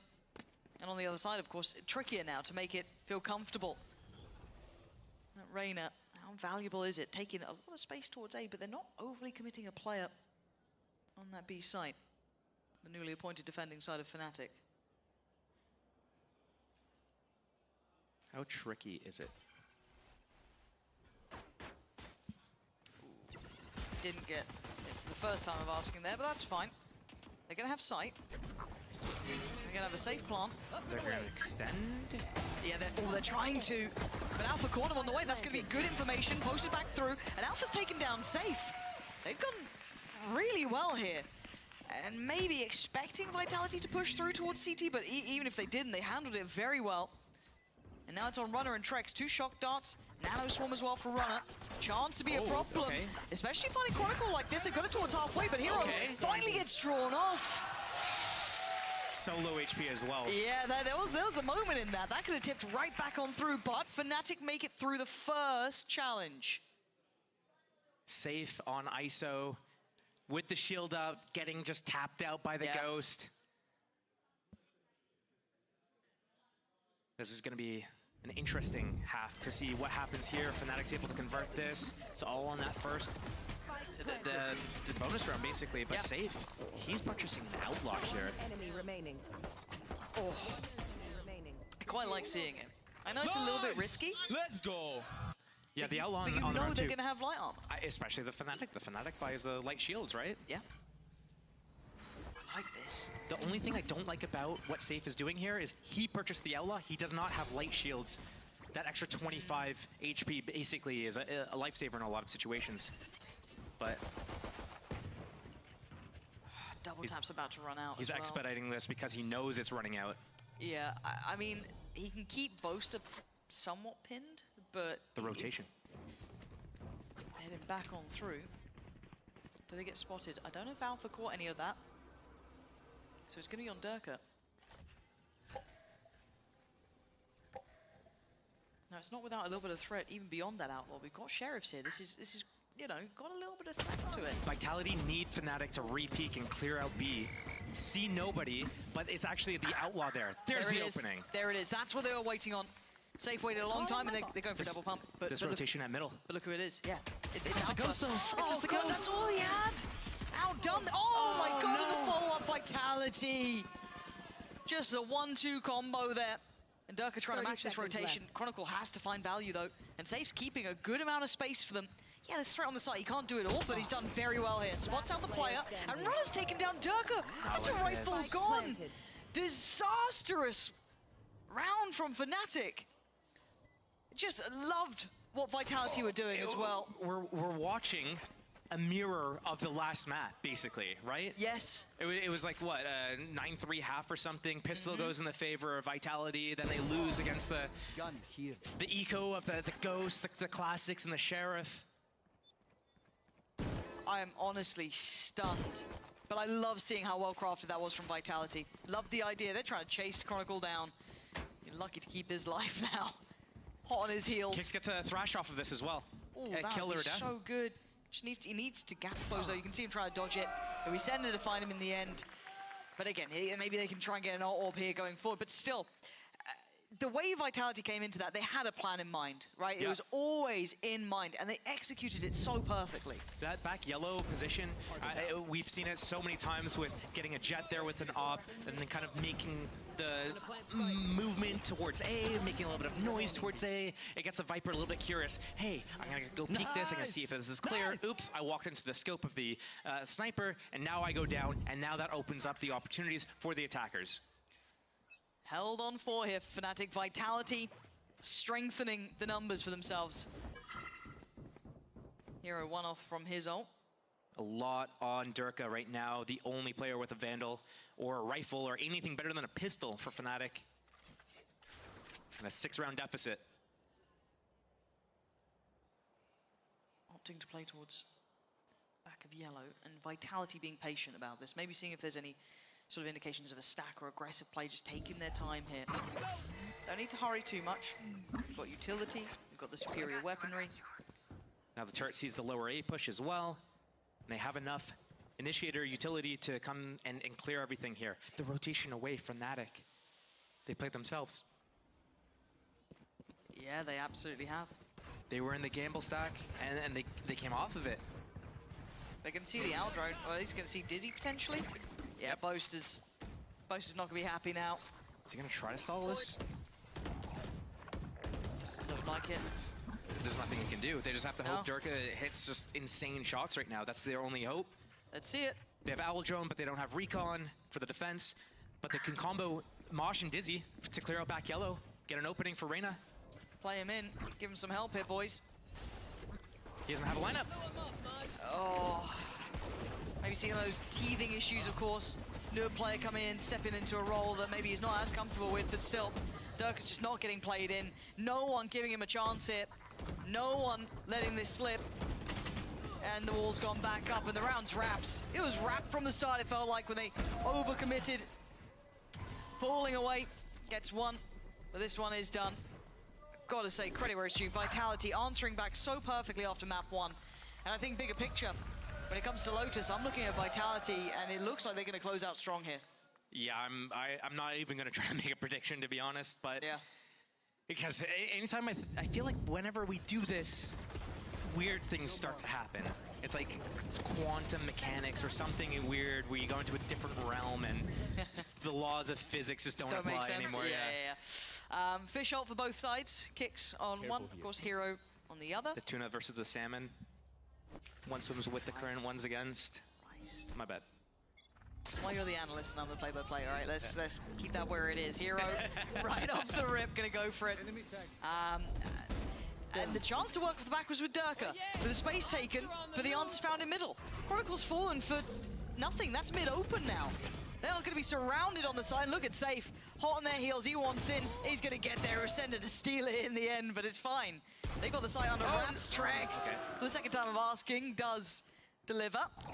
And now Poster and Hero. It's done. This map felt done from the first half, let's be honest. Yeah, honestly. And Hero, it gave him a good start, right? He got them that first pick with Durka working off the back of the space, but since then, Vitality digging in their heels, wanted to take us the distance. Give us that map 3. Oh, feels laborious at this point, doesn't it? Yeah, a little bit. Oh, they're gonna do it back to him. They're absolutely doing it back to him. Oh, dearie me. Ah, to get to 12. Yep. Yep. I love that little leg sweep that they got with the Outlaw there. He misses the first shot onto Durka on the body and then just goes and just, it looks like it connects with the shin or something like that. Just kicks him, he just trips, falls down. That push from Chronicle was a little bit ambitious though. Yeah. A little bit ambitious. I feel like they're getting quite desperate, really, at this point. Yeah. Save the energy for map 3. Yeah. No. But don't worry, Empress on the board with the up, so never mind. I mean, cool. You can feel the dark side coming back to Josh here, second by second. He's well, I mean, the Empress lasts the whole round, and if they lose the round, the game's over, so why not? You get your kill, you can dismiss away at supersonic speeds. You go a little bit invisible, a little bit completely. Yeah, it's great. Durka just gonna be posted on this angle. Vitality maybe trying to find out what they're up against, see if they can get an early read on what's on the other side. No connection off the back of Dizzy, thrown in by Kix. He's gonna throw the Dizzy again, go for a jump spot. Well, they are ahead by some margin. You've got the Owl Drone, so that'll do the job instead. They can now shift up here. Safe goes first. Okay, it's a 1-for-1 trade out. Durka's still here, and there's those supersonic speeds. Gets out. But they do get a plant. I'm looking at Alpha's position. Any value to that? 2 players in middle. You're going to hope the runner He's Don't on go the money. yet. Went a little early on that one. Caught him there. 3 now remaining. Hunter's Fury with Trex, 2 shock darts as well. Mosh with kicks.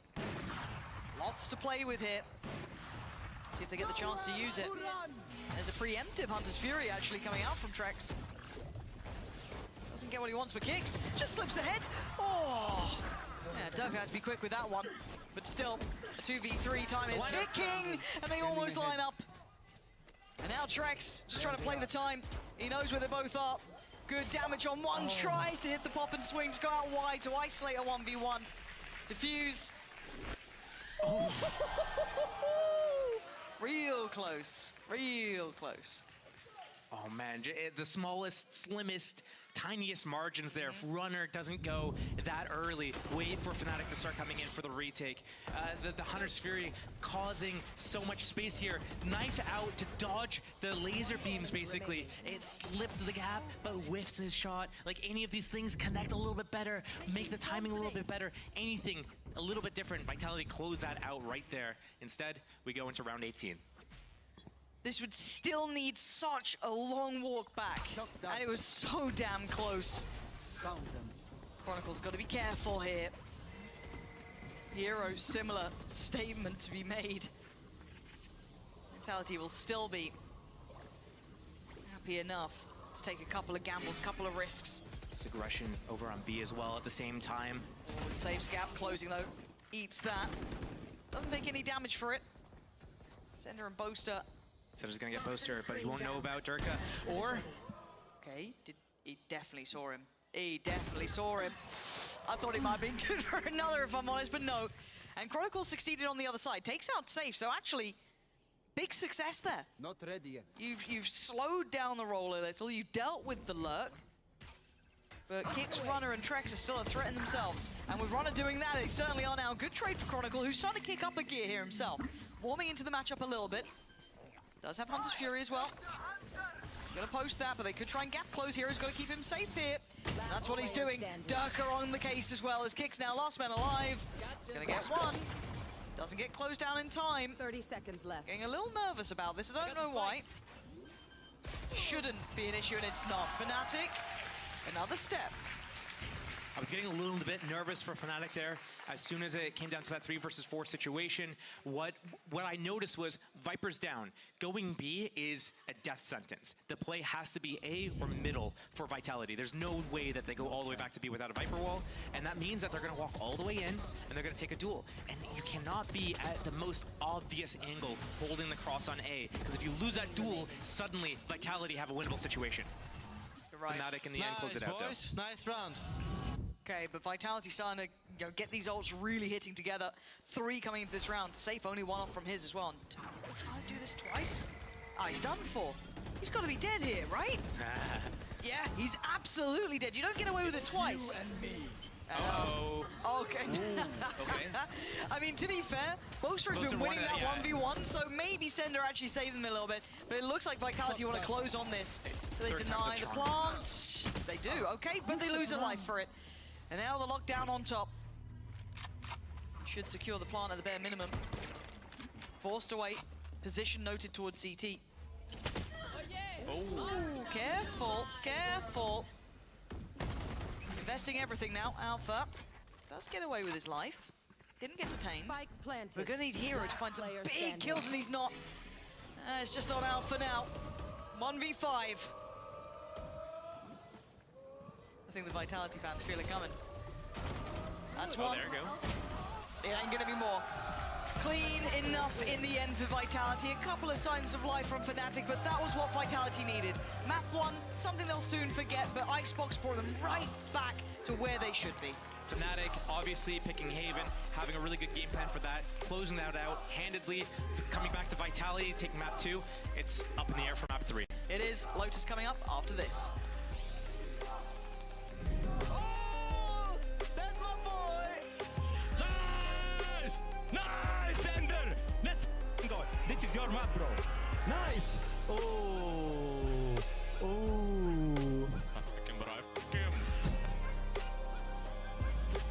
Knife, knife, knife!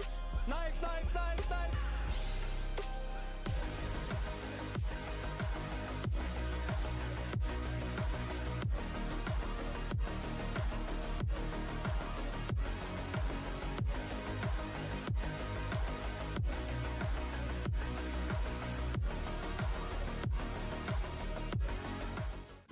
I know a place that will break you into 1,000 pieces. Stay away from them. Stay away from Lorca, Paco, and Picasso. Don't ask about Lola. Ay, Caballo Grande. Ay, Dolor de Nieve. But in spite of everything, it occurs to you to visit Andalusia. Don't say I didn't warn you. Be careful of the Andalusian crush.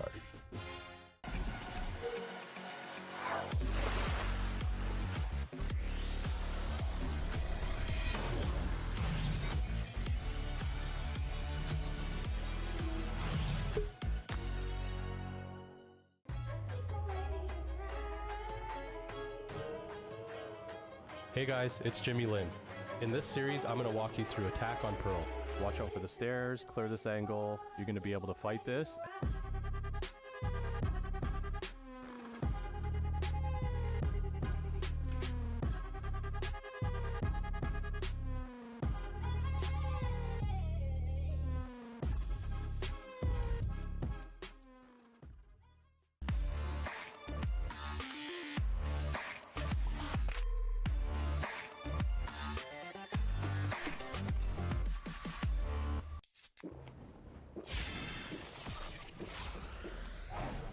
Red Bull gives you wings.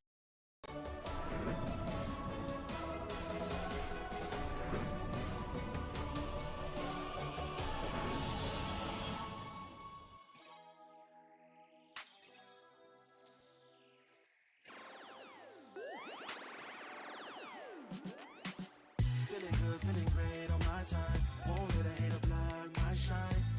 I'm just living my life. Too busy chasing good vibes. Chasing good vibes. Chasing good vibes. Chasing good vibes. Too busy chasing good vibes. I'm feeling good, feeling great now. A hater can't play with my day now. Get that negativity out of my face now. In my city, I'm the man of my state now. Yeah, I'm living life to the fullest. Baby girl, you're talking to the realest. Energy and joy, you can't steal it. Good vibes all around. Baby, tell me, can you feel it? I woke up, so I'm blessed. Just another chapter in the test. I know I'm doing better than the rest. Got a smile on my face, showing teeth for the crest. It's no sweat, I'm a vibe in my own right. Go time in the sun, yes, I'm gon' shine. So fine, got a baddie on my phone line. Feeling good, feeling great, chasing these good vibes. Feeling good, feeling great on my time. Won't let a hater block my shine. I'm just living my life. Too busy chasing good vibes. Chasing good vibes. Chasing good vibes. Chasing good vibes. Too busy chasing good vibes.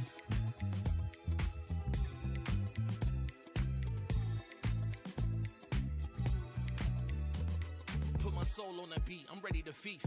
Margaritas with some divas, I'm pouring the drinks. I'm living life to the fullest, the blessings in me. Don't really care what you say, whatever you think. Nah, unequivocal miracles with the lyrical. With the homies tryna pop like the cereal. Lucky Charms, got a model on my arm. Go watch on my wrist, garlic parm. No alarm, fireworks, I can feel it in the sky. I got love in my eyes, but there's money on my mind. I see passion and pride that despise all the lies. I've been around the world, so I'm down for the ride. Good drinks, good people, and good times. Fast cars, pretty women on FaceTime. More money, more fun in my life. I'm just chasing my shots with good vibes. Feeling good, feeling great on my time. Won't let a hater block my shine. I'm just living my life. Too busy chasing good vibes. Chasing good vibes. Chasing good vibes. Chasing good vibes. Too busy chasing good vibes.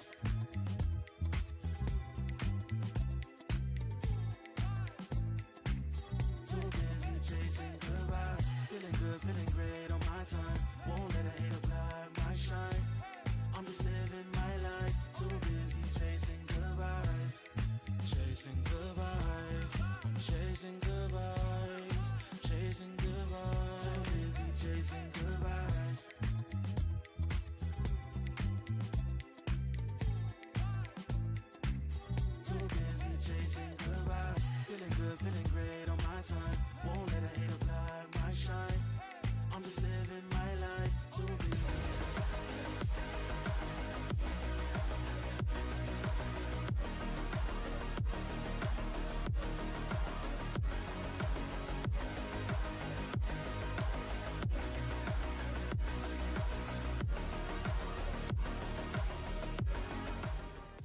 response that was from Team Vitality. They take a map against Fnatic in this series. I'm your host, Yingsun. I'm back here with Kakuka and Mitch. They don't just take a map in this series. This is the first time that any iteration of Team Vitality that's finally be able to take at least just one map off of Fnatic. So yeah, it's a dawn of a new time, it feels like. And it was compelling, right? The way in which, especially that first half went, how decisive they were and what they wanted to do, how Fnatic were trying to find ways to stop those early aggressions, either from mid onto A, trying to stop what Save was achieving on ISO, but not only him, also Trex, Sender, everybody was on point from Vitality, and you can definitely tell that there was a lot of learnings from what happened in the previous week and how they wanted to use this ISO.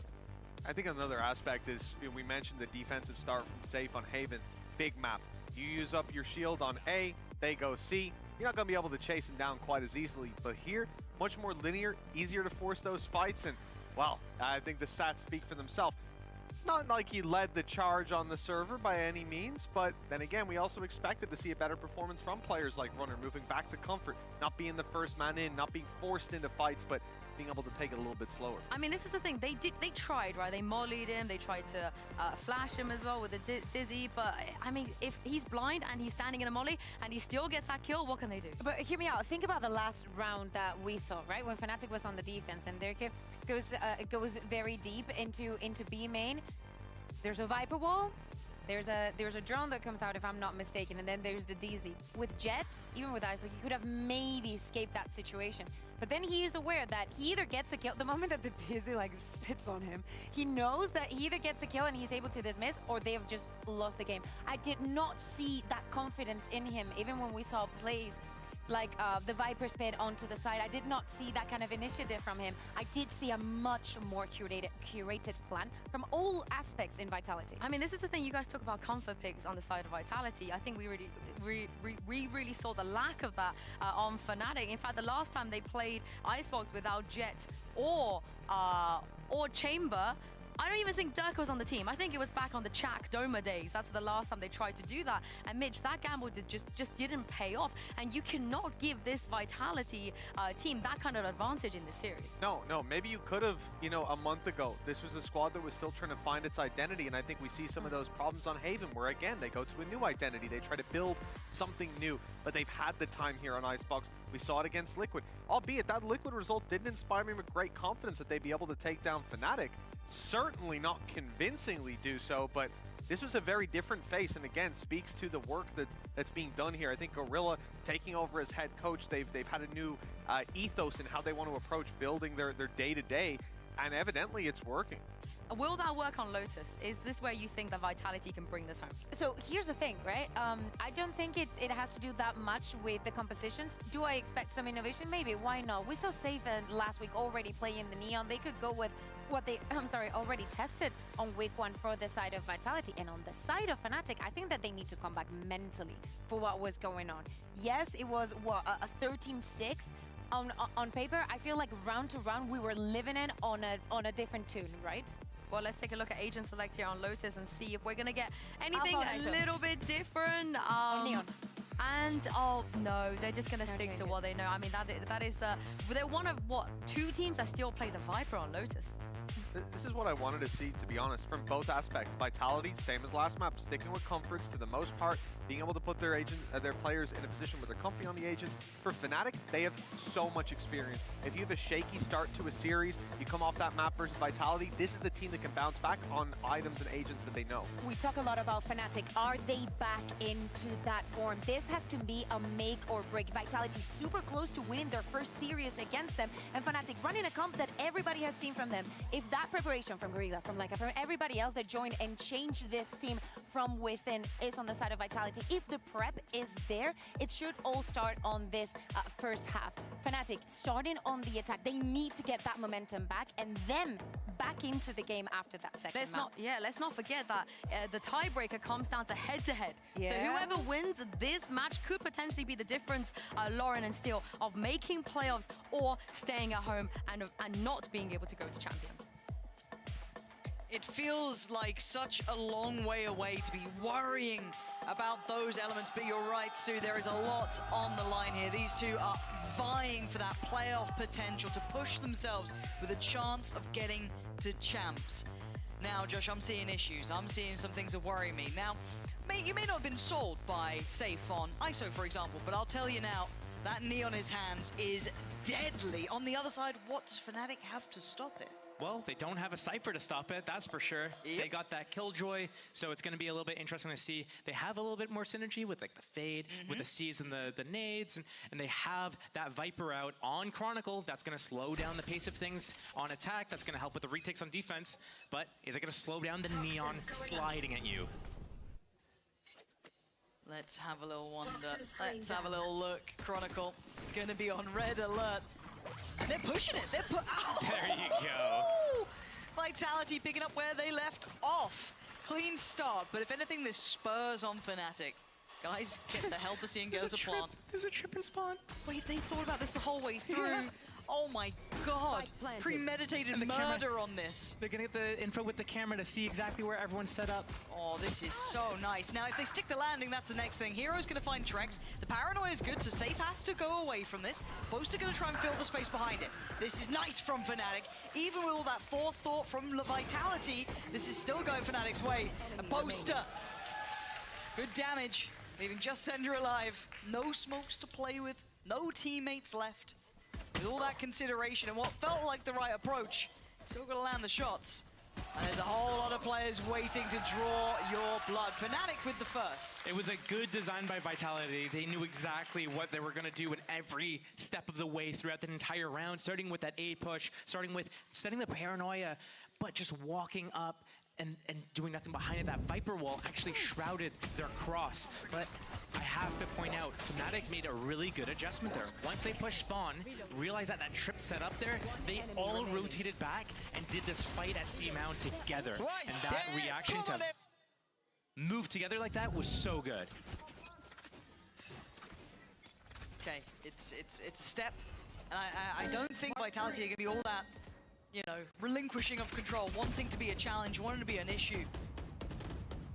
And there's a lot of them over here, 4 to be precise. Dirk are building towards the ult early. Cage trigger. And they're flooding. Wow, they're going. Yeah, I kind of like it. You got to try and take your opportunities, and they do draw blood on Alpha. Now it's traded out well by Fnatic, so they've made it past that hurdle and that threat. Quick pivot as well. Looking like A is that eventual goal, but Sender... Double barrel. That shorty. How much can he get with that? I mean, the smoke's not bad. That actually does give him a little bit of play in here. Boaster's got to be careful. He's got a bit of a time limit though. Smoke just about coming back up here. Oh god. Okay. He's been on that Ozempic diet. He's looking real good here, and he's punished. Boaster does go down. So traded through, but still. God. Kicks and Trex. I feel like it had its opportunities in this round. This would need now mistakes from Fnatic, which I'm not saying won't happen, but very difficult to imagine a world where 2 classics are going to be able to thrive. And yeah, they've decided against even entertaining the idea of A, maybe not liking what they're seeing. And I think Chronicle should have seen kicks. He has. So yeah, Damage. Good info. Spike planted, it's for B main, it's for blue room, so that late rotation from Chronicle will be able to handle that. Just the classics for kicks and Trex, so they're looking to do some economic damage.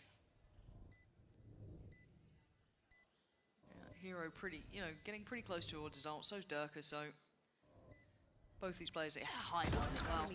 Impossible, impossible. This one Kicks knows it.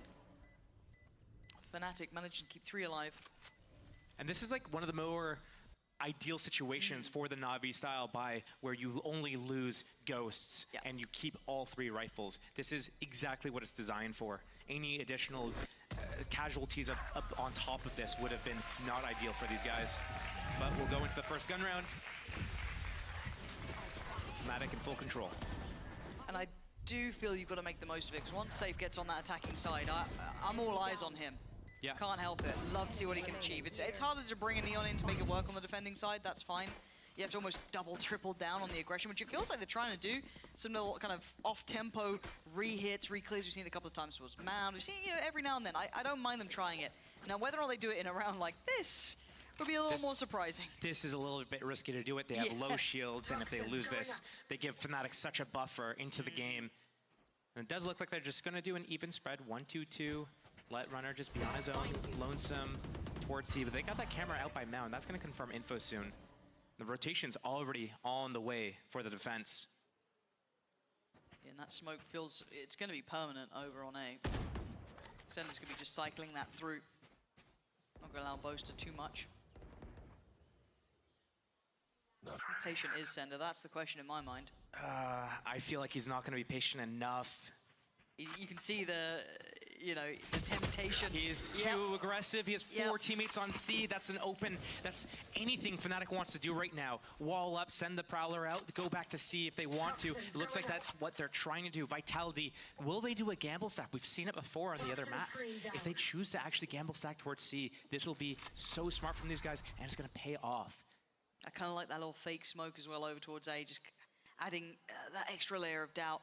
Already seeing Safe going exploring. Could make his presence known by door, maybe try and go for a pinch here, but it's tough. Fnatic got everything they wanted on that first approach here. Dizzy gonna go in. 25 seconds. And Vitality kicks, actually doesn't get caught. It's gonna be Runner. They've got to keep him safe here. Kicks can't fully back away from this now. Runner does get his freedom. Gets to backpedal out of here, but do they try and deny the plant? It looks like they're considering it, but the drop catches Safe completely unawares, it felt like. Runner's going to do damage. There you go. Double for Durka. Plants in. No more threats. Trex, great player. Not great enough now. 4 standing for Fnatic.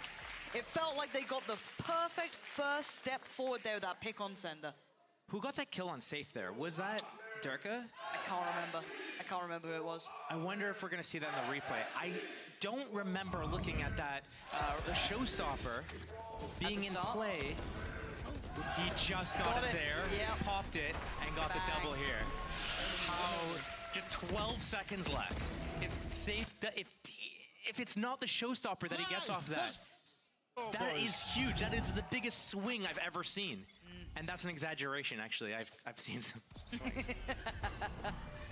Sounds like you've been hurt in the past, Josh. It's called hyperbole, okay? Okay. You wouldn't get it.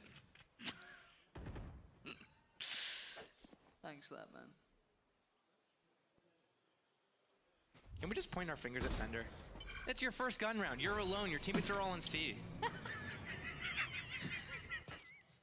I love it when you just slowly lose the ability to just be calm. It just goes so quick. The thing is, it comes back really quick as well. Yeah, swings and roundabouts. Yeah, just one deep breath. We're calm again. We're calm again. No. Until the next moment. Yeah. Then, of course, naturally. Yeah. For now, though, we are working with Sheriffs. A little bit of util. I quite like this. Wonder how much play it's going to get here. One gets cleared. Still has a shot. Oh, Runner. That's floodgates open. They're trying to just flood the site again off the back of the Dizzy, but Durka seemingly unaffected and wants to remind you who he is. 8-0 at the start here after what hasn't been a good series for him, if I'm honest. 30 seconds Don't think he left. meant to throw the gun, but all good. Gets it back. Drops a spike this time to Hero, so that's his ult online. So Sender now. Prime suspect from the last round is screwed. Absolutely screwed. And they just let Durka go roaming. Set him up any further, double swing, and Alpha's there to close the account. So, 4 rounds for Fnatic.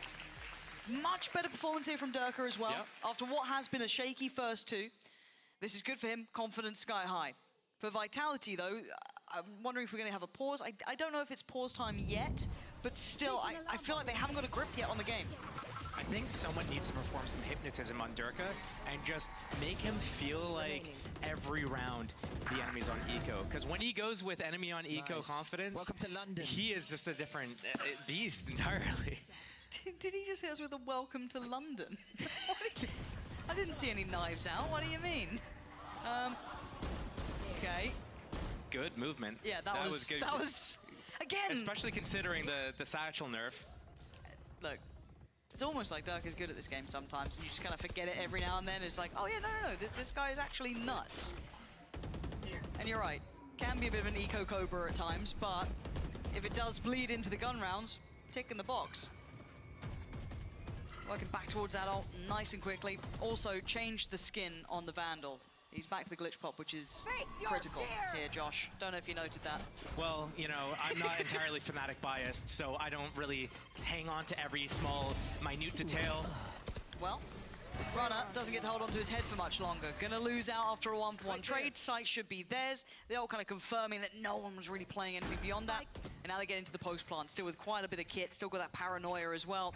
Seas, Prowlers, all sorts here. On the other side, though, very well equipped for this retake. You've got Kicks with everything. Yeah, he's lower HP, but can still send people into play, but they need something to be that first step forward here for them. Paranoia from Boaster gets 3. Yeah, that's huge.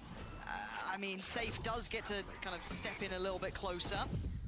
Okay, 1-for-1 trade out. Hero there, gonna keep things tipping in Fnatic's favor. Doesn't get affected by the paranoia and everything going their way. Trex, gonna have to be monstrous in this.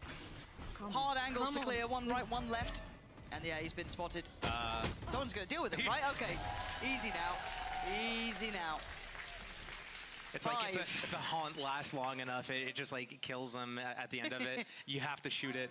Is that what you're hoping for? Yeah, I don't know. That's what they were hoping for. Yeah. Fnatic doing a much better job this map than on Icebox with moving together. That's one thing. Their utility usage, they're actually using like abilities to clear positions out, and they're swinging with the abilities as well. So it's not just that they are moving together and that they're using abilities. It's that every time we see them really fight, we've seen them this round. We saw them double face angles. We saw them fight with the Prowler on swings. We saw them use the Haunt to be able to peek. We're seeing that a little bit more now than we did on Icebox. Yeah. And this pause is from Vitality. We were kind of wondering when this was going to come out, because clearly just not in the right tempo for this. And it does fall a little down to that new coach as well. A lot on his shoulders, especially in a high-pressure game like this. I think a lot of us coming in, looking at the map veto as well, would say it did start to lean a little better for Vitality later into the veto. So coming into this already down at a 0-5 deficit, and Safe yet to get off the starting blocks as well, we're going to have to ask a couple of questions to see them starting to activate here as well. To be fair, if I'm one of their coaches right now, and I've kind of made out like a game plan of, hey, this is how you guys can approach situations, this is what to expect of Fnatic, and this is how you guys can lean into your composition or reads. Yeah. For Sender on that, I'm gonna bring it back, round 3, to give that up, and then have the rest of the game kind of snowball from that moment. It makes it very difficult because you did everything to prepare the team for success, and now you have to scramble to give them more solutions without any time. Just it might be a mental thing, it might be a reminder about how something's happening, that you can't give up certain fights. Yeah. I want to see some tangibles from it as well. A little bit of a switch up, it looks like, as well in position. The attack side, Odin. It's kind of BM. I hate the Odin so much. I love it. Of course you do. Of course I do. Of course you do. Classic Josh behavior. Alpha could be in trouble here. He is being closed down on. Does he win any of these fights? I don't know if he... Oh, as if he turns. He's been outdone, though. Sender this time is going to find his man. TP to try and support the site. Commits to it. And now they're posed a question. How do they continue forward? A lot of bodies on the other side. They're going to bank on Durka to win his fight, and he does. Gives him a little bit of relief from the pressure. The paranoia goes in, and Bose is going to get the angle and the kill. Big work there. They've got to know there's more, though. They've got to know there's more bodies. And it's a 4v3, but the HP's not great for them. Runner's already going to take down... Oh, the timing on this. That's my IGL. He's got to just speed up. He's got to speed up. Let's Beautiful work, and I thought I was the bias one here. Runner and Kixo have every opportunity. It's still a 2v2, but look at how Fnatic are approaching it. Staying together, but it gets isolated. Runner succeeds, and now a 1v2, and throwing Wingman to the mix. Has to deal with him, and he does. Smart work. Gets a nade on a kill. He's actually got a 1v1, and he's got his ult. He's got... Oh, no! He took a gamble, he took a risk, he looked away. Thinking maybe he was splitting on the left, but it was the right side for Runner.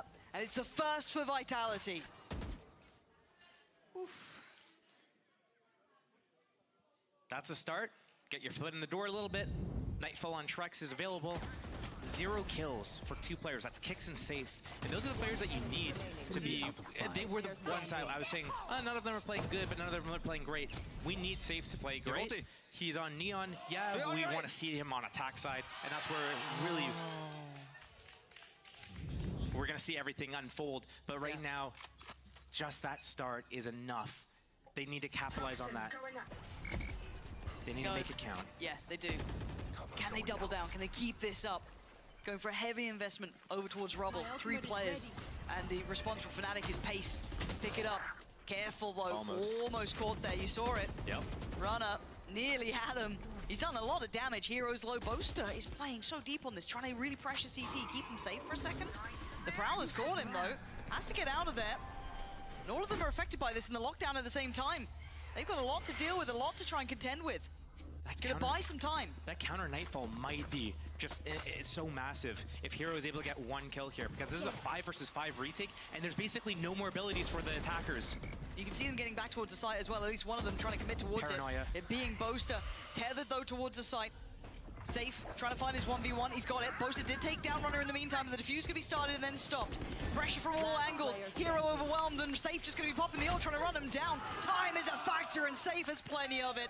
Defuse is there, Vitality stringing rounds now, 2 back-to-back. That you would almost think was planned by Vitality. The way that everything came together for them, the Nightfall to force all the players off the site from Fnatic. They play by Mound. Guess what's next? Sender goes to the door. He paranoias in the back and opens the door at the same time. That creates the opening, the floodgates. Safe comes in. He's got his jazz hands out, and he is just blasting everybody. And that's the second round in a row for Vitality here. Oh, you didn't beep that one, guys. One slip through. Got him. To be Hope fair, I don't get fined for that one. No, I was just happy that you took that little pause before you said blasting. So, Yeah, no, I'm proud of you. uh, I'm proud of you, Josh. That's improvement. Yep. Yep. If I've never said it, you don't get to say it. Now, Fnatic, I mean, right back into the same thing. They've got a nut. Yeah, Same now, setup, now, yeah. now they're like, I've fallen for it once. I'm not doing it twice. But I guess they don't have the Nightfall now. They don't have everything else that they used before, so maybe Fnatic feeling they can still run this. Sees is there, and yeah, caught in the end. Unable to get away for Trex. And the follow-up for Sender, though, Durka really committing to that one. It's given them, I guess, a bit of safety for the plant, but still. And this is different. Chronicle committing. But do they expect it? Rash. Do they check him? Yeah, they do. Man looks dead. Safe can start heating into this. Gets really tempered rather quickly, and the trade's effective for Fnatic, but still a 1v2. Sender, what's the game plan? Oh, you a lucky boy. Just about, just about. 5 HP as well on Alpha there. I got so close. Okay. And I mean, hey, I did ask for Durka to have that, you know, enemy on eco confidence there, so that's why we saw the extension through the waterfall. Look at you taking accountability. Right? Well done. Proud of you today. That's back-to-back days, I guess. Yeah. Runner doing the same setup on C. They're not getting that same value out of it that they hope for. Even the first round, they didn't get any kills off the spams. They were only able to do a little bit of chip damage. But Boaster, he's the entry playmaker right now for this team. Durka right. Whoa! Trex! Dangerous game, man. He's down to 31 HP so quickly. Now keep in mind the buy here though is gonna have that Guardian, Sheriff, Stinger, and a Bulldog with kicks. He's kind of the big man in this. Chronicle behind that door. A whole lot of presence. I think they're gonna fake the presence towards C, push off Runner, and C, and listen for all the rotations. Bring them down. He's gonna hear this. He's gonna see that, and he's been spotted. Now, does he get out with his life? Yes, C's not gonna catch him. So he gets to fall away. Oh, Kron just got spotted by that. That's actually pretty nice. And they're coming back. But it scanned only Chronicle. He is the lurker. But they're committing still. Vitality is, they're not backing off of this. And now with the door opening, it's starting to feel like, oh, there's some bodies behind this, but it's gonna be a pivot towards B. And the two players are still playing on the door side, so they actually have a chance of a crossfire. Chronicles just walked in, and Kicks let him cross. I love it. Now, there is a layer to this that could undo everything, but they had no idea that Kicks could be here. That's beautifully done, and they handle it relatively quickly. Heroes put him down, and Durka going to solidify the safety on the site. It's down on Sender and run up. Boaster. Spike planted. Just by the skin of his teeth again. Yeah, he's got luck on his side, it feels like today. Sender now a 1v4 tough. Boaster can just be a constant threat. Choose, pick your poison. There was nowhere else to go. Fnatic Continuing forward here, 7. A good scoreline already. I was a little bit worried for Fnatic there. When they go back to C and they find Runner out by the mound, they use a Prowler. Okay, cool, we're gonna use C's on top of that. They only show Hero there as Fade. They haven't shown anybody else. There's no satchels, they haven't shot multiple weapons at the same time. So in Vitality's mind, they're probably thinking, oh, it's one person faking this, it's still gonna be A, just stay in those positions. So that's how things could have gone a little bit sketchier. Kicks definitely a little bit overextension there. He could have taken one out, tried to go for that duel with the Dizzy, and then backed off and waited for his team. But you gotta do what you gotta do sometimes. So those 2 rounds gonna be stinging for Vitality. Would have loved to have strung a couple together, but they're suffering here. Even though these rounds have felt quite close at times. Vast majority going their way. And Dirk has gone pretty deep on this safe, stunning shot though. I can't get the follow-up. Felt almost unfortunate there. Now Hero gets another step closer towards that Nightfall again. While all this happens, look who's working. Alpha taking space, maybe trying to toy with their expectations if they're going to go back towards C, pivot anywhere else, but they are continuing on their trajectory, at least for now, towards A. Getting a little bit exploratory here. Runner moving up the guts in the middle. He's going to catch this rotation unless these guys are more... the pings, it out. Yeah, they know. Alpha must have seen something. He was the one calling it. You saw it on the cam. Runner, if you get anything, it would be a miracle. No, and you're just baffled. You're baffled. How do they know? And then while all this happened, Alpha's still been kind of patrolling over towards C, keeping presence, keeping that space safe. So when they go back for this, they have at least the foothold here. Get a quick plant to it. Viper's Pit on top. Does he get spam? 20 seconds? He actually did, I think, Spike go carrier down. Yeah. So now we have to look who's going to pick up the slack on that one, because Trex goes right on in! Trex slipped the net so well that I didn't even see it. That was just... I don't know, maybe that Viper's Pit accidentally got them, you know, put in such a bad position there, because that should be round for Fnatic easily. Yeah. But what happens? They have the eye coming in. The Haunt scans the spike planter. They get spammed through the wall. The Viper's Pit creates an opportunity for this flank to come in. Again, the fact he got down here so quick.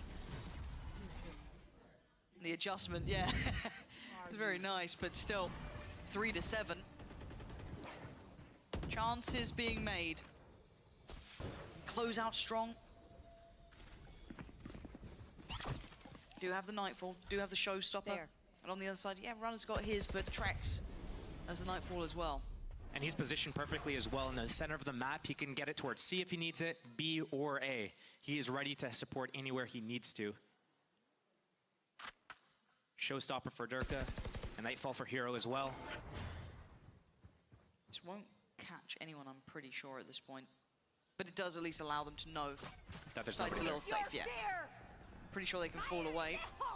Did Kicks actually get caught? He did! He did? Oh, not again. I didn't think any of them would be caught by that. I thought all of them could have slipped a little bit further to safety, but a double for Durka should confirm it. Boast has been great in this position as well.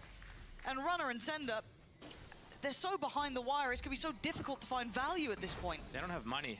They can't go for this. Oh man, that's a gut punch for Vitality. A mistake made, absolutely, and you don't need to give Fnatic too many chances at that, because they'll absolutely run with it. And yeah, you're right, backing away. You could see try and keep those weapons. You could see the thought process though. Sender had all of C mount. He had basically everything. And the rotation comes towards A. They're in spawn, they're in heaven. They realize there's Showstopper, there's Nightfall. We have to play back. We have to play safe and passive. Yep. Let them use these abilities. They're gonna run out. Then we go in for the retake. But they get caught a second time in one map. And they're just being hunted down. Yeah. Yeah, okay, he keeps his, but that's still 4 Showstopper kills off of 2 Showstoppers in one half. It's like the opposite of a Rosa. Yeah.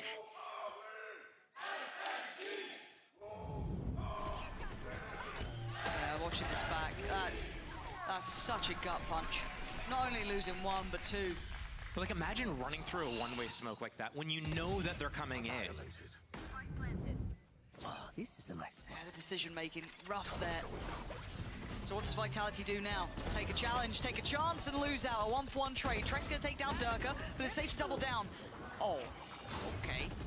Shuts that voice line up real quick, but it's only two, right? Alpha and Hero. Hero's gone out of there. Alpha, in the meantime, he's been doing some work. He's had a little walk. But the camera spots C. They know B's the only gap, and that's what they're hard trained, focused on. Yeah, but Alpha's still Alpha. Okay, Trek, so ready.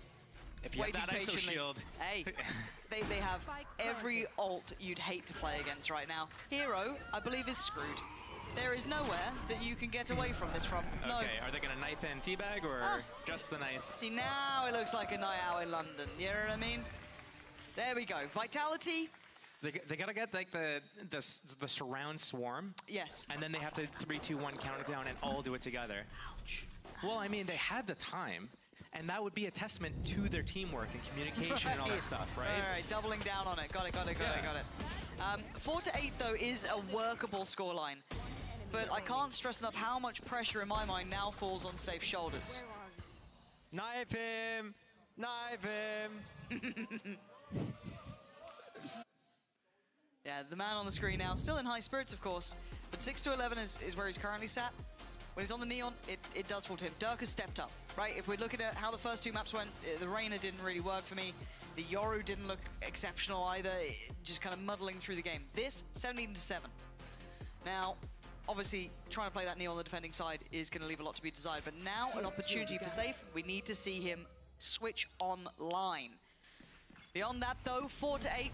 This is going to be a tough challenge. And the pistol would be so good for them if they want to bring this back to an even affair. Oh, he just got played in. He just got played the hell in. Whoever dealt with that Dizzy is a godsend. He tries to go a little too deep. Way too deep. I mean, that's a little too far for me. Safe.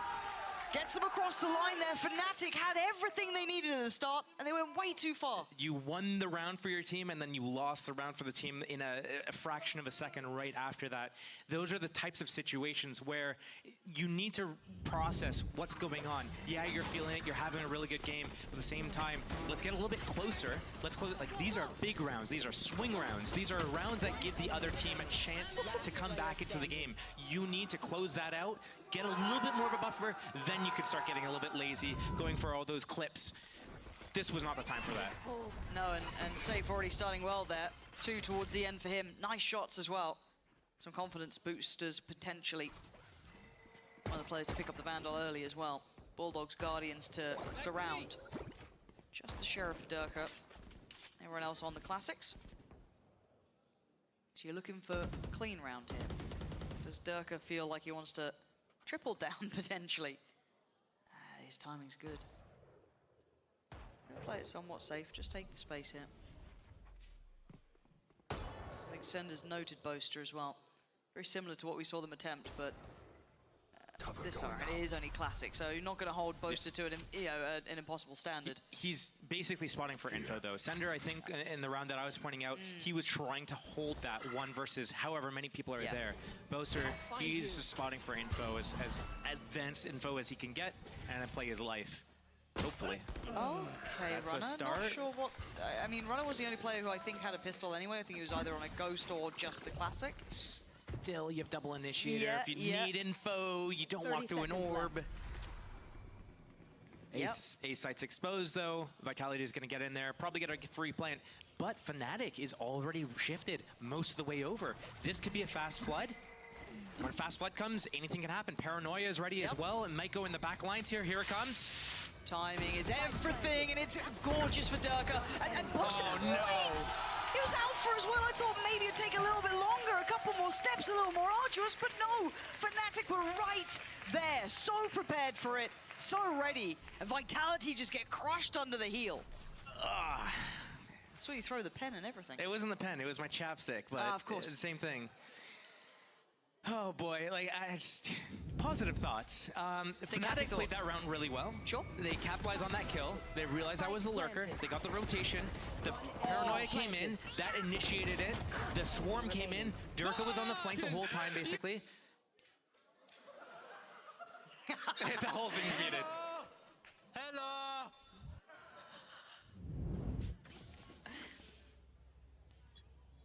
10 out of 10.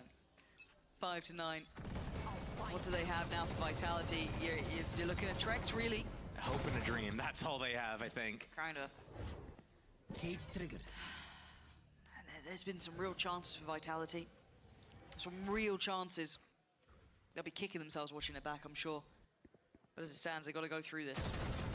Looking like 10, very likely, but stranger things have happened. Maybe Trex gives them big chances, big opportunities. There's Chronicle on this, and he's not been having the best performance on this map. He's been doing his job. He might get caught in no man's land here. Yeah, tricky. Does at least get that down, so gonna work off the back of it. Lovely. Chronicle not feeling too much pressure here. Stalls them out just right. Runner. Okay. That's what you get for picking up an Odin. Oh, you know Boast was panicked. You know in that first shot here, there was that little bit of, you know... The whiplash. Yeah. Squeaky bum time kicking in, but it's fine. Found them. And Alpha, yeah, gonna send him away. They've got all the, you know, kit and caboodle. They got all the utility. 30 seconds left. So he just gets these sort of fights. Yeah. Spike down. I mean, Sender, 1v3, question mark, 20 seconds. Spike not in hand.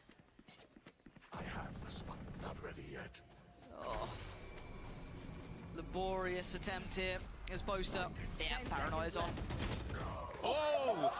The drive-by. There's no way he saw him, right? There's no way. No, Maybe the shots, right? Just, you know, the trace is coming through, but... I said, hope and a dream, hope and a prayer, yeah.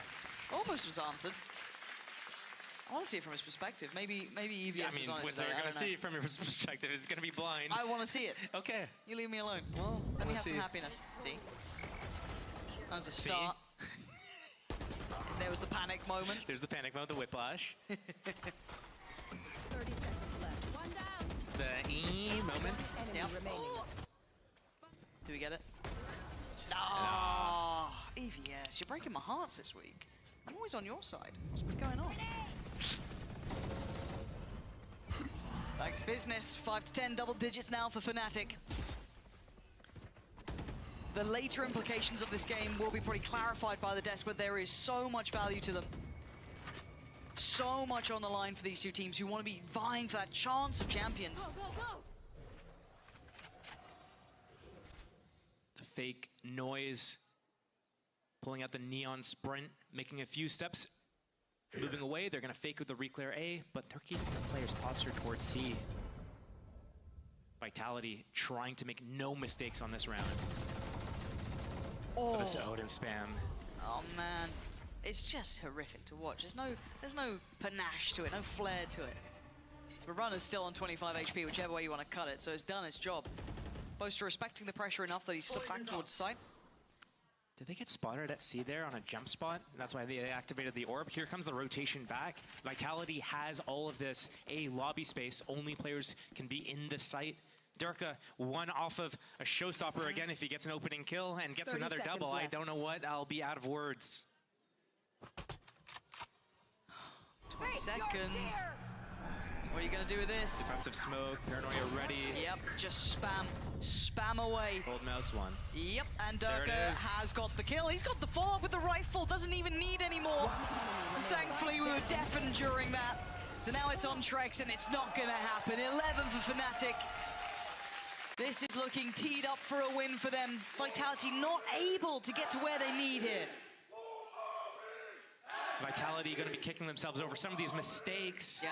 They're not safe with their playoff contention, and if they lose this map, if they lose this series, they're going to have to go for a deep runner to be able to have a chance at the playoffs.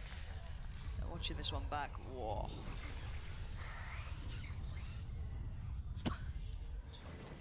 Precise gunplay. That was their best. Nice! 5 to 11. Things going from bad to worse here. The money, not good for Vitality. That much is clear. And a timeout called. The last check-in, the last chance to have a chat. Best they can hope for would be OT, really, for another chance to even have a chat with the coach. So you're gonna have to make it count here. Vitality need a plan, Josh. I don't know what the answer is. They've been outdone here, and after Dirk has had a nightmare of a day, he's come online here. When Fnatic needed him most, he's actually stepped up. 21-10 for him.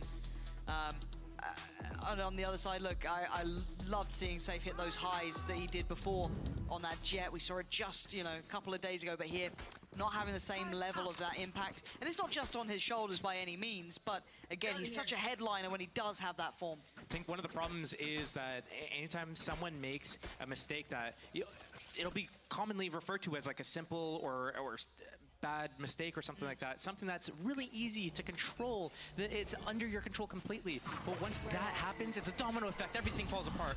And a fast pace change. And they won't expect him, will they? Oh God, not again. 2? No, just 1. But he's still got the rifle out in time to find Safe. Oh, and a third. The Eco Cobra strikes again. Your words, not mine. Careful, people won't think I'm biased anymore if I say that sort of stuff. I better calm down. But Runner and Kicks, they got a Vandal out of it. I'm trying, man. I'm trying to clutch at straws here. And the map is getting smaller by the second. Oh, Kicks. Spike down, C. Well, if he falls, pick up the rifle and give it a go yourself. And as you highlighted with the little circle on the map, someone's on the way. 3, 2, 1. 1. 1. There. It's fine. It's all good. 12 now, Josh. This is looking kind of done here. I think they've got one more buy, really, to try and stick this one. I mean, any further? They've got ults galore. They've got everything they could want, right? Yeah, maybe not the Nightfall, but you'll live without that. You got as many ults as you could ask for. That felt like it could have been 2. Right. Bloody hell. There was going to be a time. It has to be now for Vitality. We cannot stress it enough. This round means everything. Chances for playoffs, all that potential. It's so much easier if they can extend this play, maybe take us the distance. For now, they've been held on 5. It's been 4 in a row for Fnatic. They don't look phased. Fake control towards A. They're getting the rotation, but already in the sight is Sender. Alpha by himself. Found them. Yeah, but it's Alpha. Don't forget what this guy can do. A stark reminder on map 1. Chronicle has the Odin for great spam potential here. Yeah, Wingman. Does he get the plant down? He does. Job done. Ults everywhere. Safe gonna take over by Waterfall, keep it controlled. And Runner goes down. Okay, 4v4. Not out of the woods just yet. Safe. Needs to keep an eye on that ult as well. Because Fnatic are flooding in. Dirk already tries to just close the gap, but he gets dealt with. Kick's gonna catch him. Safe now. Trying to find the timing just right, and he does. In unison with Trex. And it's just Chronicle in a 1v3. Locked out. Late utility making it near on impossible for him. It's on 8.7. He's maxed out. Might as well. With the death, he gets his ultimate as well. Yeah, maybe just stick around, go down to the spike at this point, maybe. But Vitality, they had to throw everything in there, including, I think, the kitchen sink at this point. And Chronicle going to stick around, keep the Odin, I guess, is the bit they want to make out of this.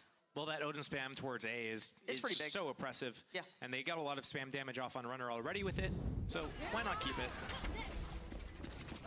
Good fast-paced play by Vitality, but I don't know if it's enough because they had to dump everything, as you said. It was 3 ults. It was, yeah, it was 3 ults. They started it with the Omen ultimate. They had the Neon ultimate going into there. So to be able to replicate that, it's not going to happen. If they try to do another fast play without the ults, they're not going to see the same type of success.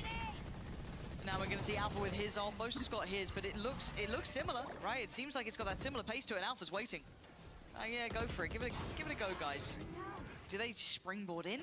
This is they do. wild. Safe's on it. He's trying. Bloody hell.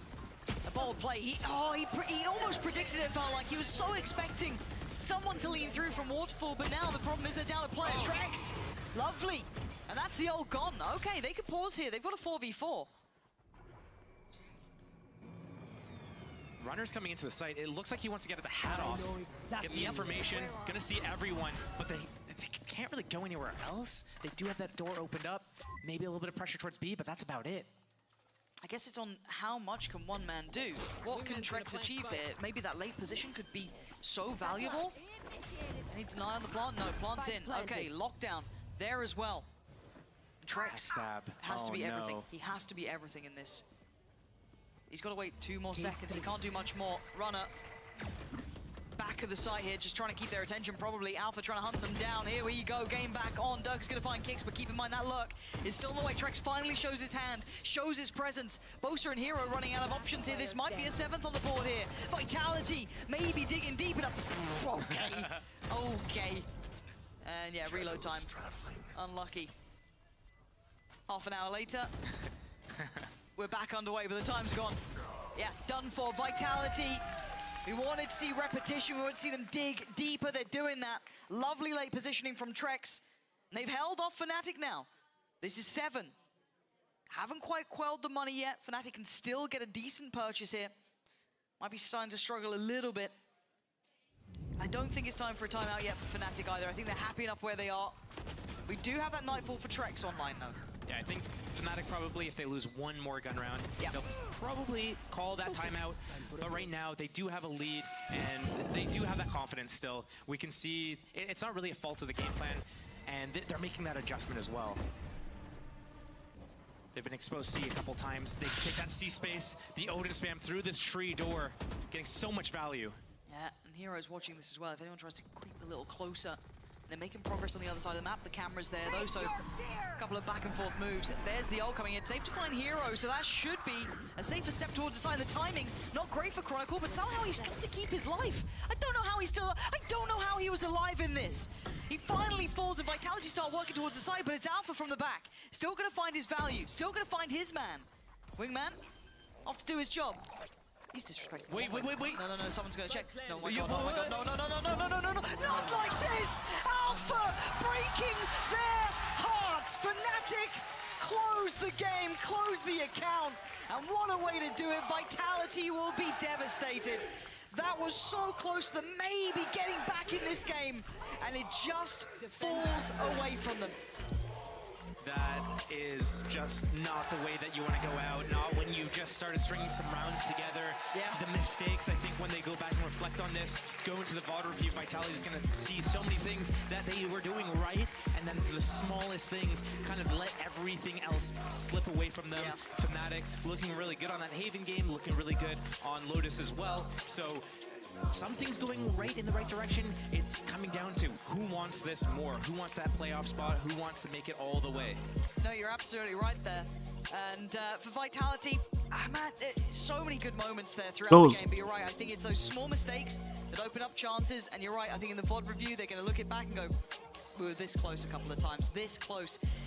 But this was a big game. This had a lot of value on it. This was, eyeing up that chance to secure themselves, working towards champs, work themselves towards that later stages. And Fnatic, I had Vitality winning, back in, but seeing the new compositions, it suited them very well. They looked great, gotta say, especially on Haven. Yeah, a couple of issues here and there, but still, overall, they close out strong. A lot of us maybe question marking the map pool coming in later there towards Lotus, but no, they managed to make it past the challenge, tick in the box. Boaster trying to ham it up to the cameras. Yeah. He wanted to do the can there for a little bit. You think for a so? moment. Yeah, he was trying to get it initiated, but then they all went in for the bow, and he got cut off from that moment. Devastating. But what I want to highlight as well, and something that you guys, if you're going to stick around, will get to find out, hopefully, as I believe Alpha and Hero will be joining Yinzu and Mitch on the post plant, is how he was feeling about that role on ISO, how much fun he surely had. But still, enough from us. We're going to hand it over to them, tee things up to close out the day. Thank you very much, Pansy and Steel. And that's right. This is Post Plant, and we will be joined by Althea and Hero in just a moment. A different change of scenery, Mitch. Of course, we're in the fan zone. A lot of fans turned up today. We had, I think, some of the Golden Hornets came for Vitality as well. I mean, I don't blame them because that was a huge game. This could really determine who makes playoffs and who doesn't. Yeah, absolutely. And they got to witness something monumental as well. Like you said earlier on in the desk, Vitality finally taking a map as well. I'm sure not the success they were hoping for in the long run, but still good signs for that roster early on. It's always good to see the arena packed out. Yeah, they're cheering and jeering. I can hear them getting really, really excited. We're not going to get an opportunity to do this very often. So before Alpha and Hero gets here, Mitch, let's talk about that Odin. Because obviously some teams, they love using it on Lotus. I think Ascent, everybody uses it. But on Lotus, some teams don't really pick it up. They don't really lean into it. So in your expert, non-biased opinion, what do you think is an issue when one team is just spamming the hell out of the other and the other is not really spamming back? Of course, I'm going to see it as an issue, Sue. I mean, you got to take every advantage you can get. But and I'm sure Pansy's going to disagree with me on this one. I'll give her the dirty eye when she comes by. But the reality is, you know, when you look at a player like Durka, who's often taking that responsibility on Lotus, if you're going to tell me that Durka, on a duelist, especially for me, had on this map, and sure, maybe he's a little colder in some of the other maps, you're going to take him and you're going to put him behind a wall where he can't see anybody, can't take fights, he can't get aggressive. Instead, he stood there spraying away. If you're going to do that as a team like Fnatic, in my opinion, doesn't really matter. You know, one of the best teams in the world is already telling you that that's what you should be doing. I think everyone else should be taking notes. I feel like I had an inkling you were going to say that. But unfortunately, we do have Alpha and Hero here. They're going to be joining us in just a moment, so we don't have to talk about the Odin for too long. But I'm also I'm an Odin. I know there's a lot of Ode outs out there, but I'm with you. I am a long-time Odin. But we will talk about this match in just a moment. Are you surprised at the result? I mean, to an extent, like Fnatic winning, I think nobody can really be surprised about coming into this. They have a very clear history against Vitality. I wouldn't say they're in the best form that they ever were in, but Vitality have been making an uptick. So I was expecting to see Vitality put up a fight. Hello, Merhaba, welcome. Thank you for joining us. Congratulations. Before we get into everything, we saw a lot of hello. I think maybe 20 of them, like if we had a count. Why hello? I mean, I don't know. What does it mean? I don't know. I just want to say hello, and I say it. And I said in the game, better ISO win. I diffed him so hard. Oh. I'm like you, bro. Did you say that? I all chat that, or you just said it? No, I didn't say all chat, but I said better ISO win, guys, because I get him in ulti. He had shield, and I had shield as well, but I win it. We saw it, yeah. We saw the one tap. Hero, are you waving at all? Do you have anything you're saying? No, I just let him do it. You let him do it? Yeah. What was the thing that Leo always said? I think it was also like hello. Something along the lines of that. Hello. Hello, yeah, hello. I think it's Swedish hello. It's hello. Yes, but hello in Swedish. Did you have fun today on the ISO? How was it playing in an official? I mean, we played a lot of procs, and I was feeling good with Haven ISO. Okay. And I was pretty sure. I was 80% sure I'm gonna shoot it, and we're gonna win it. Yeah, I mean, you say you played a lot of practice. That was one of the other things I wanted to ask you. You know, is this week specific, or have you been thinking about putting ISO in there for a little while? Are we going to see more? Who knows? I think the question is, why are you not playing ISO on every single map? Because we didn't see on Icebox, we didn't see on Lotus, just Haven. Because on other maps, ISO is not that proactive, like as a Haven. And other maps, we are good actually, so we didn't want to change. Maybe we're gonna change, who knows? I mean, for you as well, Hero, we keep making that pun, making the hero play, but you have the hardest job, I think, out of everyone in this league right now. It was also your first time playing Cypher on Haven. We've never seen you play Cypher on Haven before in Tier 2 in your career, and you play Fade. You're playing all these agents that you need to learn lineups. You need to learn setups. You have no choice. Alpha can just go in and kill. Like, he's chilling. He's having the time of his life. So how are you finding time to learn Cypher setups, Fade lineups, some Sova stuff as well, like all these things? And Gecko, when are you finding time to do this? I mean, I looked at it a little bit myself, but the team helps me a lot as well with like lineups that we already have, or just setups, anything like that, yeah. I saw Durka tweet that there's like a lineup Discord. Is that true? Like Boaster has a Discord of just lineups? Yeah, I've one for myself as well, just like my personal ones. So I mean, he's also hungry to learn. Whenever I'm staying with him he's next to me, and it's like 1 a.m. he's going on, and until 1 a.m. he's just learning lineups and watching our walls. So congrats for him. Yeah, I mean, it's definitely paying off. You had a hell of a performance, because as we were gone on to Lotus, you know, we were thinking you've had to play a lot of different agents. It's your second time on Fnatic, and last week when we spoke to you, you said you're very confident, you don't feel the pressure. Is that still the same even after what happened on Icebox? Yeah, I mean, I didn't really feel pressure, just that Icebox game was a little annoying, and then after that I just had to like focus. Yeah. GG go next, right? I mean, it's an interesting question, though, about pressure, because first week is the first week, but then you sort of set expectations, and you set them pretty high. Did you feel any different coming back this week? Maybe feel like you had to live up to that performance or anything? I mean, I think I didn't really set the expectation high. Oh, really? Okay, myself, you can put the bar even higher. Well, yeah, if I really wanted to, but Yeah, okay. if I really, yeah. Well, one other thing then as well is that, listen, you can spend all the time in the world practicing those lineups, but somehow every single time you go into a pistol round, you come out with bodies behind you. You're a What's demon. your secret, man? Like, what? I don't know how you train that. Is it just the aim labs? I mean, it's mostly like, in my mind, I'm like, if I start well on a map, I'll do good even after. Okay. The momentum. So I just focused on that. I have a conspiracy theory that you're like secretly related to Leo, because Leo was a pistol demon, as you remember. Leo is pretty cold, doesn't feel any pressure, very chill. And you actually had almost identical stats on his debut for Fnatic against Sentinels back at Lock-In. So, and you play the same agents. I feel like I've never seen you and Leo in the same room. I don't know if you have. I don't think I have. Yeah, I feel like we should start pushing that conspiracy. But all jokes aside, today was a very important match, as you guys know. And I think after winning Haven, we were all very excited for you. Fnatic is back. Icebox didn't go your way. And I think, as we were talking about, the mental game is what we worry the most, you know, in situations like that. You guys are the comebackers. You've come back from 11-3 like twice. You've come back from all sorts of places. So how did you reset between what happened on Icebox and give us that kind of performance on Lotus? I mean, to be honest, when we started the second map, it was our comps is really complicated. I mean, we are talking, but we don't know what we're saying, or we are not picking double pick, or I mean, we are not talking each other. And when we go into third map, our coach says, guys, come on, we know how you're playing, and let's be communication, because it's a team game, and when you play as a team, you're gonna win. And I mean, I think we did pretty good job. Yeah, you did a great job. And how did you feel, Hero? Obviously, it's not easy to deal with a loss, especially in a game that's this important. I'd say, like, I just figured I would, like, try to help Alpha with his job of, like, motivating the team. So, I mean, I just tried helping him with that, and we kind of just came back. Oh, you bring the vibes. You brought the vibes. What kind of vibes is Hero, you would say? I mean, he's talking Turkish sometimes. He's making me motivated, so when he's making me motivated, I'm making team motivated. Oh, so it's like a cycle. It's a cycle. Unlosable, right, Vitch, when that cycle starts? It must be if the momentum's going like that.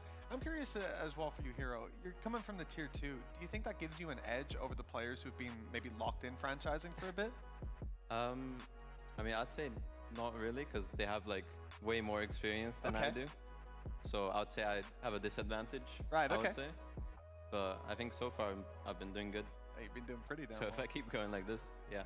I will say that we had Neil Zinho with us a bit earlier, and he was very complimentary of you. He said that, in fact, they were scouting you, they were kind of looking to sign you as well on Heretics. So I feel like this was kind of inevitable, right? Even maybe in your head, you felt like you could definitely make it here, if not this year, then next year. Yeah, I mean, I would say, like, I've talked to him a lot as well. Like, he's helped me a little bit, and yeah, it's just in my mind, I'm always thinking, like, I will make it. Like, I'm going to do everything I can to make it. I mean, you have made it. You have made it. But this is the thing, though. Things don't get easier. Things, as you guys know, Alpha, in this league, it keeps getting harder and harder. I believe we do have the standings to take a look. I'm not sure if you guys are aware, but the tiebreaker, because everybody, I think, is on 4-3, 4-3. You have a couple of 5-3s here. But the tiebreaker will be head-to-head. So this is a very big game, because if it comes down to you and Vitality, you would make it through over them because you've beaten them. But you didn't beat Na'Vi last time, so that could also be a little bit shaky. You have KC coming up. You played twice this week as well. How are you guys dealing with the pressure? I mean, we don't have pressure to deal with.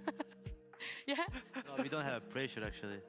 We just go in stage and we are just playing the game. And we are more motivated than other times because we want to make champions and win champions. And with the new guy, we have new face is always making you more motivated. We have new face, make us motivated. And what about you, Hero? The thought of, like, you could be going to playoffs and also champions as well already. Yeah, I'd say, like, I mean, I know it's a really important game, but I don't know why, but I still don't feel the pressure. Oh my, I'm telling you, it's Leo, Mitch. Literally, it's the same guy. Yeah. We need to get you guys in the same room when he's back. It's getting a little bit ridiculous. I had a question for you then about, I suppose I had two. I'll start with you, Alpha. you say you don't feel any pressure on the server in the game and so on. Do you think behind the scenes, a lot of the conversation from a fan perspective and so on has been about Fnatic not innovating so much? I think especially coming into kickoff and maybe even stage 1. Do you feel any pressure as especially a leader within the region, to change up comps, to bring new ideas to the server, or do you focus more on perfecting what you have? I mean, we are always more comfortable to change some ideas because every good team needs to adapt this kind of change. Yeah. And we are trying to beat this team. We are changing a lot of comps and we are trying to adapt because if you can adapt to this kind of things, you are a good team. How often do you ask your coach and your IGL to put you on dual list? Don't like ask on this. average? Like every day, every Every day. What about you, Hero? You have any interest, you know, maybe stick you on the dual list as well? Not really. I mean, I don't think I would want to play duelist. Get the Yoru back out? I can let him. But the thing is, you're happy that he's it because he can play Cypher and Killjoy. You know, he can take that. You can just go play duelist. Yeah, I mean, I already say like if you pick up with AI, so I'm playing, or you can find another player. Oh my goodness. Do you think that's a good idea, Mitch? You think that's the After the result future? today? I think so. I think for Alpha, maybe not every player to do that, but I think Alpha can. Actually, on ISO, I'm curious to think, because there's a nerf coming in next week, and I know you're not going to give us any details about what you guys are planning, but maybe I have a workaround. Do you think that after the nerf comes in, other teams will still play ISO? We'll be looking to bring that in a lot, or do you think the nerf's going to kill him? I mean, if I say this, I'm gonna leak again. Damn it, I was trying my best. I was trying, we can't blame me for trying. There's a way to do it, and that's waiting until next week, and then they win, and then we ask them about it in hindsight. But you guys, here, it's your first time on Post Plant. I think, Alpha, you've been here before. We usually ask you to leave a question for the teams tomorrow. So whoever wins between the Na'Vi Giant X game, we will invite them. We're going to invite them here, and they will answer a question from you guys. It could be any question. Doesn't have to be game related. You're looking at me with a very confused face right now, Alpha. But yeah, do you have any questions? Just it could be anything. Not sure. This is really a hard question. Help him out, Alpha. Alpha, come on. Yeah, do you have anything? Help him out. I'm letting him. Throw the new guy under the bus. Yeah. It could be anything. It doesn't have to. Whatever you feel compelled. Maybe like what the team that won does, like during the day. Can I ask a question for him? You can ask him I'm a gonna question, talk yeah. from his mouth. Yeah, sure, go on. We've never done this before. Let's try I'm it. Hero. Yeah, Are you okay. ready for me? Oh! I think we take both. First one was what you like to do. What you like to do during your day, like maybe like a warm-up routine. Is that what you want to know before a game day, or just in general? Like what do they do their when they daily wake up? routine. Maybe like warm up, maybe aim training. Nice. Okay, that's a good question. And then if they're ready for Hero. Which Hero also asked. I heard him. Which Alpha had nothing to do with. But thank you very much, boys, for joining us. Congratulations, guys. Give it up for Alpha and Hero. Let's go. Thank you, Mitch, as well, for joining me. That is done for today. We are going to be back for, I promise you, I mean, Na'Vi are playing tomorrow. We're going to see more ISO, you guys. We're going to see more fun stuff for sure, no doubt. So make sure you all have a lovely rest tonight. Come back and join us tomorrow, and we'll see you then.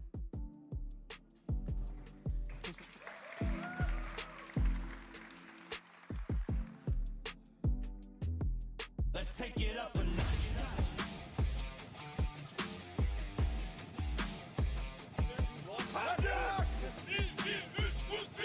It's Heretics versus FUT taking the stage for the first match of the day.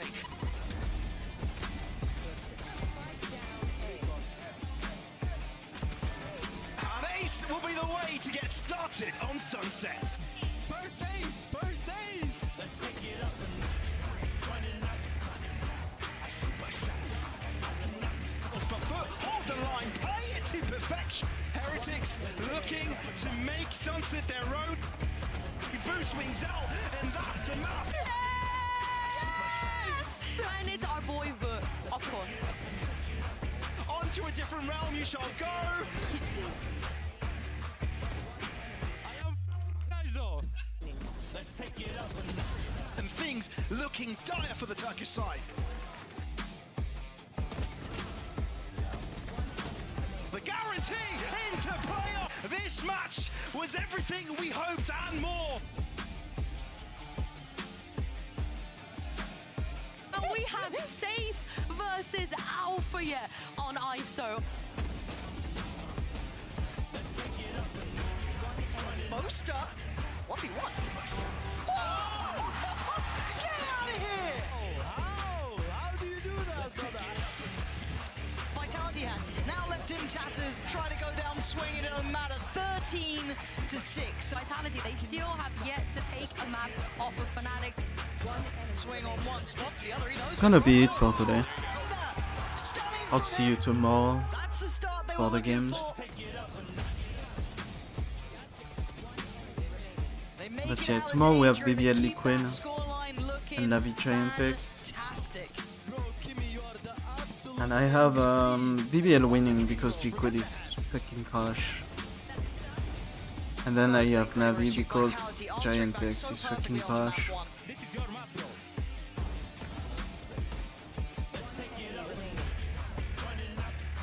Clean enough in the end for Vitality. Coming back to Vitality, taking map 2. It's up in the air for map 3. 4 rounds for Fnatic. Much better performance here from Durga as well. Welcome to London. Fnatic were right there, so prepared for it. Oh my god, no, not like this! Alpha breaking their heart!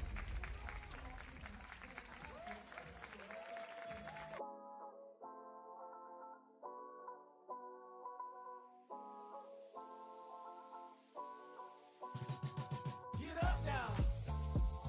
Get up. Get out.